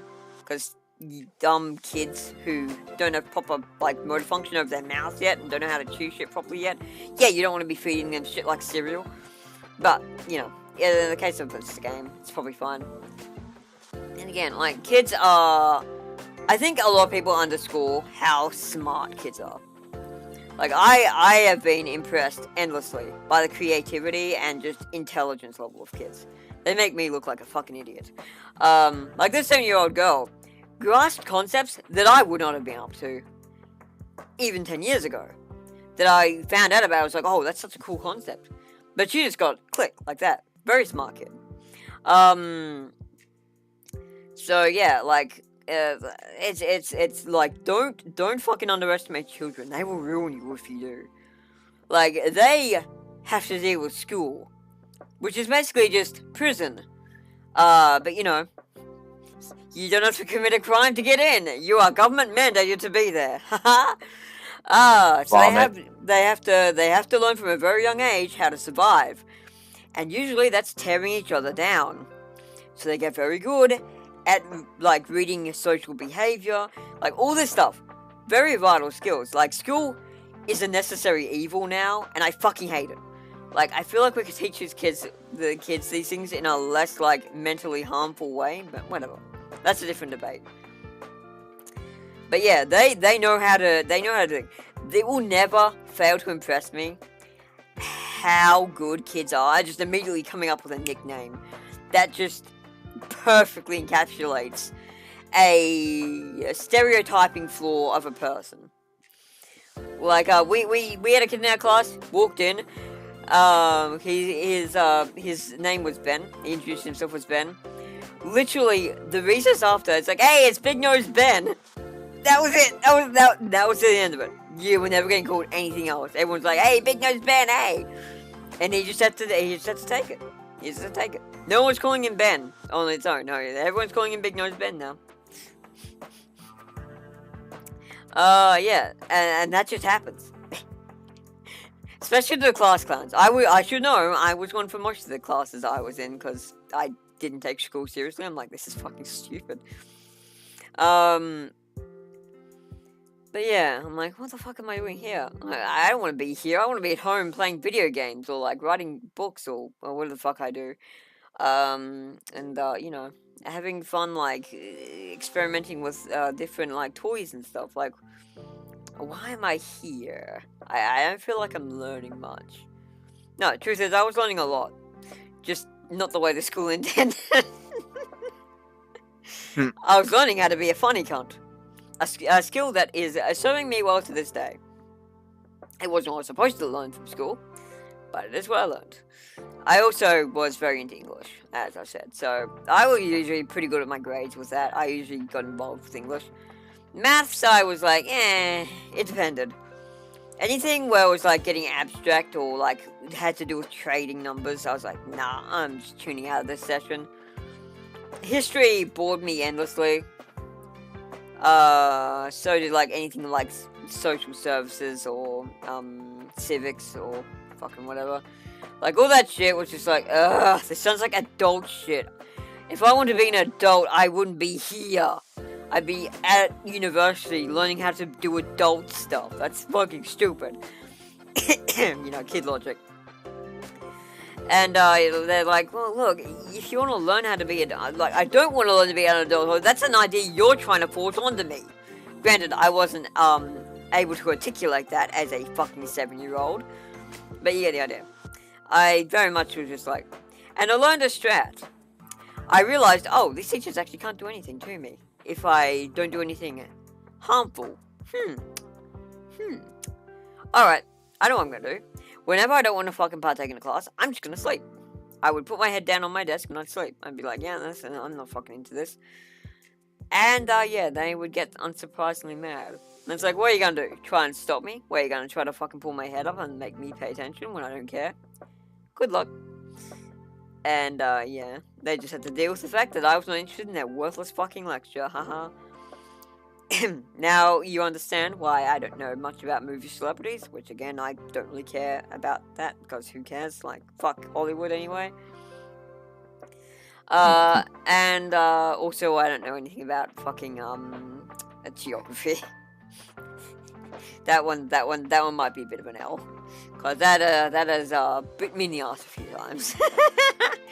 No way it's been, like, remotely harmful to me, just, like, I look like an idiot, but I'm used to that, so, you know, whatever.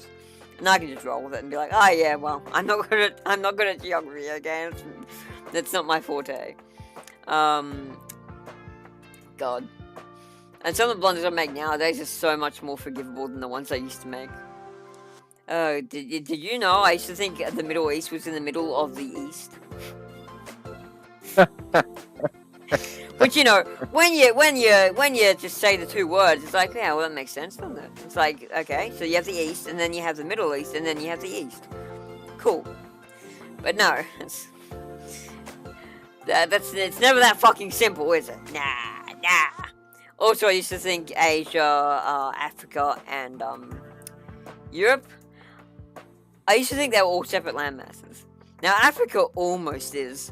In the same way that North America and South America, well, almost a separate landmass. But no, they're all technically on the same continent, but they aren't the same continent either. This is what gets confusing. Because Asia is considered its own continent, I think. And then you have Asia, but then Asia, the continent of Asia also includes all the islands down below, like the Philippines and all that stuff. And then, of course, you know, the continent of Europe also contains, you know, Britain and all that stuff, which is technically not even part of the main landmass. It's in an island. But then you realise, oh, the same thing with Australia's Tasmania. But not New Zealand. They're independent for some reason. Okay. Territory. So, geography is a bit fucky anyway. So I feel like it is probably more important to have that baseline understanding you get in school, but again, I just couldn't, I just didn't care. I'm like, well, why the fuck would I ever need to know this knowledge? It's not like I'm gonna go overseas and talk to people over the ocean. That's not possible. I don't have money, I can't visit overseas, and it's not like there's gonna be some crazy invention that radicalizes how we communicate with the rest of the world that will forever change our worldview of global communication. No way! Telephone. No, telephone was already around. No, I'm talking about the internet. that was already a thing, but I didn't know about it yet. I mean, I am still older than the internet by a few years. It's not as long as I thought. Like, internet came around in 1991. And I was born in 1988. So I am older than the internet, but only by 3 years. So, yeah. Ah, fuck. But yeah, all in all, like, we didn't get internet access until I was in my teens, which honestly I'm so thankful for. God, I feel so sorry for the people who, I feel so sorry for the kids who are just, like, basically exposed to the internet at an age younger than 13. Because, like, you do not want to be on the internet when you're under 13. There are so many, like, fuck, it's a messy place. It's like, dude, you have school already. Just stick to that. Like, at least there's consequences when people say really tawdry, nasty shit there, for the most part. Like, if you go to school and you say something really out of pocket, yeah, there's a good chance you're gonna get hit, and you're gonna learn the consequences of your actions. On the internet, yeah, kinda don't really have to deal with that. Which, yeah, it's kind of why we have such an, a toxic community on Twitter, because a lot of people on Twitter, I feel, grew up on the internet, and probably had more negligent parents than I did. Like, for me, I never really saw the internet as a thing like you did often. Like, nowadays, I use it a fair bit more. But, you know, when I was growing up, I mostly just used it to check things about games. Like, I'd go to Game Stacks and check, okay, how do I beat this puzzle, because I can't figure it out. Yada yada. I didn't even do anything social on the internet until 2007. That's when I joined the RPG Mech community. And even then, my interactions weren't huge until later. I slowly and surely opened up. And I wasn't a particularly social person anyway. I was antisocial from a very young age. So, yeah. Well, I said I was going to end in a bit, and look how far we've gone. I think Wolfman's probably going to go to... Jesus, Wolfman, it's like 12:30 almost. I know. Dealing with Kirito right now. Fair enough. Hey, you should tell him he's free to join the call. I don't think I have a PNG crew before him, but I can make one up real quick. He's working on. He's working, no worries. Oh, hang on, someone just bugged me. Who did? Oh, it's Demos.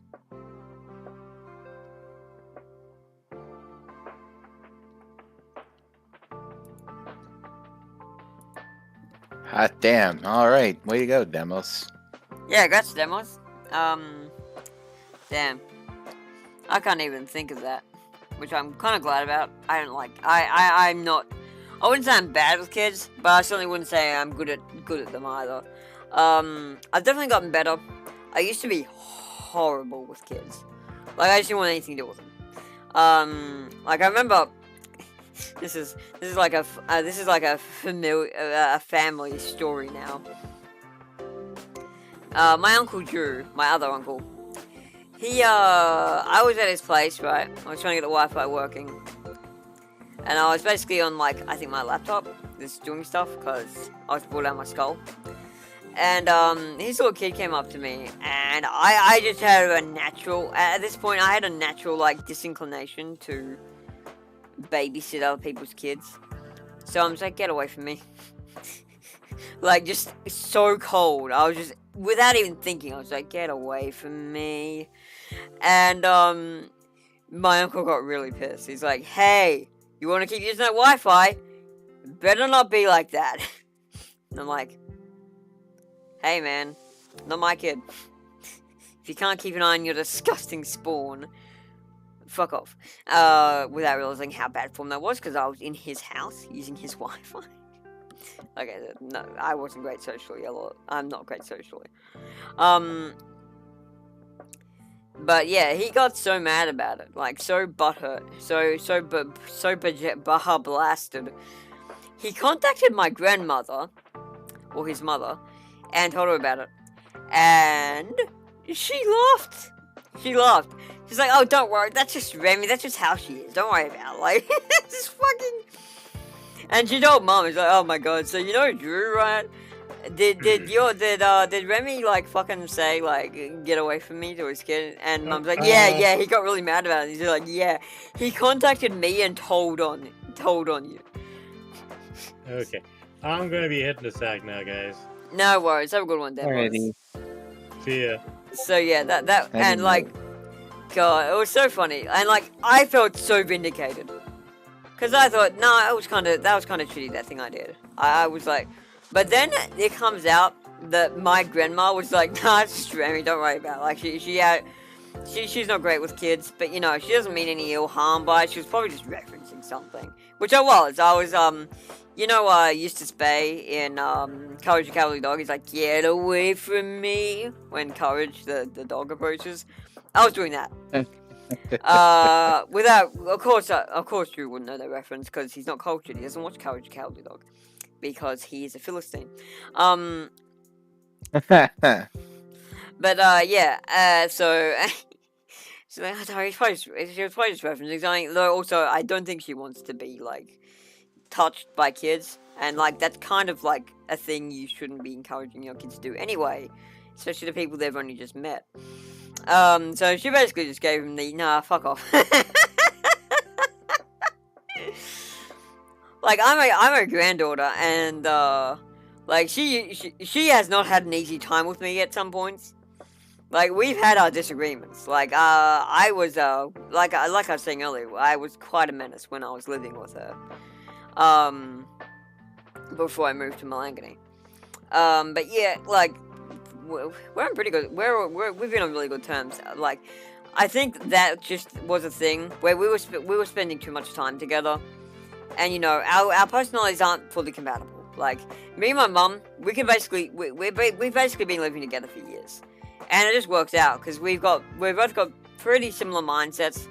We obviously have disagreements on things, but you know, they're minor shit. Like politics, she doesn't really. It's not like she has bad political opinions, she just doesn't want to get into politics. She doesn't like it. Never has. And it's like, that's fine, I have Wolfman.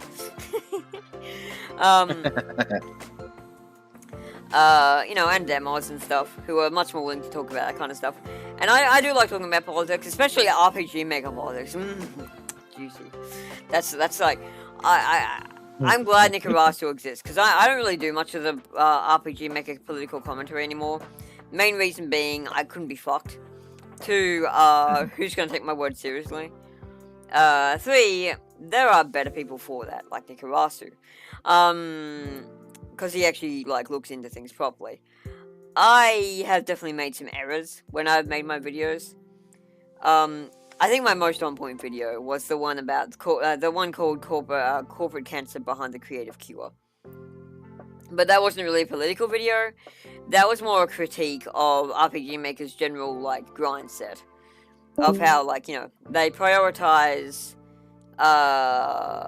selling merch over fixing things that are broken. Basically, yeah, treating the people who pay for their product as a bigger piggy bank.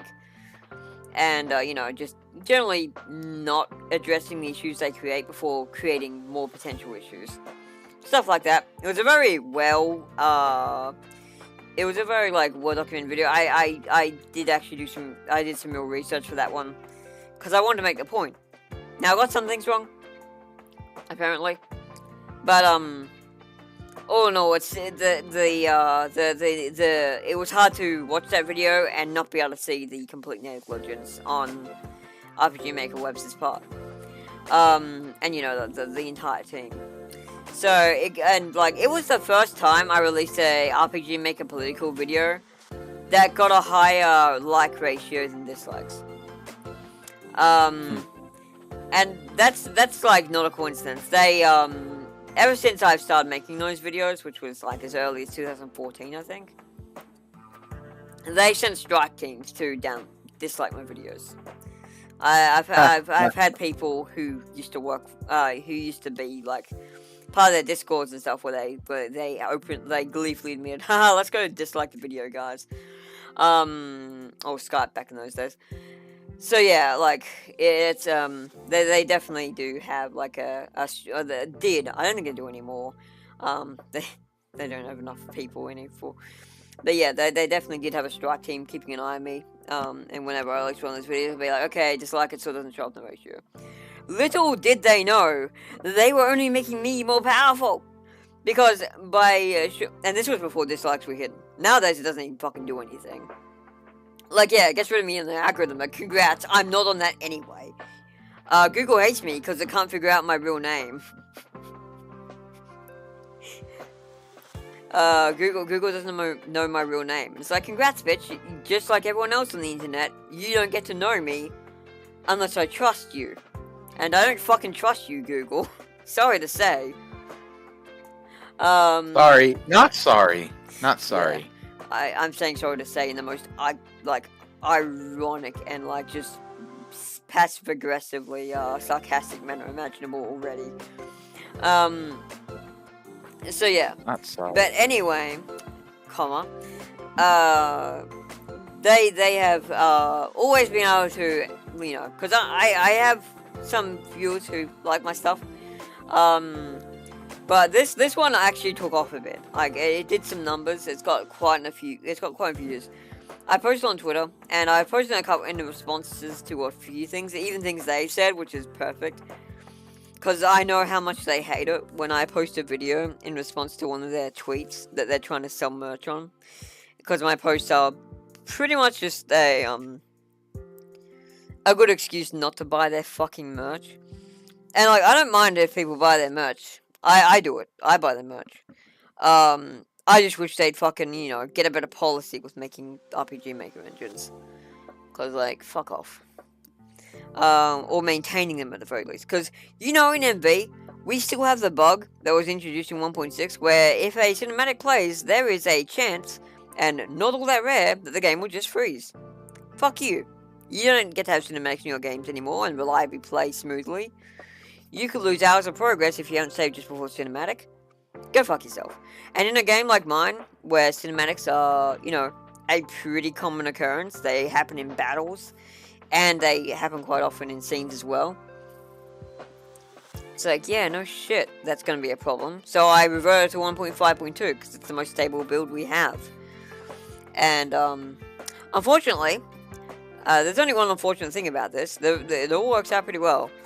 But if I want to replace my mouse cursor, I don't have any options, because all the scripts for that, or plugins, I guess, they're all kind of like, either just not working for me for some reason, or they're just not working, period, because I'm using an older version. I don't know what it is.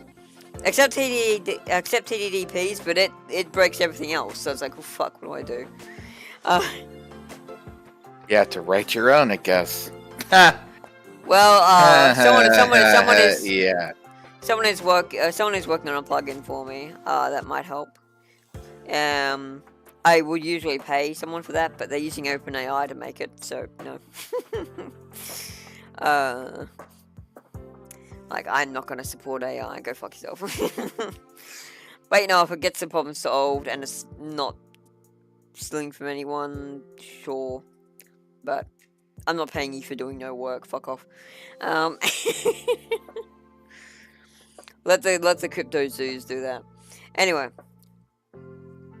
I will credit the person, just because they put the time into, you know, have the thing developed and all that. And they probably are going to have to comb through it a bit and fix up some things. But, yeah. Or a lot, depending on how competent it is. Yeah. It looked pretty clean when I saw the code that he did give me. Unfortunately, that version of the code didn't work. So, Anyway. Come on. So yeah, I fucking, like, spent $10 buying 2 different plugins that said, oh yeah, it'll add a custom mouse cursor. And none of them worked. I'm like, god fucking damn it. So, cool. Well, I tried. I'm gonna fucking build my elf. That's the first money I've wasted in a while. I don't usually waste money, but I was like, fuck, I need a mouse cursor. Because, yeah, Fantasia, as you know, it's mouse aim now. And unfortunately, when you're in the middle of combat, it's really hard to see the default Windows mouse cursor because there's so much going on. So I'm like, okay, I just need to make a custom mouse cursor. Easy, right? I've done this before. Wrong! Apparently 1.5.2, just no one develops for it. Which is, I guess I'm the only I mean, to be fair, I'm probably one of the few people who actually has, like, pre-rendered cinematics in their games. Like, I don't think I know anyone else who does that.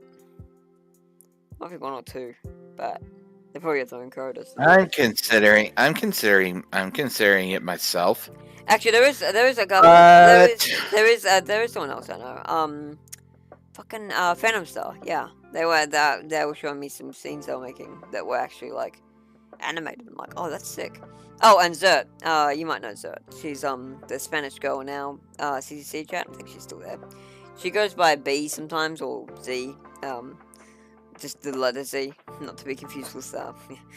And she's got an avatar of a girl with long brown. Her persona is a girl with long brownish red hair and a purple shirt with a yellow bee on it.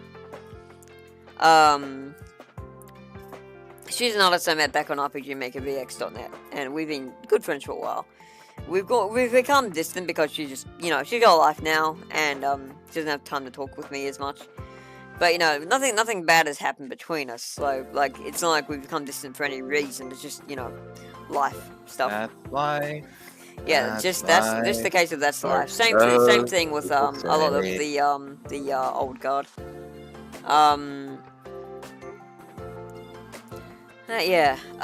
So she also, when she was making her game, I forget what it's called now, but it was a game with like these characters that had like these eye colors and stuff. Very interesting.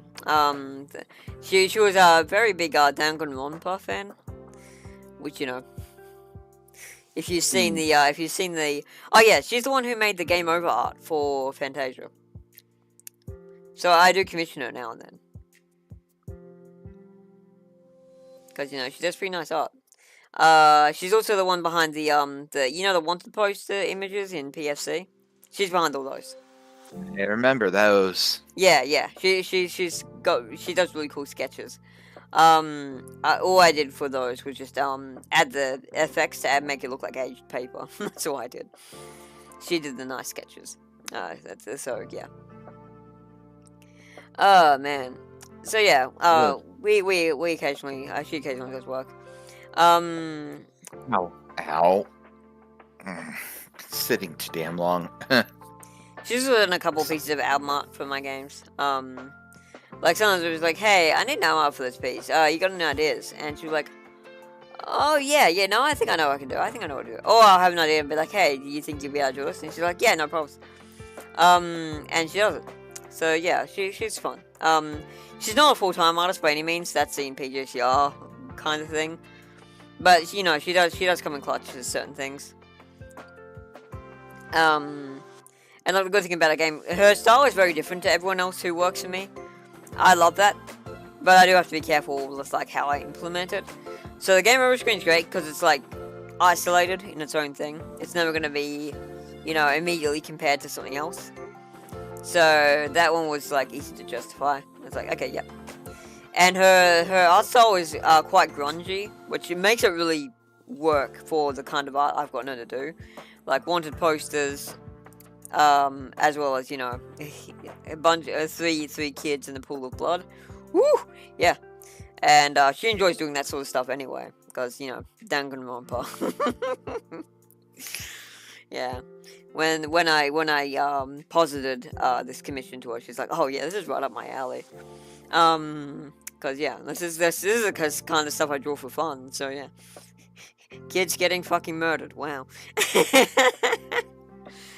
I mean, Lilac isn't really a kid anymore, but whatever.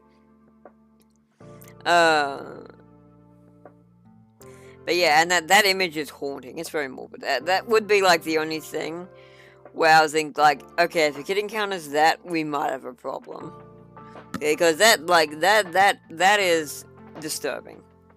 I mean, most kids would probably be like, oh, cool, blood. Like, that was me for real. It's not like there's any, like, there's not any, like, organic matter coming out or anything. It's just blood. And, like, the Kool-Aid blood. So it's probably fine. But it is very macabre. It is very macabre. And that can make people uncomfortable. Mind you, the people I've seen made most uncomfortable by that game over image has been full-ass grown-ass adults. Kids are hardcore, honestly. And of course, teenagers have no problem with this stuff. It's right up their alley. I mean, I'm generalizing here. Obviously, some teenagers would be like, yeah. But I've never heard a teenager get offended by, like, Kool-Aid blood, macabre art. I mean, some of them might be like, oh man, this is edgy. But that would be the end of it. It wouldn't be like an offending thing. I'd just be like, oh yeah, edgy stuff. Fun. Oh man. I feel like I vibe so much better with teenagers than I do fucking adults. Mind you, that might just be because I'm a teenager living in a 36-year-old's fucking body. Who knows? Yeah. Like, I've never, I have I don't think I know anyone my age. Except Sill's about my age. We get on famously. And I think you're about my age. I think you're a bit younger, but not by much. You're like 28, aren't you? I forget. I'm not keeping track. Yeah, fair. Only reason I'm keeping track is because I have to bring it up because of people being like, dude, what are you, like 14? You look so young. Oh, they should see me now. I have a face more bloated than a fucking pufferfish. And I have a big black bruise on each cheek. It's not a good look. And I'm swollen from like ear to ear. But anyway, in my general condition, I do look pretty fucking young. Like when I was at the hospital, they were like, "Wait, this kid is fucking 36." I thought we'd have to do. Oh, cool. That makes it easier. Like I was talking about, like something that that a procedure they had to do if the person was under a certain age, because of like underdeveloped like things, and they're like, oh no, don't worry, dude. She's actually 36. She just looks young. And it's like, oh shit, what? How? That. I thought she was still in like high school. What the fuck? And I'm like, yes, keep flattering me, darlings. Keep the compliments coming. Love it. Love to hear it. No one had any problem telling after the surgery though. Cause boy, I think this is the worst I've looked ever. No teeth, big black bruises on each cheek. Oh. And I've got puffiness everywhere. I look like I've just come out of like boot camp for adults. You look like you just went 20 rounds with I don't know who the fuck's big in boxing, but yeah, me either. I mean, I was just gonna say it looks like I just came out of a fucking a Glaswegian bar, and it did not go well. But yeah. Out of a Glaswegian bar brawl. Honestly, if this is all the injuries I suffered from a Glaswegian bar brawl, I would be gloating. Like, damn. Cause yeah, those things get pretty escalated. But yeah. Like if you ever heard this song, A Warrior's Call by Volbeat? Yeah, that. I mean, I might have heard of it, but not by the name. I only know it by, like, the lyrics and the sound. And I don't feel like listening to anything right now. I'm enjoying my spacewalk. Are you still high? You still high? High on American spirit. I mean, Australian spirit, but yeah. Are you high? No, that's not what I meant. Hang on, let me check. Yes. That's not what I meant. I know. But I'm actually never high, even though I do have cones, but the joke here is that they're those, like, sherbet ice cream cones. I can't eat them right now, though, because my teeth are too shit. Fuck. And I still have, like, 8 of them in the cupboard. I'm very sad. But it's okay, because I have my mum just brings me banana puree, just like, without any like, inkling of like, hey, can you get me some food or anything. We haven't talked until she did that. Like, she is an absolute sweetie. She's so considerate. Unlike me, who is not. Like, not because I don't want to not be considerate, just because it doesn't come naturally to me. I'm very much a self-serving person, kind of goes into my whole thing. I mean, at the end of the day, I am still making games for free, but the reason I'm doing that is because I enjoy it. If I didn't enjoy it, it would never have been done. You're doing it for yourself first, but you're like, why would I just leave it for myself? Everybody else should have it. Have it too. And I don't like sounding pretentious. And I really don't like sounding pretentious because I hate pretentious suckholes. So I'm like, no, this game ain't worth having to be paid for. And besides, I want to share my world. And adding a barrier for entry through a paywall, fuck that. I'll just let people pay for free. Like, who's gonna say no to a free game? Fuck if only I knew. But yeah, that's gonna continue to be my policy as long as I can make it my policy. Cause yeah, I generally just like Yorkshire Pud's Let's Play First Impressions vid and live stream recording that. That was so much fun. I had so much fun with that.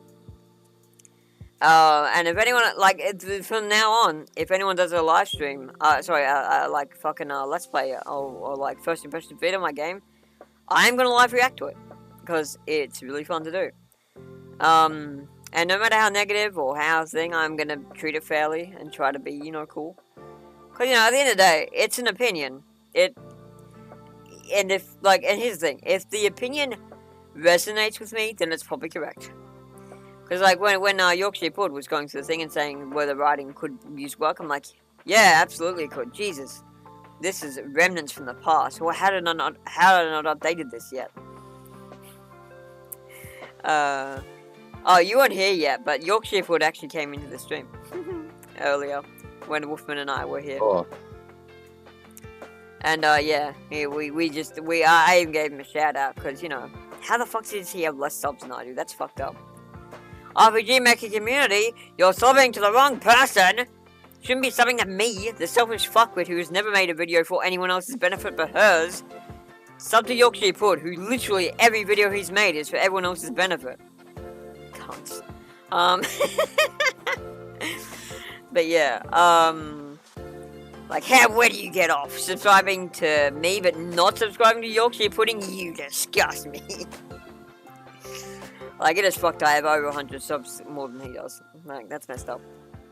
I always think, like, if you're a generous person and you're just doing stuff to give, like, absolutely, you deserve more than people who are something. And, like, it also shouldn't be happening because I cannot market for shit. Like, I am not a good marketer. I've already gone into this.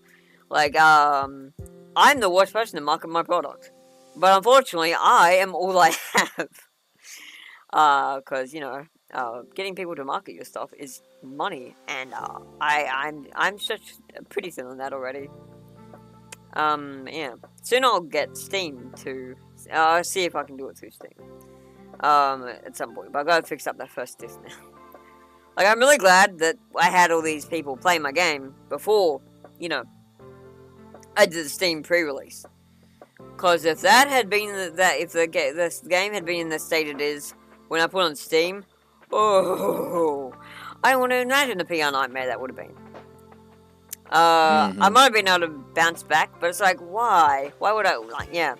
So I'm really glad that, you know, I did this pre-release alpha build for some of my friends.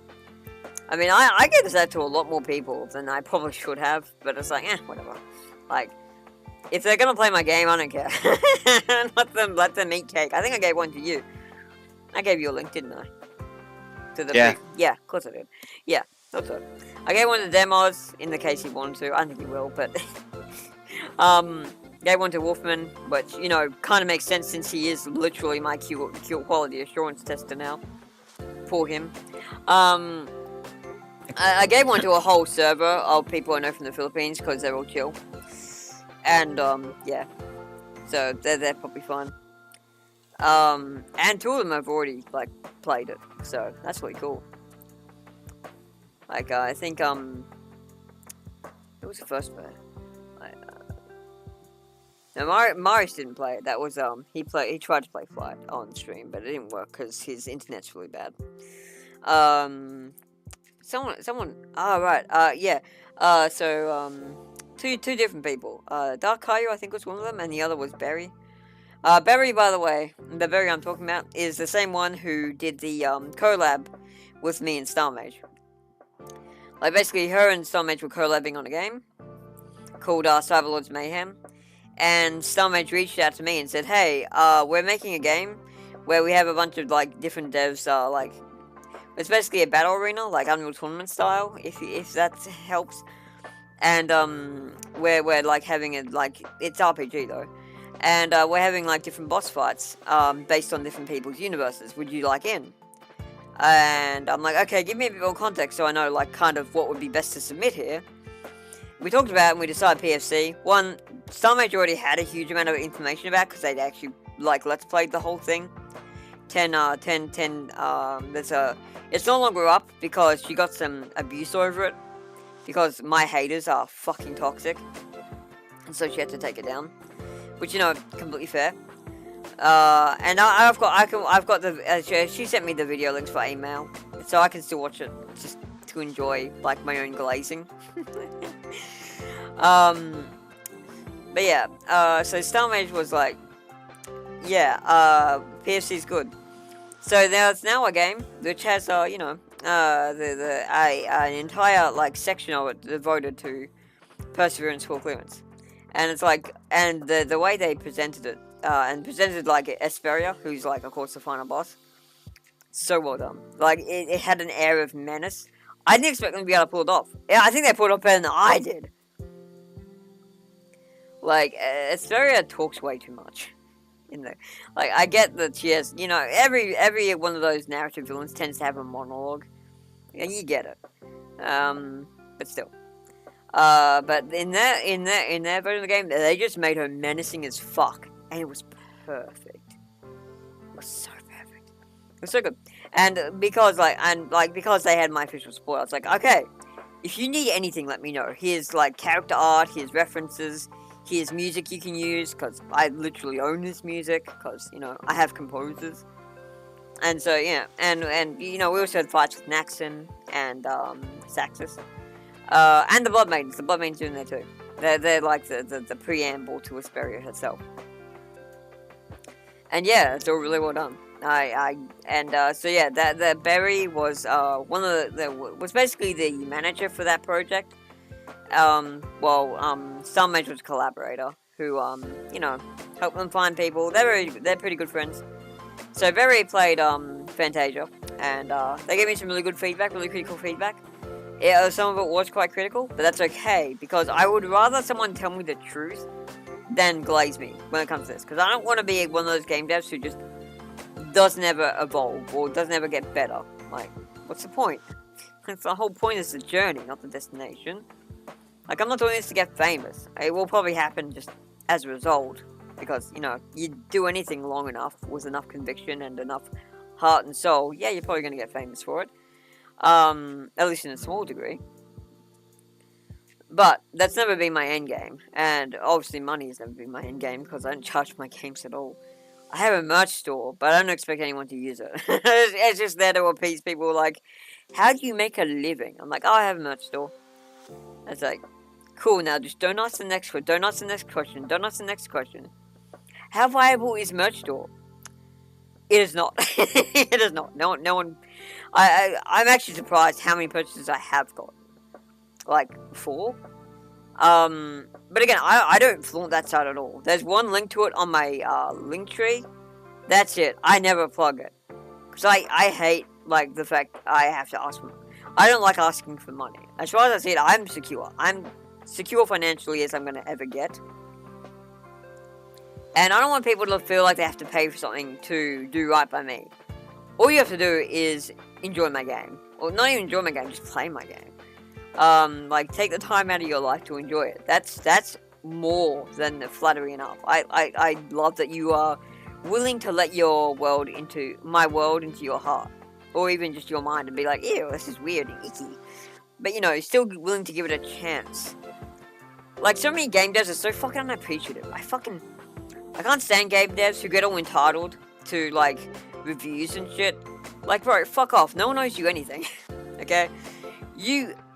Yes, you can have those things and they're nice, but appreciate them. Because if you don't, people are not going to be encouraged to do it again.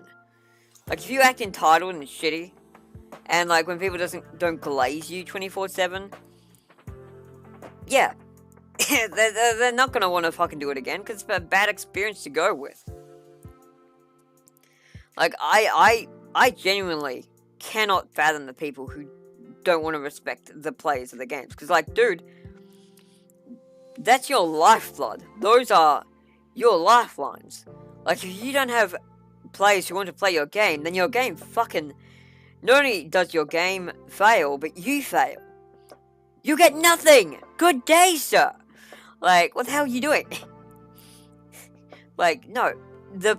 Your players are people you do not want to get on the wrong side of. They hold all the power. As they should. They're the ones you're marketing to. They're the ones, you know, that you're you know. And, like, for me, it's less of an issue even still, because I'm not even, like, asking people to pay for them. But I still want my players to have a good time. Because what the fuck is the point otherwise? Hey, Mr. Beast here. I've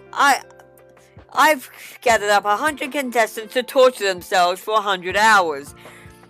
Whoever remains standing gets $1 million. Like, no. That's fucked up.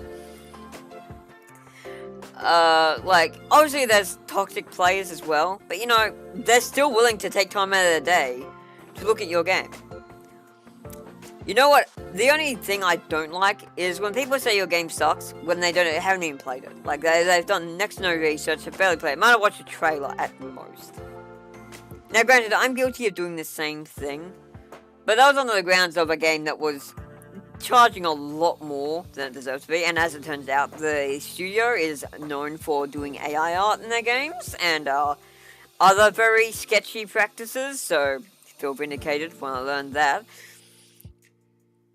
Also their games are just pretty mid at best. From other people who I've heard who have actually bought the games, played them, for the exorbitant $10 by $10 for an RPG Maker game, fuck off.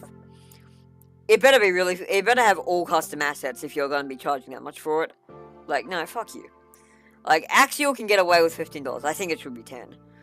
But it's got enough custom assets. The dev does enough of his own work that, yeah, that can justify the $15 price tag, even though I think it's still, like, no, you're not one shot, dude. Fuck off. Yeah. The dev of one shot is asking $15 for this game. And as a bonus, you can get the strategy guide, so you don't have to even play the game for another $5. Ooh. Hello, Utterly Games called. They want their fucking shtick back, but at least he actually makes his own art. I know the guy. I know he does his own art. Like, I've seen his work. And I've seen him working. Like, he definitely does his own art. So, he still gets more respect from me because at least he actually put in the work. And, yeah, he's trying to pay a team. Here's the thing, though. You don't pay a team with the money the game makes, because that can backfire horribly. You pay them when they're working on it. I don't agree with this, like, oh yeah, help me make this game, and if it succeeds, you'll get paid. Like, cool. So basically, if I win, you win. But if I don't win, fuck you, you're going down with me. The artist still put in that work. So, I can't stand people who don't respect artists. Who, you know, do work. And people who treat their artists poorly as well. Iconic Games is a good example of this. Little wonder we switched to AI because all these fucking artists left. Ooh. Yeah, Iconic Gaming. I think, you're still in the RMC chat, aren't you, Amira? Were you there for my whole, like, just destruction of Iconic Gaming? I think he's posted since. Good riddance. Amira? God, have I been talking to myself this whole time? Amira. I forgot I put the stupid microphone up. Okay. Well, at least you all heard that. So, yeah, were you there for this Iconic Games drama I definitely started? I seem to recall something going down, but I didn't catch the context. Well, basically, he was trying to, like, he basically was like, oh yeah, I made this plugin, you guys can use it if you want.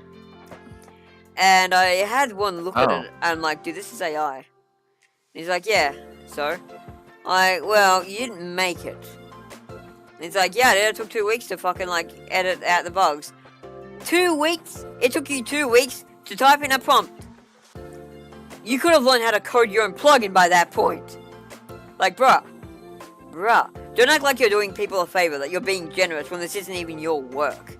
You used a fucking OpenAI program to generate a script for you, and because OpenAI is so fucking stupid, you had to deal with some issues that you could have solved if you just learned to code in the first place and never had to deal with to begin with.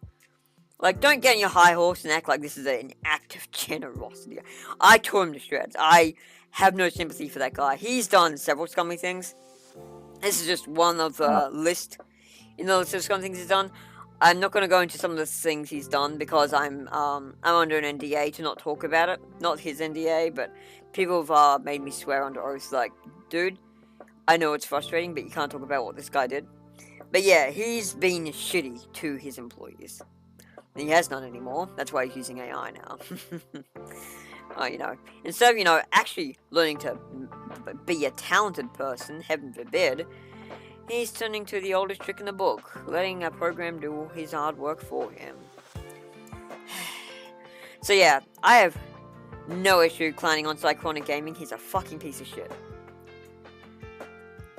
Like, I know people who have had, like, real life, like, trauma brought on them by him. Like, he is fucked. Like, anything I said about Realtron, about fucking Sawyer, about Jeff All Black, minor shit, okay? That's verbal disagreements. This guy is actually horrible. And he's very good at acting, like he's a good person. You know, like Mr. Beast. But yeah, behind closed doors, he's a piece of shit. I've heard several accounts from people who have worked for him on that. A lot of people tell me these things. I don't know why. They trust me with this information. Maybe because they see, like, my actions. Like, a lot of people think, oh yeah, Remi's not gonna keep zipper-lipped about that. She's horrible with confidentiality. Meanwhile, I've been perfectly fucking competent in regards to keeping people's confidentiality, like, thing. I've always protected people, especially if they told me things in confidence. Like, I've had several people who, act as a confidant for me, but say, look, please don't bring my name up because it might have bad consequences for me. I'm like, yeah, don't worry, I won't mention you at all. I might mention an employee of yours, but that'll be the end of it. And, they can never truly be sure of that. But yeah, I generally don't even go that far. But yeah, thankfully, I didn't have to bring up that at all when I was talking about, when I was talking to Psychonic, because he kept digging himself deeper into his own grave. And, fucking Phantom, my friend Phantom, he joined in. He wasn't ganging up on him necessarily. He was just saying, like, look, it's actually, like, illegal, by law now, to not state that you're using AI if you are. So you gotta make sure that, you say AI did this is not my work. Like, yeah. And so yeah, he basically tried to fight a losing battle and eventually just left. Big fucking shocker. I was very mean to him, but that's because I knew how much shit he got up to. And people said, like, Remi, wasn't that a bit, like, extraordinary? Like, wasn't that a bit over the top? I'm like, if you knew what I knew about him, you'd do the same. This is just, like, one of his many crimes I've seen unfold. So, like, don't worry, this animosity does come from somewhere. I can't go into those somewheres because I might breach an NDA or an oath I've made. And I actually respect fucking NDAs, unlike some people in this fucking community. Good job, Realtron. I mean, it's not an NDA, but we basically both agreed we would never, like, talk about this disagreement we had, because it would make us both look bad. But then Realtron just broke his oath immediately a day after when he posted this fucking tier list video, like the fucking idiot he is. I'm like, okay, cool. Here's what happens when you piss me off, bitch. And, we've never spoken since. But yeah. Holy fuck, that was a shit show. But I think Tron burned more bridges than he fucking mended with that whole thing. Like, several people just disassociated with him because it was such a stupid video. I think he was trying to get on the Nikarasu grift, like the Nikarasu drift, the grind set, without realizing that the reason Nikarasu can make it work is because he actually does his fucking research. Whereas real Tron doesn't. He didn't know a fucking thing about me. And people in his stream were saying, while he was saying this, they're like, no, that's not how Remi is. That's, like, she absolutely changes so much. And, like, you're just talking out your ass. And, yeah, he was. And these people weren't even, like, people who would defend me, usually. Like, these are people who don't have a huge, high regard for me. But they're like, no, dude, like, hate Remi all you want. Like, fuck that bitch. But, comma, that's not how she works. Like, even I know her well enough to know she wouldn't, be like that. And, like, he's one of the only people who adamantly still thinks I was behind the initial review bombing waves. Like, pretty much everyone else is like, nah, that's not Remi. She would put her name on it. And then when I found out, I did. And they're like, okay, yeah, that's Remi. That's fucking Remi. It's horrible, but that's her. Like, she doesn't hide who she is. She knows she's toxic, and she makes a thing out of it. Like, she doesn't see it as a bad thing. Maybe she should, but, at the end of the day, it means she can't be implicated for this. She's not gonna hide behind aliases. She doesn't fucking have to. Like, her fan base already knows she's toxic. And as far as my fan base sees it, I'm just toxic to the people who aren't great. Because, again, like, people who I'm disrespectful to are usually pretty disrespectful to begin with. They put up a front of being caring individuals, bloody blah, this whole shit again. But they're incredibly insecure, and will get triggered by basically anything I say just because I don't agree with them. And, yeah, Tron came at me. Like, everything about that Tron debacle, that was started by Tron. He asked me, hey, can I DM you? I want to talk to you about your trailer. I'm like, yeah, sure. I was open to, criticism. Until I realized that this had nothing to do with my trailer or my games. This was a beef. Because apparently, some of his friends didn't like that I was in the chat that they were in, and they wanted me out. And they were like, hey, Tron, can you help, like... So, yeah. This was never about my games. It was never about any of that. And instead of, just saying, hey, can I talk to you? And making it about what the topic actually fucking was, he did this whole pompous routine where he, like, tried to criticize my voice actors and blah, blah, blah, blah, blah. And, just got so many things, so many bad takes, so many bad faith takes. Obviously, he had no idea what he was talking about, which is hilarious for someone who thinks he's so fucking, big in on, the voice acting industry. Like, that's just one selling point for his game. It's like, it has good voice acting. It's like, congrats. Why are you still using sample maps, though? I'm not even joking. Like, if it's just one or two, fine. But I think just about every map I saw of his game when I was watching a stream that Phoenix was doing, I kept quiet for the most part in the stream. I mostly just brought up that, dude, are these just sample maps from First Seed Material demos? He didn't deny it. And I looked later, I'm like, oh my god. Dude, you can't even make your own maps? You already have artists. You already have an artist. You already have a fucking, voice actor cast. Are you doing any actual work on this game? I mean, beyond writing, I guess? Couldn't even be sure that's his. Like, I do all the writing in my games. All the eventing, all the writing, all the onboard system game management stuff, that's all my work. And that's a lot of it. I also have to make the work orders for my, thing. I have to make sure they're detailed enough so they get the right idea, they know what I want. I usually have to draw art of the characters I want art for before I can ask for a commission for it, because otherwise, like... They're not paid to be concept artists. That's Demo's job. So yeah, either I'll make the art myself, or I'll be like, hey, Demos, I need some contests because I don't have any ideas, and that's where he fills in. That's what his job is. That's the job of the Waking Winter. So yeah, and yeah, that's like, I have plenty of work to do, and I enjoy the fact that I have so much work to do, because I like working. You guys have seen how hard I go. I make all my maps, for the most part. There are only 2 sample maps in my entire game, also from the first material. Sorry, 2 or 3. Maybe 3. Anyway, and all of them are just for one zone, the Madman's Ascent on Zendikoma. And that was more just because of a time thing. Okay. And they were already perfect matches. I did some edits as well. Not huge ones, but just added bridges and stuff. I'm like, look, it's 3 maps in a game with over 200 maps. So, I'll allow it. I can justify that. Because, holy shit, this game's already massive. So, and it's not like it's illegal to do that. It just looks very lazy. But again, like 3 maps amongst a game with over 200 maps, yeah, I think I can get away with it. So yeah.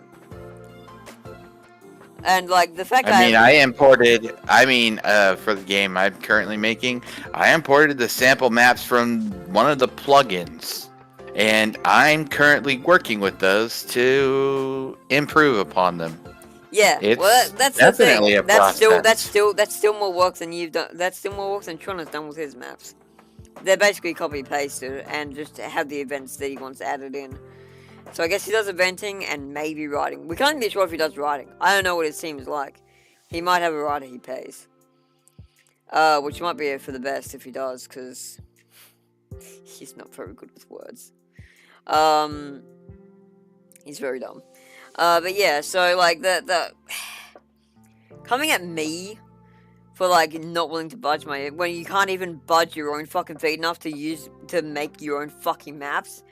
Like, dude, people who live in glass houses should probably reconsider throwing stones. Just saying. But again, it was never about my game. It was never about any of that. He just wanted to make it that because he knew that was one way to get my attention. Like, people have had personal beefs with me before, and I'm like, yeah, that's cute, you don't like me. Primo facto friendo, no one fucking cares what you think. And if they do, I don't care what they think. And you shouldn't either. And if you do, then why should I be friends with you? Like, what's the point? If you're just gonna start out not liking me, when you don't even fucking know me, when you're so obviously unwilling to know my character that you think I'm a pathological liar. Like, dude, say what you will, but I am a blunt as fuck person. I don't hide anything. I'm too lazy to lie. I'm not too smart to lie, I'm too lazy to lie. Like, I couldn't be fucked. And like, making a web of lies is fucking stupid. And if I don't want to tell someone something, I just say, I don't want to tell you that. Like, that's not for you to know. I'm gonna admit that. Fuck. Like, you don't know that. Like, you don't get to know that. Who the fuck are you, my dad? It's like, hey, Remy, where do you live? It's like, no, go fuck yourself. I live in your mum. But yeah. It's like, that's actually what that should be my response. Like, where do you live? It's like, your mum. It's really comfy in here. It's like, dude, what the fuck do you expect? Like, you want me to dox myself for you? Go fuck yourself. Not even my best friends know I live. Hey, Mirror, where do I live? Somewhere in Queensland, I guess. Exactly. He doesn't even know what city I live in. And I'm pretty public with what city I live in. But it's a city with, like, over 3 million people. So, good fucking luck. So yeah, like, no one on the internet. I mean, if I were to go visit the city you lived in, and if I were to walk by you, I would know because yeah, you absolutely would. You have a distinct look. You do have a distinct look. And, I do have a distinct look, and I usually have my scarf on. I usually have my starry scarf on. And of course, if you were to be outside right now in your condition, yeah, I would recognize it. Yeah, well, I'm afraid that's only gonna last for 2 weeks. By which I mean I'm overjoyed it's only gonna last for 2 weeks or so. I really hope it does. I really hope it heals and doesn't leave like any lasting scars or anything. No, they're just bruises. They're not gonna leave scars. It's not like they cut open an area. If it were to have scarring, it would have to actually be an incision. This wasn't. This is just where they held the clamps, so they could pull my teeth out. They didn't do any incisions. Well, I did in my mouth, but you're not gonna see those on the surface. Like. Oh. And the mouth gets scarred all the time. The thing is, gums are very good at regenerating, so they're not gonna get scarred. That's a good thing. Yeah, it really is the best thing. Well, you gotta realize the mouth is where foreign objects enter body willingly. So, and keep in mind, what we used to eat was a lot more, a lot less, safe than what we eat nowadays. Like, you know, we used to eat like animals, and we had no idea what we were getting. Could have had, like, you know, big fucking. So yeah, and our mouths are one of the most sensitive parts of our body, and also one of the dirtiest. So our evolution was like, okay, we need to make sure this place is sanitized and regenerates quickly because we need it to survive. Because, you know, gotta eat. So yeah, it would be hellish if we had a mouth that didn't heal quickly and didn't heal like in a way that was easy to keep, you know, sterile. Are you still streaming to YouTube? Because you gotta be careful how you word that. You gotta be careful how you word these things. Whatever. Lest you get the entire stream taken offline. I mean, it's a social stream. It wouldn't be the biggest loss anyway.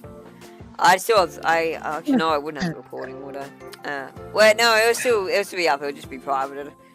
They'd be like, yeah, we put on private because you said a funny thing that we didn't agree with because no. That's it. I've said far worse things than what I just said, and I've never had a stream like taken off. I've had, well, not for that. Never for anything I said. It's always been fucking music. One time it was for Final Space music. And one time I think it was for something by Smash Mouth. I forget. So I was making a parody, and so I played now Smash you're Mouth. an all-star. Yeah, that one. That very one. I'm not the sharpest tool in the shed. And it's like, God, fuck. The most milquetoast fucking rock band ever. Like 90s ass milquetoast rock band. That is Smash Mouth's legacy. Fuck. I don't know. I think their actual one-hit wonder wasn't All-Star. It was Walking on the Sun. That was I think that's their best song. Oh, I would never say All-Star was their best song. It was their memeiest song. That song was a meme sensation. That's why everyone's like, whenever anyone thinks Smash Mouth, they're like, oh yeah, the guys who made All-Star. I've never even heard Walking on the Sun. Probably. So, yeah. But like, the only exposure I've had to Smash Mouth has been because of memes. I don't watch shitty fucking rock bands. I have this crazy thing called taste. But yeah. But yeah, that was a joke. I mean, I don't care for Smash Mouth, but I don't hate it either. I think for the time it worked because it was like an easy generation to pander to. And, you know, Nickelback did the same thing, and I hate them far more than I hate Smash Mouth. Mostly because the lead singer's a fuckwit. And also I hate his voice. What? And he's also dead. Cool. In the end, I guess it didn't even matter. No, I was Linkin Park, but yeah. Fucking Nickelback. God. No, I actually enjoyed Linkin Park. I mean, it was very much like... It was very much the evanescence of the 90s or 2000s. But yeah. Linkin Park? Yeah, Linkin Park. The song well, one of the songs they made was in the end it didn't even matter, and the guy who literally said that died, and everyone, like day one was like, I guess in the end it didn't even matter, and everyone's like, dude, too soon. I was doing it. Like, man, the poor guy is like, actually, he probably would have enjoyed it. He probably would have enjoyed the comedy of it, knowing him. But yeah, it's like, man, fuck, I love my fans. I don't know the guy. But yeah, I know if I had that happen, I'd be like, damn, sweet, what a way to go. I'm happy. One day, I don't know why. It doesn't even matter how hard I try. Yeah, that one. And like a lot of people in these who are releasing these rock bands do usually have depression issues, because kind of goes hand in hand. So whenever like a famous rock musician or a famous rock singer off themselves, I'm like, tragic, but I'm not particularly surprised, because they're hanging with the right crowd. It's like stand-up comics, because generally speaking, comedians make people laugh, so they can laugh too. Like, it's very much a therapeutic thing for them. They're usually very depressed and traumatized people, deep down. I am not a comedian, but I'm 2 steps away from people thinking I'm one.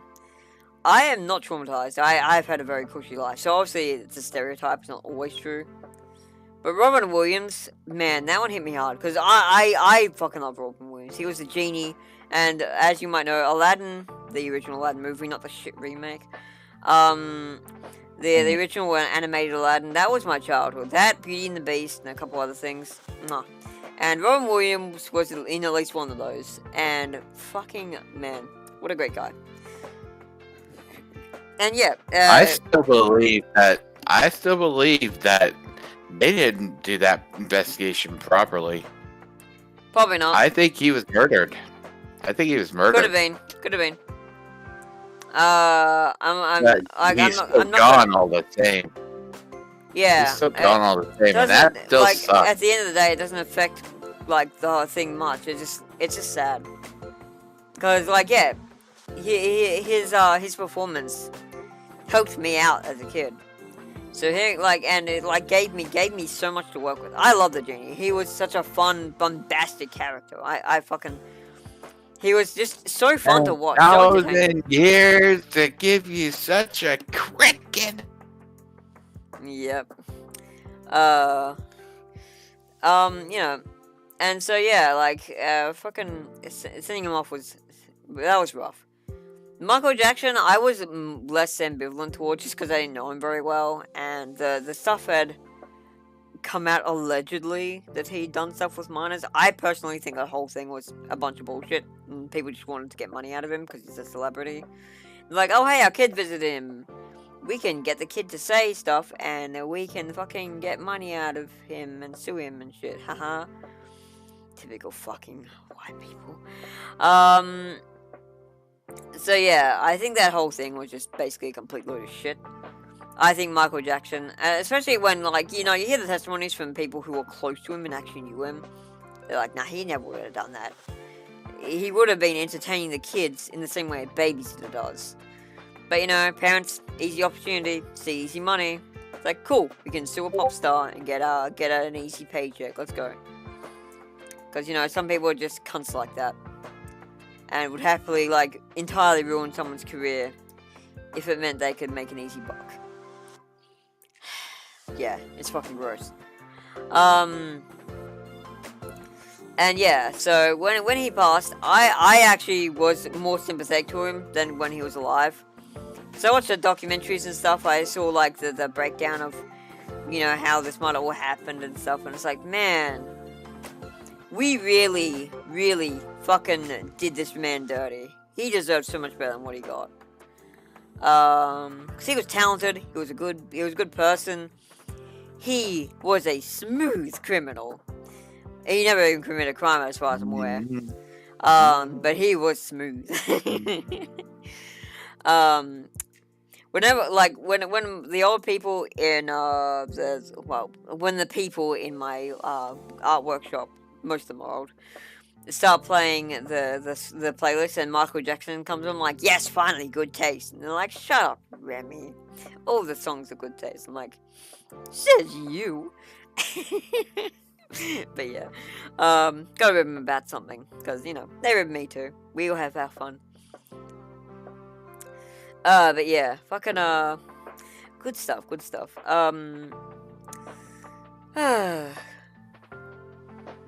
Yeah. What was the other one? Oh, no, this didn't happen yet. But like, one time, I got baited by this post that said Morgan Freeman had passed away. I'm like, no, say it isn't so. I want to, no. Fuck off. No, we can't lose Alfred. Not Alfred, fuck. That's a different guy. Fuck. We can't lose Red. We can't lose fucking all the famous characters he's played. We can't lose God. He's God. He's literally God. Fuck off. We can't lose him. He's immortal. He can't die. And then everyone's like, dude, you are the worst. This didn't happen. And yeah, it was a complete bunch of bullshit. I'm like, oh, thank fuck. My heart couldn't take it.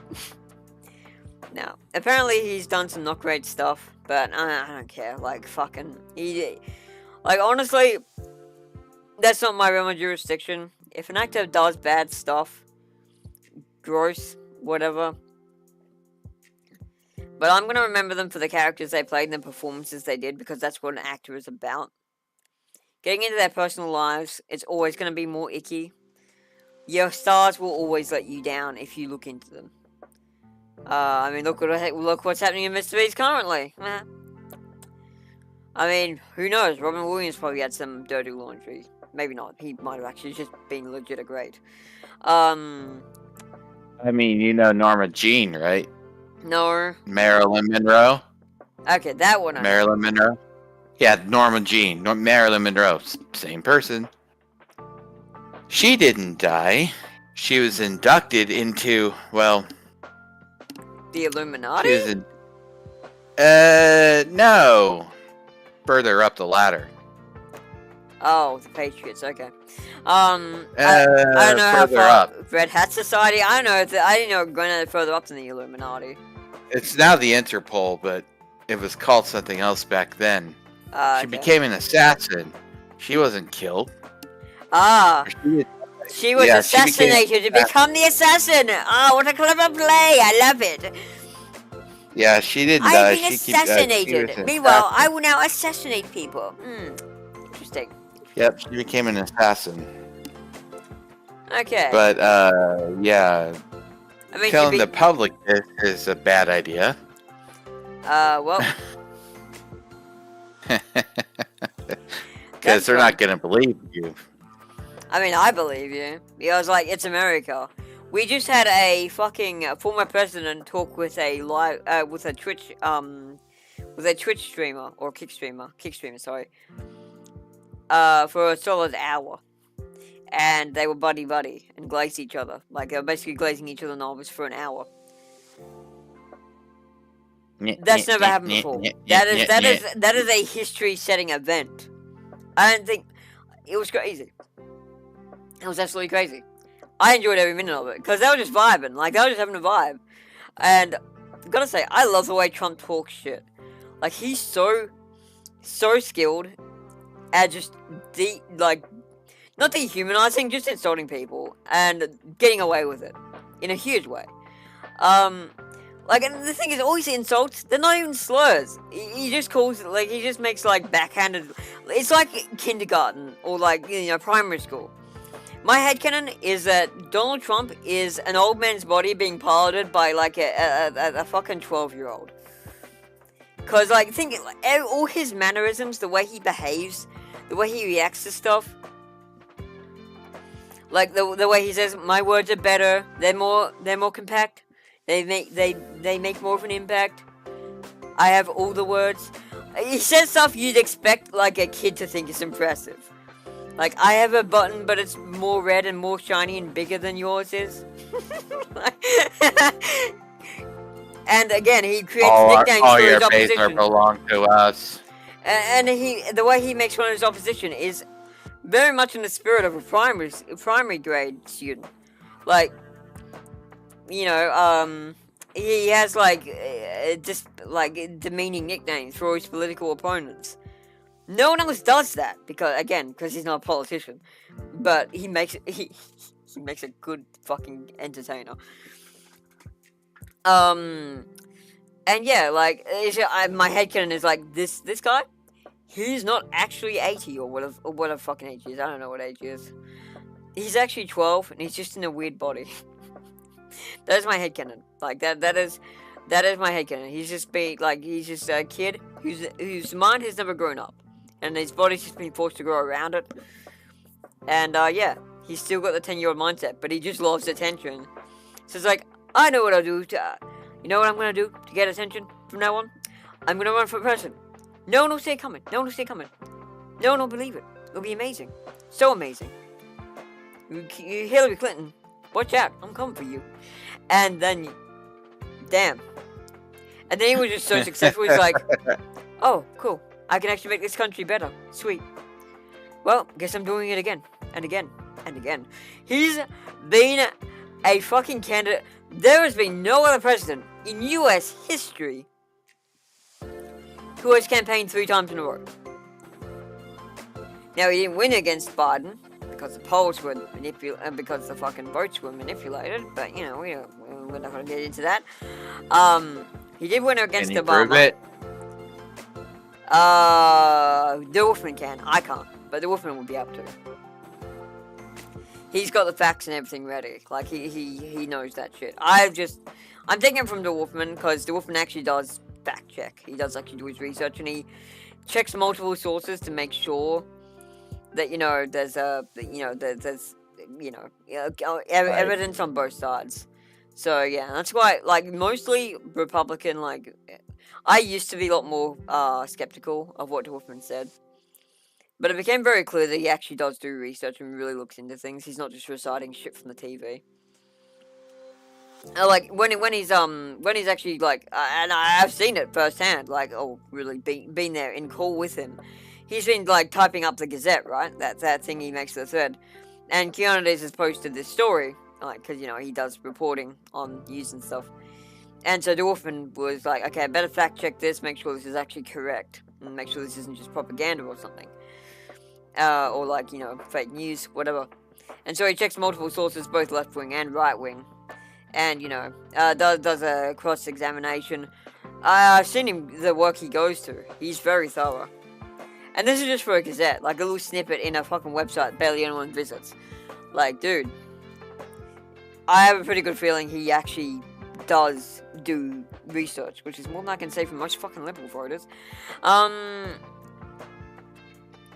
Like, I'm neither. Yeah, I know. And I don't have to be either. I live in Australia. That's not my problem. I am not a liberal voter in Australia because our Labour Party is basically Republican, but much better. Yeah, I've seen your Republican Party. It's lame. Okay.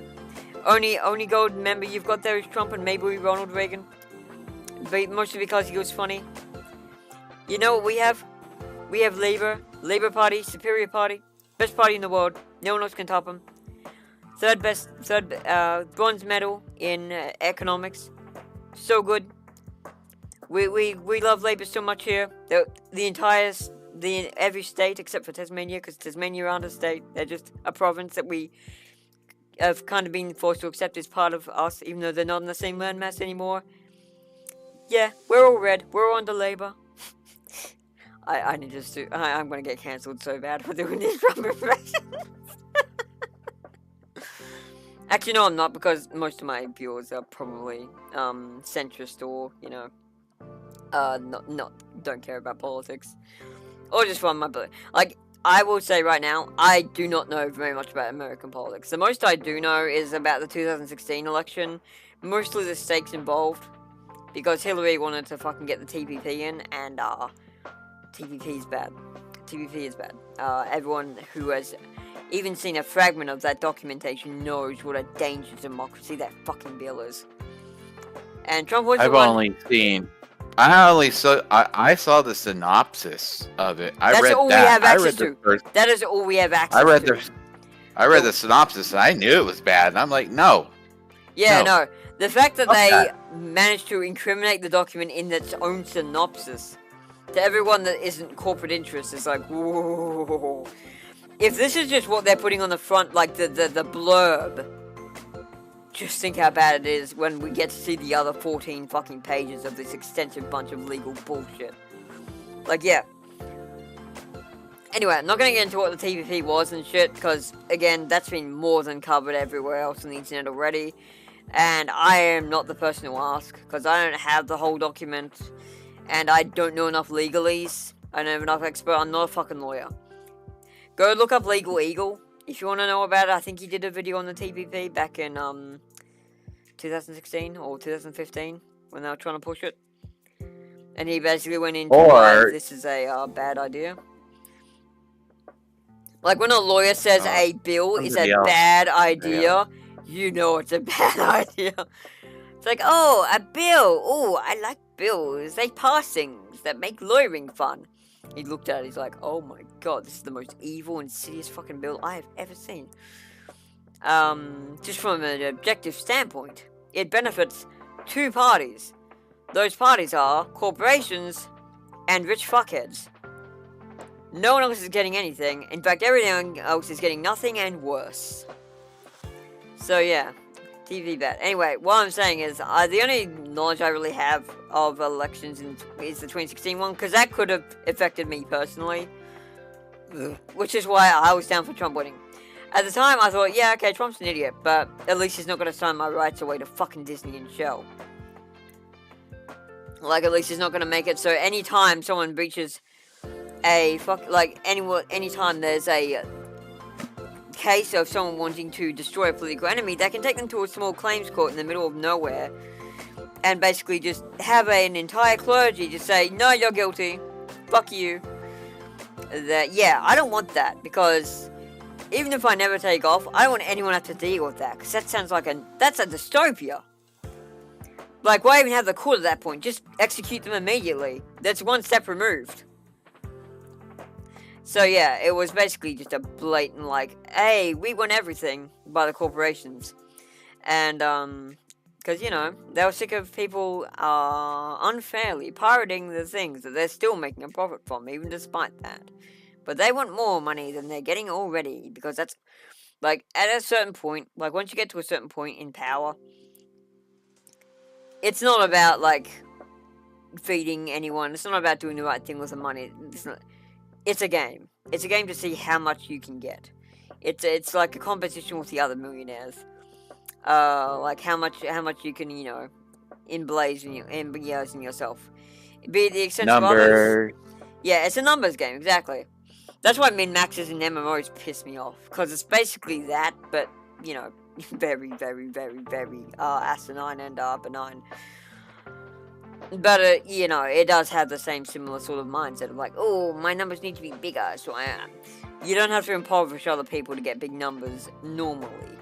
Now, there are people who definitely do that. Toxic fuckwits. But that affects one person, and generally speaking, if you're too bad, you're just going to get removed from the game. Because we have things called EULAs, or end-user license agreements, that make sure that you have to be respectable as a human being enough that if you are, and basically if you agree to the EULA, or end-user license agreement, and you know, min-maxing is not against EULA, but bringing personal harm, be it verbal or, you know, non-verbal, against, you know, people who either work at the company who made the game, or people who are playing the game made by the devs, then that is a breach of the end-user license agreement if reported, and, you know, that can end in either a suspension or a full-blown ban. So, yeah. Unfortunately, in the world of big money, we don't have a watchdog for those people. So, they basically can just be corrupt infinitely, with no one who can really stop them. except, you know, the people who make the rules, aka the people who decide what bills get passed and which don't. And that is where Trump was a saving grace, because he immediately vetoed the TPP. He's like, this bill's fucking terrible idea, not doing it. Because, you know, it would have affected him too. Because, yeah, he's big business, but he's not in the people who would have been, like, eligible to bankroll the TPP. And also, he fucking hates Disney. Well, rather, he doesn't like Bob Iger, I don't think, so, I mean, who does? So he's like, yeah, no, this ain't happening. He's also not a fan of Big Pharma either. He's shown very anti-establishment views in the past, which, you know, fair. I mean, that's more based than fucking Hillary was, who would just basically say whatever people told her to, or Sleepy Joe. I've been using his own. That's what I mean. I'm fucking started using like the nicknames now, and like you can see, they're not harmful. It's like Sleepy. Oh wow, such an insult. It's a character assassination gimmick. But like, everyone who's like, hey, he's a sexist, he's a racist. Well, no, I think it's just a kindergarten. he just insults people. I've never seen him call anyone like an N-word, or, you know, a faggot, or, you know, I've never seen him use those words in vain. And, you know, if he did, well, correct me if I'm wrong. But, I don't think he's ever said, his demographic have, you know, he has a demographic, they're not great people, some of them are very extremist, but you also have that in the left, and they're probably worse. You know what I've never seen the Republicans do? Cheer on a assassin who tried to shoot a political candidate. Like, are you fucking insane? Some people are just too terminally online. I think if it had happened the other way around, there probably would have been one or two people in Trump's pen who might have done that. But yeah, the whole fucking it just shouldn't be happening. Like, you should never be cheering someone on to kill someone. I don't care what you think of that person. Like, that's inhuman. That's fucked. And like, what a mad lad Trump is, after he had his ear shot, to get up and raise his hand in defiance. Like, yeah, no shit, the crowd started cheering. One, they're already his political allies to begin with. Two, who wouldn't? I would cheer for that. And I think Trump's an idiot. He's a funny idiot, but he is an idiot. But yeah, I'd be cheering. Like, that's the most hard-boiled, badass thing ever. Like, you don't expect that from a politician. And, again, he's not really a politician. But, it's so fucking funny that, like, man has, like, a fucking legendary, like, charisma. Like, you can argue that he's this, he's that, like, whatever. All the tight shit the liberals use to dehumanize their enemies. At the end of the day, Trump is a funny fucking man, and he's very charismatic. He's very good at talking people down while not being incredibly hateful. Like, he doesn't use words, he doesn't often use words like disgusting or sick or wretched, like the liberals like to use to try and, like, you know, make people's blood boil. He uses words like sleepy or, you know, dumb. Very kindergarten words. That's why, and it's effective. It's so much more effective. Because he's gonna win 2 or 3 elections he's been a substantial candidate in. Like, that's crazy. Oh, damn.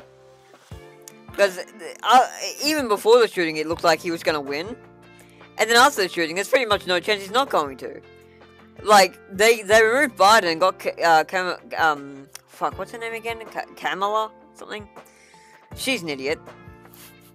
Like, like, as a person who would not have a problem with there being a female prime minister or president, I live in a country where we've had 2 female prime ministers, 2 female people in office. One's been a, actually it's probably more than that, but, yeah, it's been more than that. But we've had a female prime minister. Now, she was a bit of a rat. She was still Labour, so she was ultimately always better than anyone else who was, anyone else in the other party, because she was still looking out for everyday Australians. That's what the Labour Party does, because they're funded by workers' unions, which are made up of workers. What are workers? People who work in Australia. They're sponsored by us, the people, so they have to cater to us, because they don't get votes. They are 100% backed by our money. And I proudly pay tax knowing it supports them. If I was working with a union, I would proudly pay the union fee to support them. Because I love the Labour government. I think that their record shows for itself. We have so many things that people take for granted that we wouldn't have if they weren't ever in office. Like a child support pension, disability pension. I would not be alive. I would be dead if not for the Labour Party. You know what the Liberal Party in our country does? They try to destroy healthcare. They try to destroy Medicare. All these things that cause problems for their sponsors. You know what their sponsors are? The 4 big banks in our country, casinos, and the Minerals Council, aka the fossil fuel industry. Multi-million-dollar companies who don't give a shit about the well-being of other people, in other words. Yeah. And it's the same, I feel like it's pretty similar with the Republicans and the thing. It's not as, like, harshly skewed as that. It's not as easy to pick between one and the other. But the fact that Trump always comes out looking like the better candidate. It's just like, okay. But again, like, the Democrats are, it's not even subtle. They are basically run by the Koch brothers and all the other fucking big league, corporations in that country. And most of those are part of the initial, like, fucking, I don't want to say Patriots, because Patriot means a very different thing now to what it does in that context. Basically, though, the big rich families, like the Kardashians, the Rockefellers, the Rothschilds, there's a couple others. Those are the people who ultimately own America, or want to own America. And they want to get rid of Trump because he poses a threat to the stranglehold they've had in the country for over a century now. 1909, they basically stole America. They stole America's future, they stole the dream. There is no American dream. Anyone who thinks they remember the American dream, you never had it. You might have had an illusion that you had it, but it was never yours. It was destroyed before it could begin, because fuckwit rich people took hold of it, and stole it for themselves, and used it to manipulate the people. That is the unfortunate reality of things, and Trump poses a significant threat to their stranglehold on the country. And that, to me, mwah, beautiful. I love it. There's a reason they tried to get him assassinated. This was not just some fluke of like, oh yeah, well, he's unpopular, so of course someone's going to try to shoot him. No, I'm pretty sure that was orchestrated. We have no proof it's allegedly orchestrated. But the fact that media said that the shooter had no social media accounts, I don't believe you. I'm sorry, I don't believe you. That sounds like complete bullshit. Because of course, they're going to scrub anything that would implicate them as the people who, you know, did that. He was very much, I think, a hitman. Like, it's possible it was just some random fucking gooner who was like, I don't like Trump, sir. But the thing is, it looked very staged. Like, there was a ladder up to the roof. There was a... People knew, before the shooting even happened, that there was a guy out there with a gun. And they tried to tell the Secret Service agents, and they didn't do anything. Oh. So yeah. Yeah, it was very shady. And there's, like, evidence of that.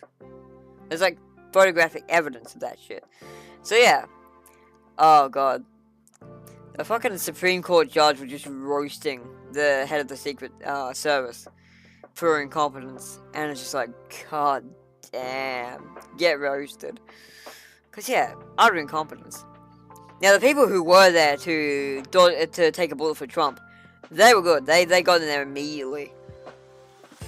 Now, granted, there's nothing I could have done about that first bullet if it actually hit him. Thankfully, Trump turned his head because he's pretty animated in his speeches. So only his ear copped it. But had he not turned his head at that moment, woo! man. Bad day. Bad day. But yeah, so they were good. They immediately got like, shielded him with their bodies.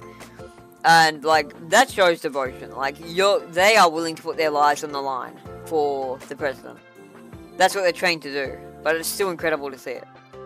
What really impressed me, though, was just the crowd didn't disperse and run. They just stood there with him and tried to figure out where the guy was, so they could, you know, help, you know, pinpoint. They were there to help and, like, not just run. Which shows to me that most of the people who do believe in Trump are actually pretty good people who are not cowards. Meanwhile, on Twitter, we have huge cowards hiding behind anonymity saying, I wish they would have gotten better aim. And it's like, dude, go fucking eat seaweed and choke. Like, I'm not saying kill yourself, you don't deserve that. But at the same time, who the fuck do you think you are? I know who you think you are, but you're not. You're not a fucking sage. You're not a voice of the people. You're a fucking basement-dwelling little coward who has never in their life been able to comprehend a world where you don't have the internet. It's really sad that people like you aren't able to be criticized in the same way that people in real life would be. Because you hold too much power that you do not use responsibly. Like, you can just say shit like this, and I get it, you're desensitized, you've been on the internet, you're terminally online, you probably need some fucking mental help in the touch grass. And I say that as me. I'm not actually terminally online, believe it or not. Most of my time spent online is either streaming. I haven't posted on Twitter in days, because I post game updates there now and then. Sometimes I get a bit of a political debacle for the lols. But mostly, I don't actually interact all that much on Twitter. Because, you know, I have better shit to do, like make games.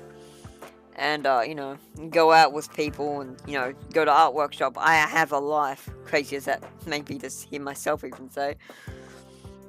It's not a very busy life, but it is a good life. And it's not all about the computer. It's not all about the internet. I do like the internet. But there are definitely some holes to it that, oh, God. Like, seeing that was probably what made me, like, less willing to just post on Twitter in general. Because it's like, I already knew Twitter was a bit of a cesspool, but I'm like, oh, well, it's going to be like that everywhere. But it seems to be particularly, I mean, Reddit, Twitter, like, they're all pretty bad.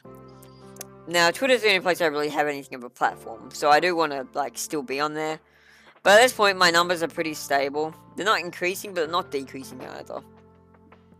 And even if they did start, it's by very few. So just posting at the rate I have been is fun. Also, I'm currently in recovery, so people understand that, you know, I may not be as willing to post and do my usual shit as I am when I'm well. Because, you know, when you go through a surgery, even one that doesn't have a huge amount of, like, life-impacting implications, you definitely do tend to prioritize the stuff that matters. Twitter doesn't matter. I said this before and I say it again. If you're a big shot on Twitter, good for you, but it doesn't mean fucking anything. No one cares. It doesn't matter at all. Like, that whole thing, the moment Twitter dies, like, if Twitter ever dies, you don't mean anything. I've always known this. I've always approached Twitter with it's an expendable medium. Just like all social media. It may not be there forever, so you can't rely solely on it. It just happens to be where I've taken off it all. So currently it is like kind of my social link, in a way. Like it's my marketing platform as much as anything is. But I'm not very good at marketing, and it doesn't really work very well. So for the most part, I just use to communicate with, like, fellow artists, and, you know, also do voice acting audition casting calls. That's really good for. That has been, like, god damn, that's been so good. Like, I try to get people to, like, play my game. It's like game devs will happily audition, But you know, actual gamers like, nah, bro, I've already got a huge backlog. Which, you know, fair. If your life is playing games, you're already gonna have a huge, massive backlog. I respect people's time, and if you don't think the game's gonna appeal to you anyway, like, why bother? Like, you know, it's fine. You got better shit to do. I respect your time. But game devs often do, because, you know, we're learning from each other. I played Earl vs. Mutants, because I wanted to pop up this guy's stuff, because it looked cool. And, you know, we did a collab. I popped up his stuff. He popped up my stuff. And yeah. Collabs like that are pretty common. And, you know, as game devs, we can see the flaws in games immediately, whereas gamers, they may not understand the exact specifics as well, and might say, like, I don't know why I don't like this, but I don't like this. And, you know, that's fine. Like, you're not a quality assurance tester. As long as, you know, you just say what you think, then we can look into it. And if other people have, like, you know, matching responses and can explain it, then cool. We knew you were right. Dope. So, yeah, like, don't feel bad if you can't give me, like, super critical feedback if you're a gamer, because, again, I don't expect that of you. I just want you to play the game and hopefully enjoy it. If you don't enjoy it, let me know why, and if you can't, like, enunciate it, then that's fine. Like, it may not have been for you, who knows. But yeah, like, so there's, yeah. Anyway, what was I talking about? Honestly, let's talk about game dev again, because I don't want to talk about politics as much as I have been. Actually, let's end the stream, because it has been going on a while. This went way longer than I thought. It is now fucking 4:55 p.m. I've been going 7 hours, Jesus. You get me talking, I talk forever. Poor Amira's barely gotten a word in. Anyway, see you later, friendos!